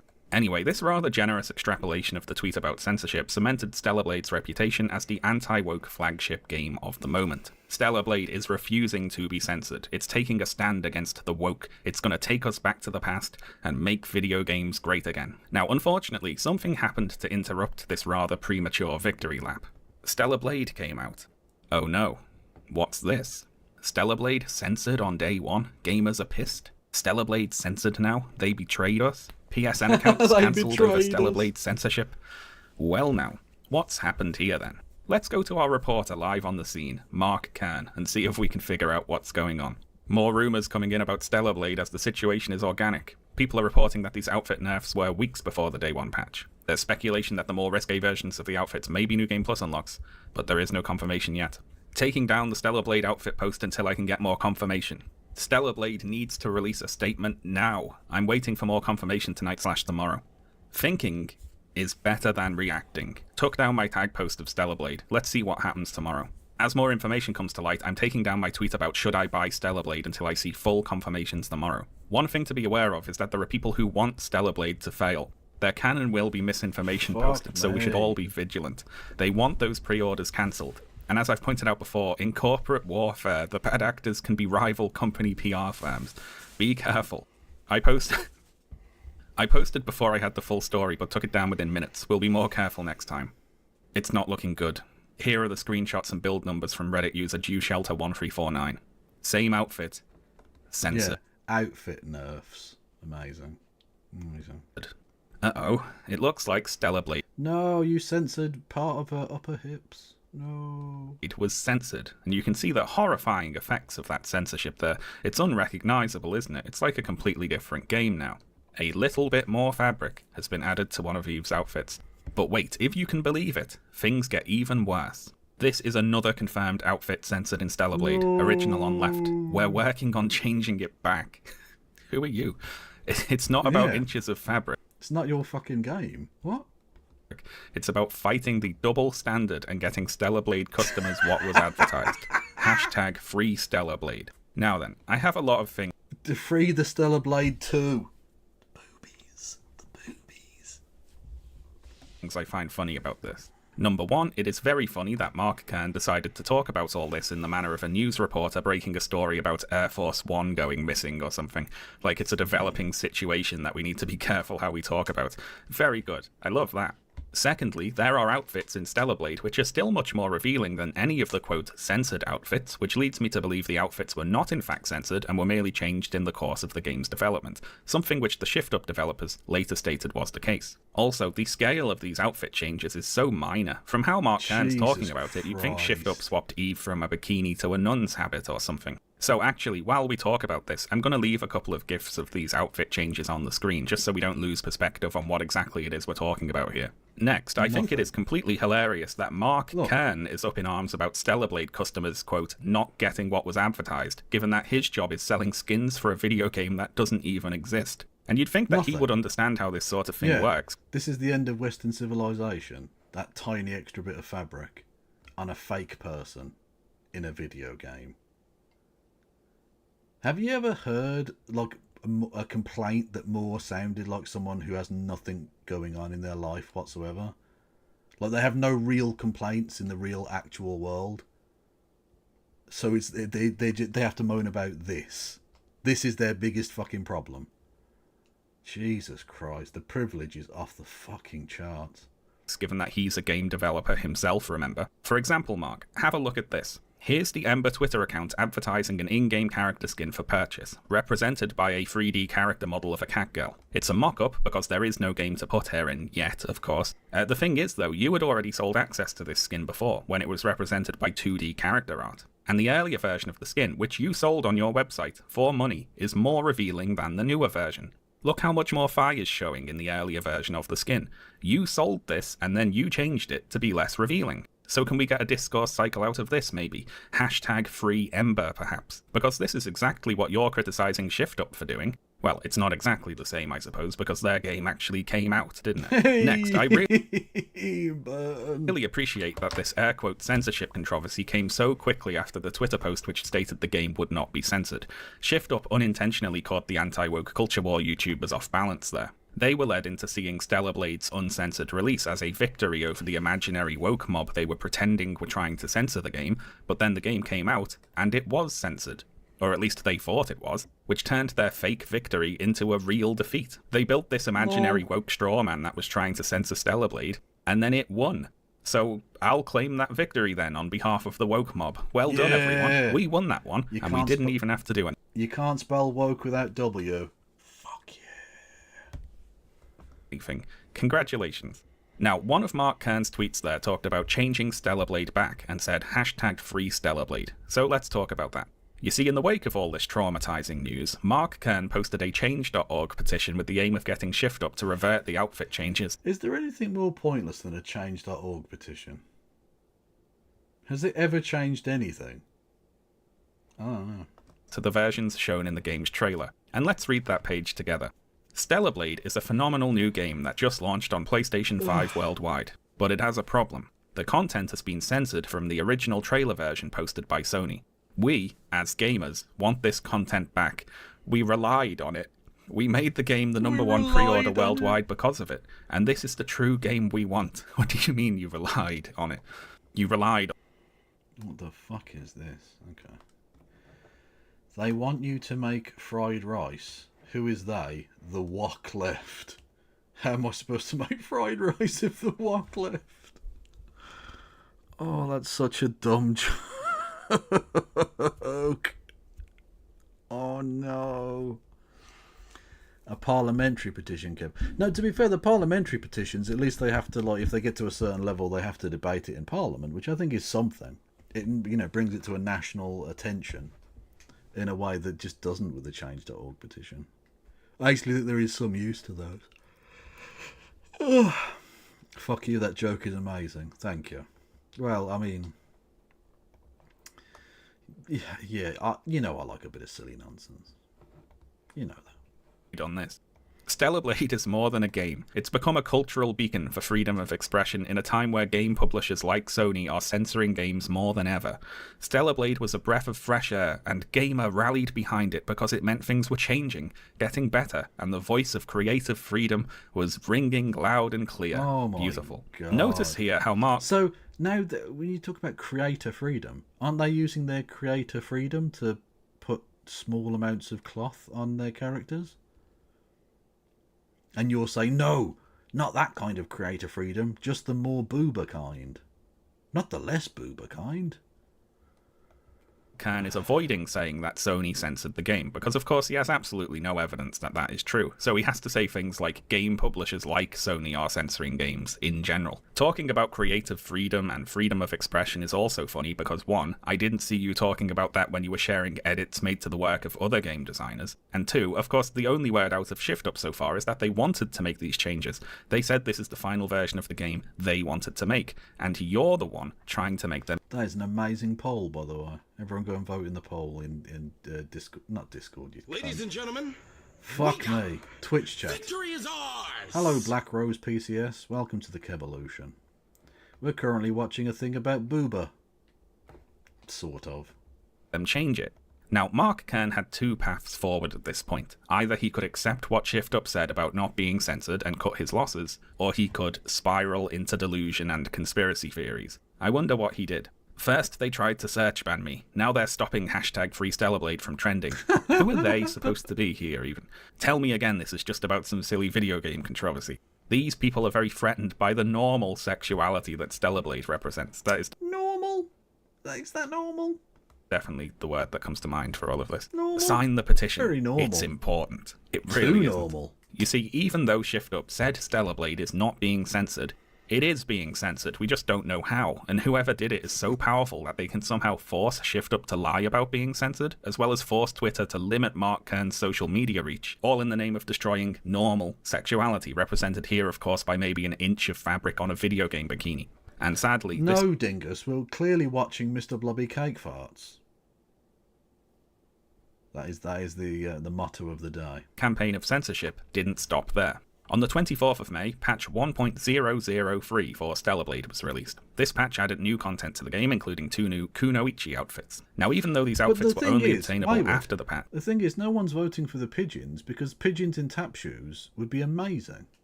So that's not pointless. There's a point to that. Let's make that happen.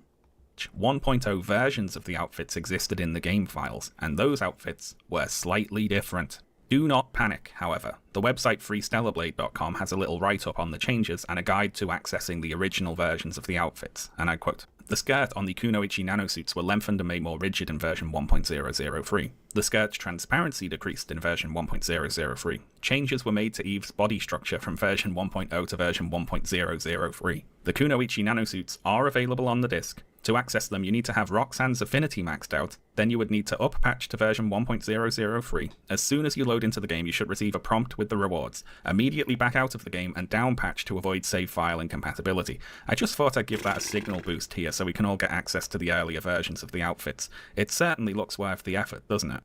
Now, this patch also added in 2 other outfits for Eve, Midsummer Alice and Midsummer Red Hood. They did turn Sonic into a woke liberal. Look at him. Fucking woke piece of shit. DEI hire. This is white replacement by the Blue Man. The Blue Man Group. Yeah.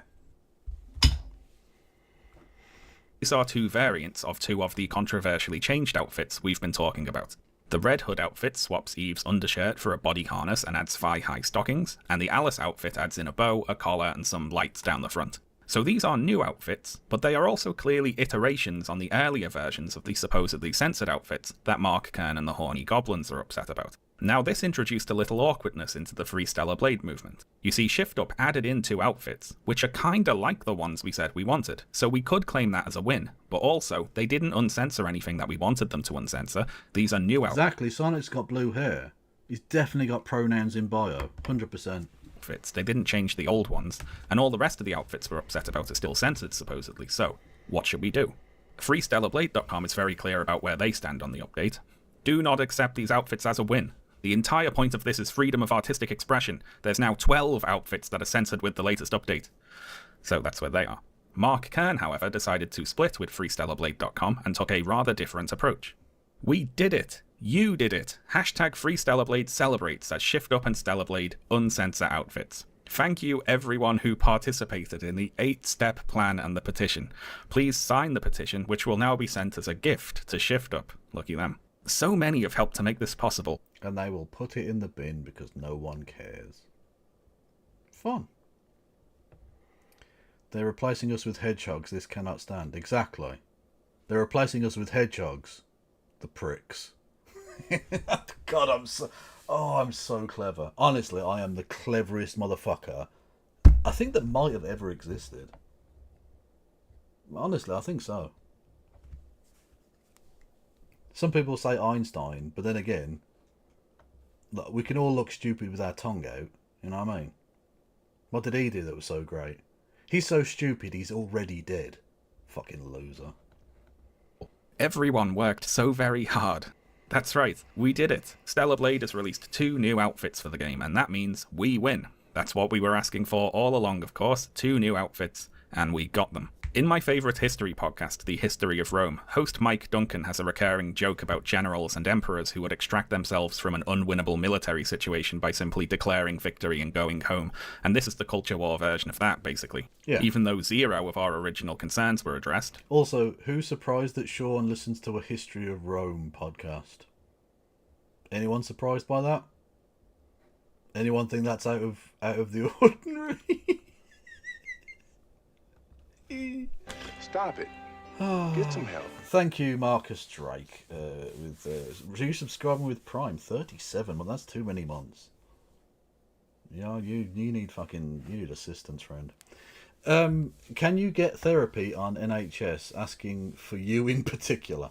You can't really get anything on the NHS anymore. The Tories have destroyed it. So no is the answer. No. I just can't. I don't get the outfits are sexy, so why are they mad if they want to see women naked? They can go and read Playboy. That's my argument, right? If you want to go and watch pornography, go and watch pornography. It's not like we live in an age where pornography is difficult to find. It has literally never been easier to access in the history of our species. No more jerking it to fucking cave paintings like 10,000 years ago. No. You can find all manner of grotesque things if that's what you're into online, right?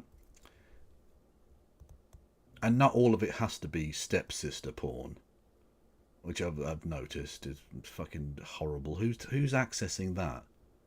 Who's accessing the fucking incest stuff? Very weird. Anyway. Don't worry, Kev. Enough. I am Marcus's support straight, and he's doing mostly fine. Thank you, Lord Fritos, for being both French and a support straight. That's always good. Anyway, yeah, if you want to go and watch porn, go and watch porn. If you want to play video games, play video games. If you want to listen to music, listen to music. Not everything has to just be tits everywhere.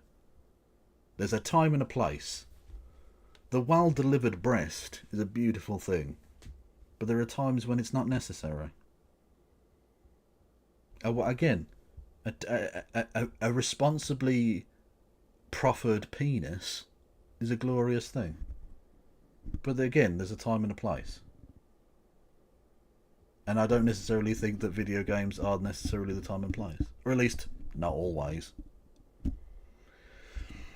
Or if you're near Birmingham, you can go to the Extasia Hotel and Club, I imagine. I don't know what the fuck that is. I've never heard of it. What if you want to appreciate some cock? Again, if you want to appreciate some cock, it has never been easier to go out and see pictures of cock. It's fucking everywhere.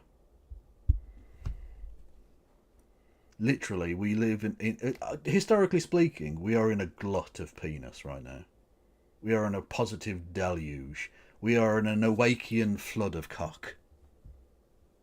Just saying. Thank you, Lord Fritos, for with your 200 bitty bits. That means we're on a third hype train of the evening. Good God, you people are fucking amazing.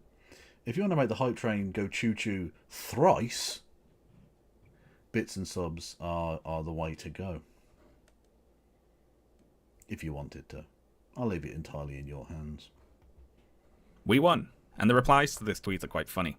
We've won nothing. The original censorship is still there, but they've won from your reaction. No, they know they can bribe us and distract us. Your reaction means we've lost. You are wrong, they added outfits in order to distract from your real intention, which is that they are actually just keep spitting on the fans by continuing to censor the game diligently.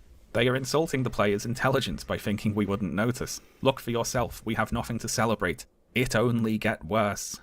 Discord in the ranks here. Now, the Ooh, latest no. twist in this tale is that ShiftUp recently went public and posted a job listing for an investor relations manager. Kitty One of the... Give Kevin money. Oh, thank you. Thank you very much, Wayward. I appreciate that. If we get to level 2 of the hype train, I will... I don't know what what will I do? What will I do, chat? I'll tell you what I'll do. If we get to level 2 of the hype train, I'll have an existential breakdown about not knowing what to do. About feeling listless and not having goals in life. So basically just your average millennial day, really. The duties of which is overseeing the publication of ESG reports. Now, you might Thank say, you, Dingus Sean, Van Sant. I don't know what that is, or how it could possibly matter. But no, it does matter, it turns out. ShiftUp sells out and embraces ESG. Stellar Blade is doomed. Stellar Blade developer ShiftUp goes public, will now publish ESG reports. Stellar Blade sells out to ESG. ShiftUp goes public and becomes compromised. And so on and so forth. Also, this news led Mark Kern to rather dramatically declare that ShiftUp has fallen. After... So we were doing jokes about the West has fallen. No, because they're a joke, right? These right-wing fucking griftoids, they're like a very easily predictable, farcical joke. And he literally comes out with shift has fallen. Fucking Jesus Christ.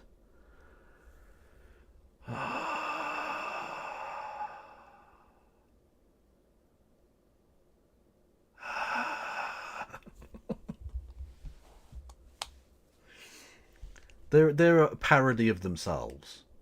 They really are. They are a fucking mockery of their own existence. It's very sad.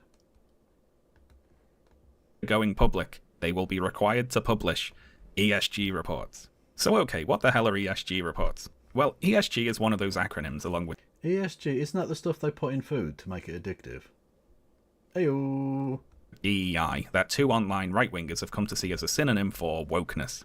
It stands for Environmental, Social and Governance, and ESG reports basically detail the environmental and social impact of the practices of the company. Now, I have my own Thank you, Madcat, for gifting a sub to Raven the Dark Maiden. Much love,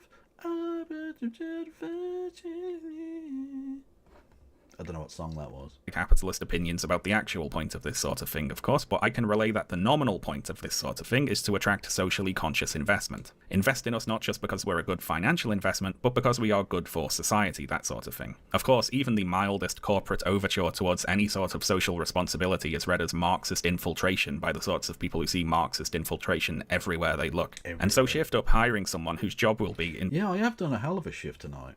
I mean, it's not Hassanian, whatever. It's not like a 12-hour, 14-hour shift like he does, but it's, you know. Yeah. No, it's the football club from Paris. That's PSG, you silly sausage. You silly. As friends rusted a football joke.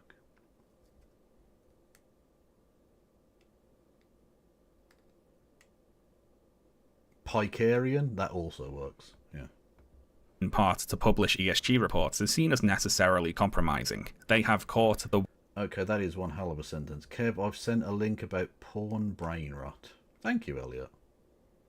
I don't know what to do with that. Is that on the Discord? I'll check it out tomorrow if it is. Woke mind virus, in other words. Alas, they were supposed to save our culture with their video game bikini ladies, but it... What does PSG stand for? It stands for Paris Saint-Germain.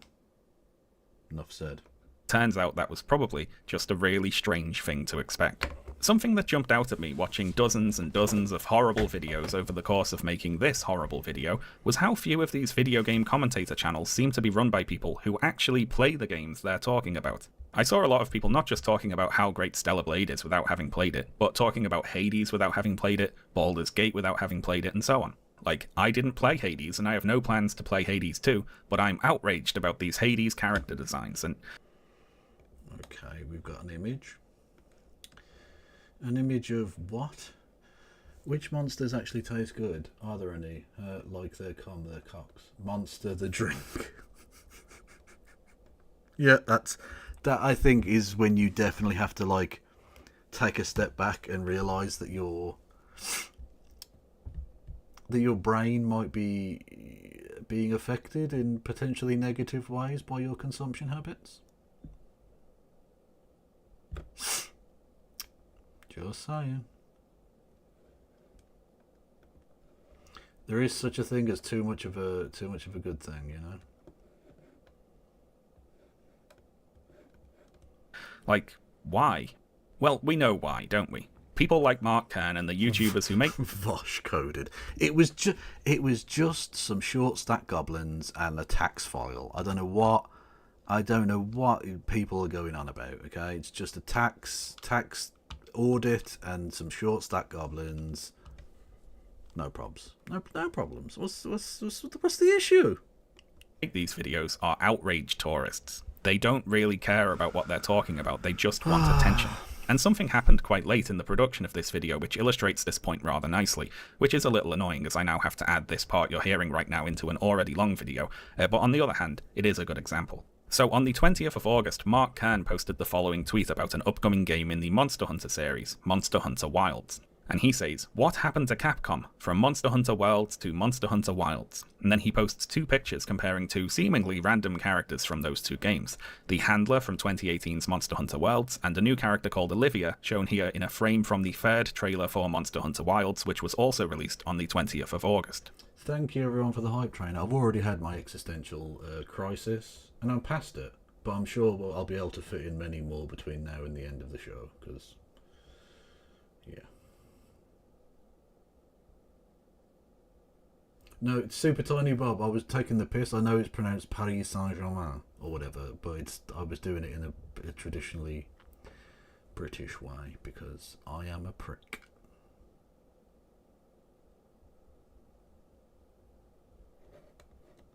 The intent here was obviously to get another "they're turning the beautiful ladies into..." Although I have to say, Americans calling it Notre Dame instead of Notre Dame is just... honestly makes me want to Roblox everyone in the world. Ladies discourse cycle started, but this one was thankfully killed before it got off the ground.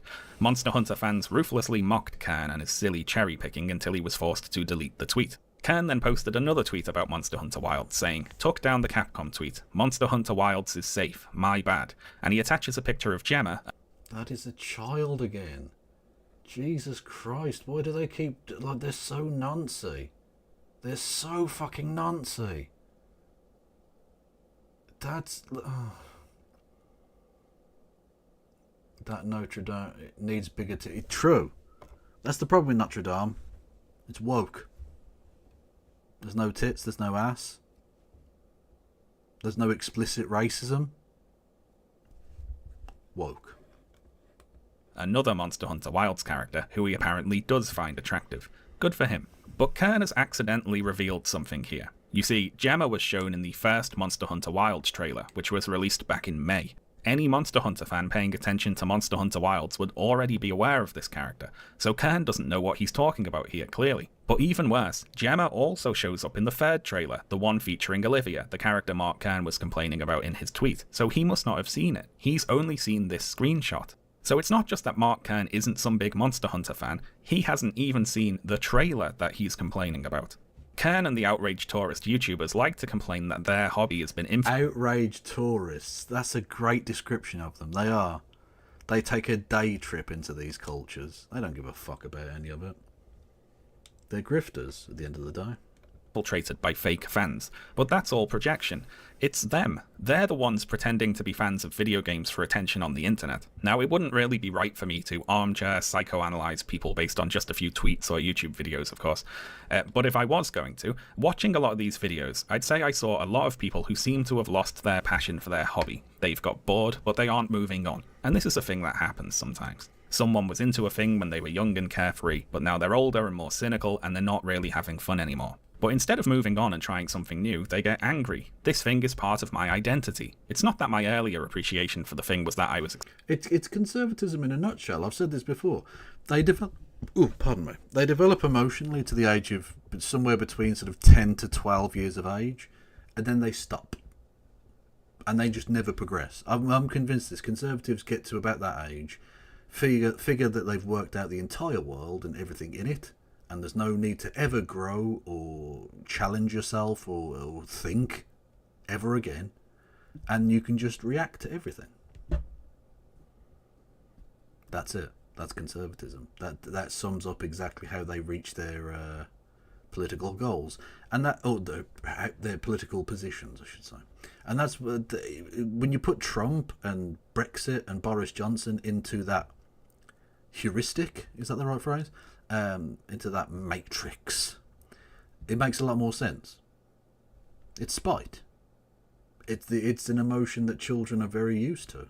It's a thing that they can reflexively, spiral off. Spite and hatred.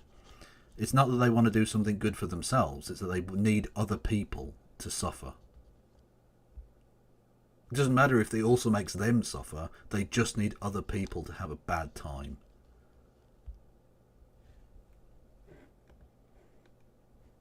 Fucking shithouses.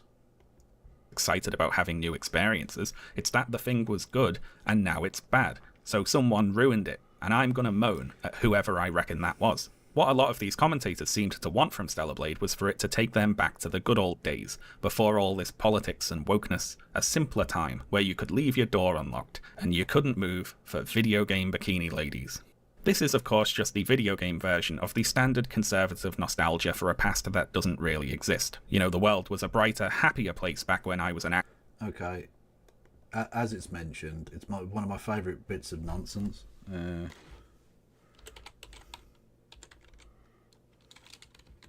Frankie Boyle, the good old days. Frankie Boyle is a controversial comedian. I'll just say that.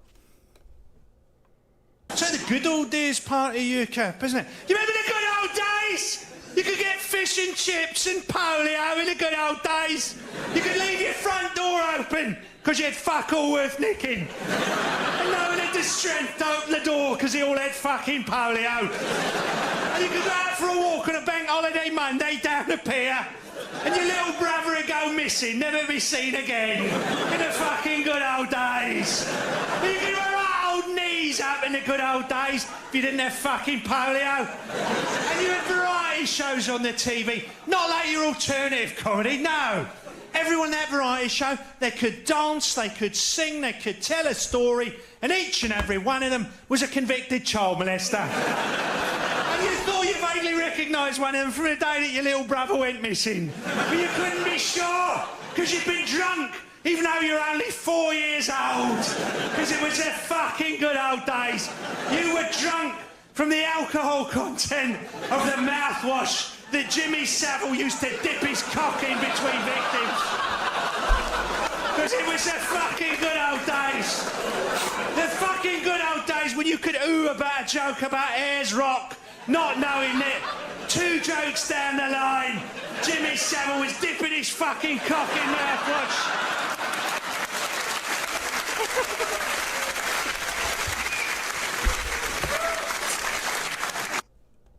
For anyone who understood that, you're welcome, and for everyone else, don't worry about it, it's fine. Actual child and didn't have to pay rent or know about wars, what a coincidence. For any of these people who are watching this video and have actually stuck around to the end, which I seriously doubt, I'm going to do a bit of a selfless public service right now and go back over what we've talked about today and explain what was actually happening. Okay, so first of all, individual video game journalists are not generally in the business of trying to destroy video games. Reporting on video games is how they get paid, after all. This is woke. They might call certain games or gaming tropes bad, but that's just their own opinion as critics and reviewers. They're not trying to hurt you. It's got nothing to do with you, in fact. They're actually trying to make games better, according to their opinion of what better is anyway, but that's not to spite you. Again, it's got nothing to do with you. That's just what their opinion is. Next, big mainstream video game journalism outlets are not generally in the business of trying to destroy video games, especially video games from big publishers like Sony. They make money from running ads on content related to game releases. IGN, for instance, makes guides and videos about Thank you for the suggestion, Marcus. I may just take you up on that. Stellar Blade. That's part of how they make money. For this reason, mainstream journalism outlets actually tend to be rather generous with review scores for big game releases, because publishers pay to advertise on their platforms, so they have an incentive to stay on friendly terms with the publishers. And of course, if a mainstream journalism outlet was trying to destroy a video game, they wouldn't bury that attempt in an otherwise positive demo preview on a single foreign language website, would they? Next, if a video game company does censor violent or sexual content, it is vastly more likely that decision is being motivated by getting particular ratings from media ratings agencies, rather than anything to do with some... Yeah, Officer Jim speak. If you could try to do less Fed posting in future. I'm on to you, James. Amorphous idea of wokeness, i.e. it's mostly being driven by older socially conservative people and capitalist financial incentives, not blue-haired feminists on the internet. If some ratings agency says you need to tone down the violence or sex or change the blood to be green or whatever, or you don't get to release in our country and therefore potentially lose profits, some companies will do it. But that's got shit all to do with wokeness. And that's the next point, of course. There wasn't some big woke mob push to ban or censor Stellar Blade. A couple of journalists criticised some aspects of the character designs in the game, because it's their job to give their opinions about video games, and that is the full extent of what actually happened. That's literally there. it, by the way. The narrative about the woke mob coming for sexy ladies in video games used to be built on cherry-picking and misrepresentation, only watching very particular sentences of Anita Sarkeesian videos and the like. Oh god, yeah. Every time she released a video, you knew there were going to be 200 videos going, she's an evil bitch, within like half an hour of it being released. Sometimes their videos would be up before they could possibly have fucking, viewed the whole thing.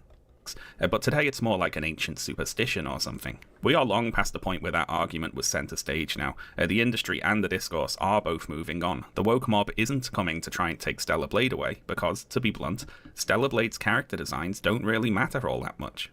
The argument really was about a lack of diversity in character designs, and Stellar Blade's style of character design just isn't as prominent and overrepresented as it once was. This isn't a two-sided culture war battle anymore, if indeed it ever was. It's the outrage tourists versus their own imaginations. Next, I have a note about concepts of attractiveness here. Now, this goes beyond the remit of talking about video games, of course, but watching all these videos, I heard a lot of talk that was very obviously coming from people who just assumed that they were the default type of person, and that only people who are like them play video games, and furthermore, that any attempt... Oh, this is fucked up. I didn't know this had happened. A person I've raided into several times, a good egg, Adrian Vixen, Twitch has banned me indefinitely for an emote, apparently showing Luigi Mangioni's face is terrorism. That's fucked up. That's extremely fucked up. It's an emote, chill. Like, if the emote's bad, take the emote down, I guess.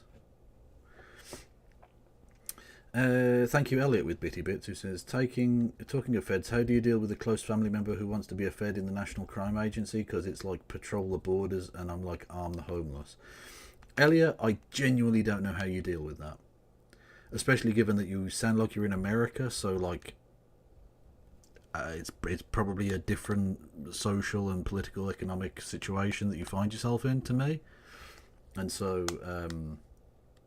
yeah, I wish I could give you some advice. Talk to them, I suppose, is the best thing. Try and convince them that what they're doing is, not in their own best interests, I guess. Like, I know that's really dumb advice, but... Oh, not dumb advice, it's boring advice.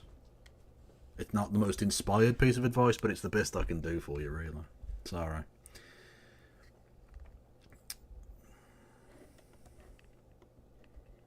To appeal to people who are not exactly like them must be some evil scheme or other.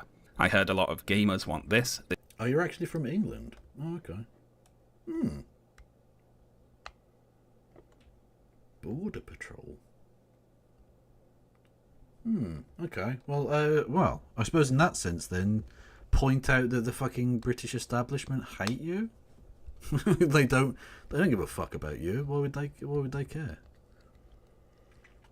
Like, yeah, I just point out to them that the British establishment is like fucking corrupt as anything. I mean, I suppose that would work as advice for Americans as well, but like, I feel more confident in saying that about Britain, I guess. I don't know. Cartels seek out the border patrol agents. Well, to be fair, we don't have quite the same problem in terms of cartels, especially because our ports are really porous. So they don't need to, like, there aren't coyotes dragging people or fucking bags of cocaine across. They just drive it across in lorries. I don't give a fuck. The police in Britain are just so phoning it in, it's untrue. This is what gamers want to see, when what they really mean is, this is what I want to see. It's a very basic point, but there is a much wider range of what people are attracted to than what you're attracted to or what you see as the default. There are people who are attracted to a whole range of appearances, body types, fashions, whatever else, and some of them are even attracted to that part of the range that is more traditionally considered to be unattractive, something which a lot of the people whose videos I was watching could probably stand to appreciate a little more, shall we say. Because they're ugly cunts. I get you. Also, when you see big corporations diversify their products and publish reports about the social impact of their activities and market their products to multiple target demographics, do you know why they do that? Well, this is the thing. The UK didn't really get defunded as such, Maranaka. They just got their money taken away from them a bit. But the whole point of defunding isn't just cutting police budgets. It's using that money to, like, fund mental health care and, drug clinics and stuff, treating things that should be a medical problem as a medical problem rather than, like, as a criminal problem. But we didn't do that bit. We just cut police funding and then didn't do anything. Brilliant. Thanks. Yeah, that's going to work out superbly, I'm sure. Oh, no, it didn't. No, it didn't. It's to make money. Big corporations aren't trying to usher in some Marxist takeover of society. No, that's fair, Maranaka. Unfortunately, they're trying to get paid, so they market their products to appeal to a wide variety of people. What you see as going woke is when it comes to big corporations. Oh yeah, lorries are semi-trucks, yeah. I forget there were Americans watching, even though literally at this time of night all the Britons have gone to bed. So it's just Yankoids at this point, I think. And my English friend here. Mostly just a profit-motivated diversification. They want diverse demographics to feel included, sure, but that's because they want to sell products to those people. There's no need to go on the hunt for the shadowy Marxist puppet masters pulling the strings of society when actually the things that you're annoyed about are being caused by boring old capitalist economic incentives. The right are in kind of an awkward spot here because of course they can't say they think capitalism is bad, but also they hate diversity. So if a profit-motivated capitalist corporation diversifies its products to target a wider audience, they're kind of in a bind. They can't call that out for what it actually is, so they have to sub in the spectre of communism and blame that instead. Not to go off on another tangent right at the end here, but I guess part of the issue is that the right see capitalism as something close to human nature, the system that best reflects humans at their default. And I suppose if you believe that, and also you're socially conservative, you'd expect capitalism to produce products that were narrowly targeted towards each type of person, and those products to be consumed by that type of person. And of course, the gamers we've been talking about today thought that video games fulfilled that role for them. So faced with inclusive media featuring a diverse cast of characters targeted at a wide range of different people and that media being successful, that's a challenge to the whole conservative worldview right there. Probably even more so in the cases where the diversity is merely profit-motivated tokenism, because that communicates that even the cynical capitalists have calculated that enough people like diversity to justify making diverse products. If there was more money in producing only regressive, non-inclusive, narrowly targeted content, they'd be doing it, but since they're not, that means the conservatives must either be wrong about people or wrong about capitalism. But that can't be true, so enter the cultural Marxist puppet masters perverting the true course of history or whatever. Now, the annoying thing here is that this push to make products that appeal to different demographics is one of the more benign economic incentives driving corporate decision-making. But some other economic incentives really are hurting gaming. Right now, a lot of gaming conservatives have the strange idea that if a game or gaming company or journalism outfit fails, it's only because it's gone woke. This is a worldview sustained with a constant regimen of confirmation bias, where all examples... Yeah, it's all confirmation bias. Everything that fails is woke and everything that doesn't isn't. They literally, like, a lot of them will wait to see whether a movie does well or not. And if it flops, it was woke. And if it does well, it was not woke. Literally just, heads they win, tails you lose, you know? Fucking idiots. Don't work are either ignored or attributed to conspiracy theories. But in truth, it often doesn't matter how well things are doing. You can have the most profitable or critically acclaimed gaming company or website in the world, and it can still be destroyed from the top down by finance people who care more about the next quarter's profits than any sort of long-term sustainability. We've seen companies broken up, sold for parts, the employees all fired or poorly replaced by air quotes AI. We've seen games ruined by pay-to-win mechanics, arbitrary microtransactions, and other predatory monetization schemes. We've seen CEO payouts skyrocket while their employees, the ones who actually make the games, can get laid off at a moment's notice. These are the actual things that are hurting the games industry. Anyway, I'll wrap up today with a message to Mark Kern. So, Mark, you can't just hitch your culture war wagon to whatever new game is passing by and expect that to reset media back to how you thought it was 30 years ago. Obviously, it's not going to happen. It's not possible. And if you think I'm wrong there, and it is possible for a video game to do that, you are supposedly a video game developer. You are allegedly making a video game, if you can remember. So why don't you be the change you want to... Yeah, Alex, it's all a bit, we were never at war with East Asia. We were always at war with Eurasia. Anyone who says otherwise is against the party. See in the world. That's right, I just quoted from George Unwin's 1986. You're very welcome. Listen to the people who, for some reason that I do not understand, actually still look forward to Ember. If all you do is react in the culture war, you lose. You're not going to get anywhere by just complaining about how the tide is turning against you. You need to create your own things. And not just for silly culture war reasons. You have taken a lot of money off people with assurances that you would make a video game. But Grums is much too busy, of course. You see, Subnautica 2 has some characters who aren't white in the trailer. He doesn't like the new Tomb Raider cartoon. The next Assassin's Creed game has a black character in it. Hephaestus from Hades 2 is in a wheelchair. Oh, we did this one. Just the same old rubbish over and over again. The grift economy grinds on, and poor old Stellarblade, once the centre of attention, is now all but forgotten, as all these new grifts will be too in time, to be replaced with newer, equally pointless ones. Each piece of media being examined with fickle and fleeting attention, scanned at the surface level solely for the purpose of sorting it into one of two categories, the sole determinant of worth: woke or unwoke. What a shallow and frustrating way of engaging with art, using up your limited... It's a pathetic way of engaging with life. ...time on the earth to experience it. Anyway, thanks a lot for watching today, folks, and thank you especially to all of my supporters over on Patreon. Patreon supporters get early access to all my videos, so if that's something that interests you, I'll leave a link in the description for you to check out. Okay, that's all from me today, folks. I'll see you next time. Bye. Bye. Well, that was exceedingly long, wasn't it? Oh, that's... Oh, no, that's a... Oh, no, where did that come from? That's terrible. Oh, no. Whereas this is much nicer. I love playing this at the end because there are people that weren't around at the start to see the horror. So it's always good to have my opening meme at the end. It's a double. It's a twofer. You know? Just let that sit on the screen for a second and then everyone can enjoy at their leisure.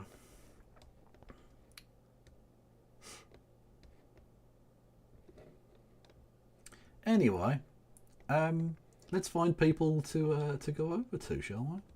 On the YouTubes, I'll find someone. There's always someone going. Although it is Boxing Day, so who knows?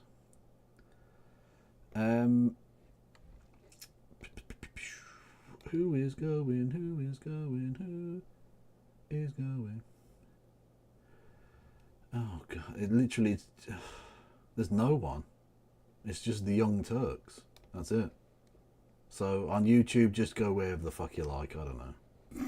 I haven't got a fucking clue where to send you. And on twitch.tv who's going? Hassan's going, but I'll be honest with you, don't think he needs my views. Oh my God, Wick still exists. Oh no. We mentioned Stephanie Sterling earlier. And as they're going, I think I'll go over to Stephanie Sterling. Yeah. Although they're still called Jim Sterling here, but whatever.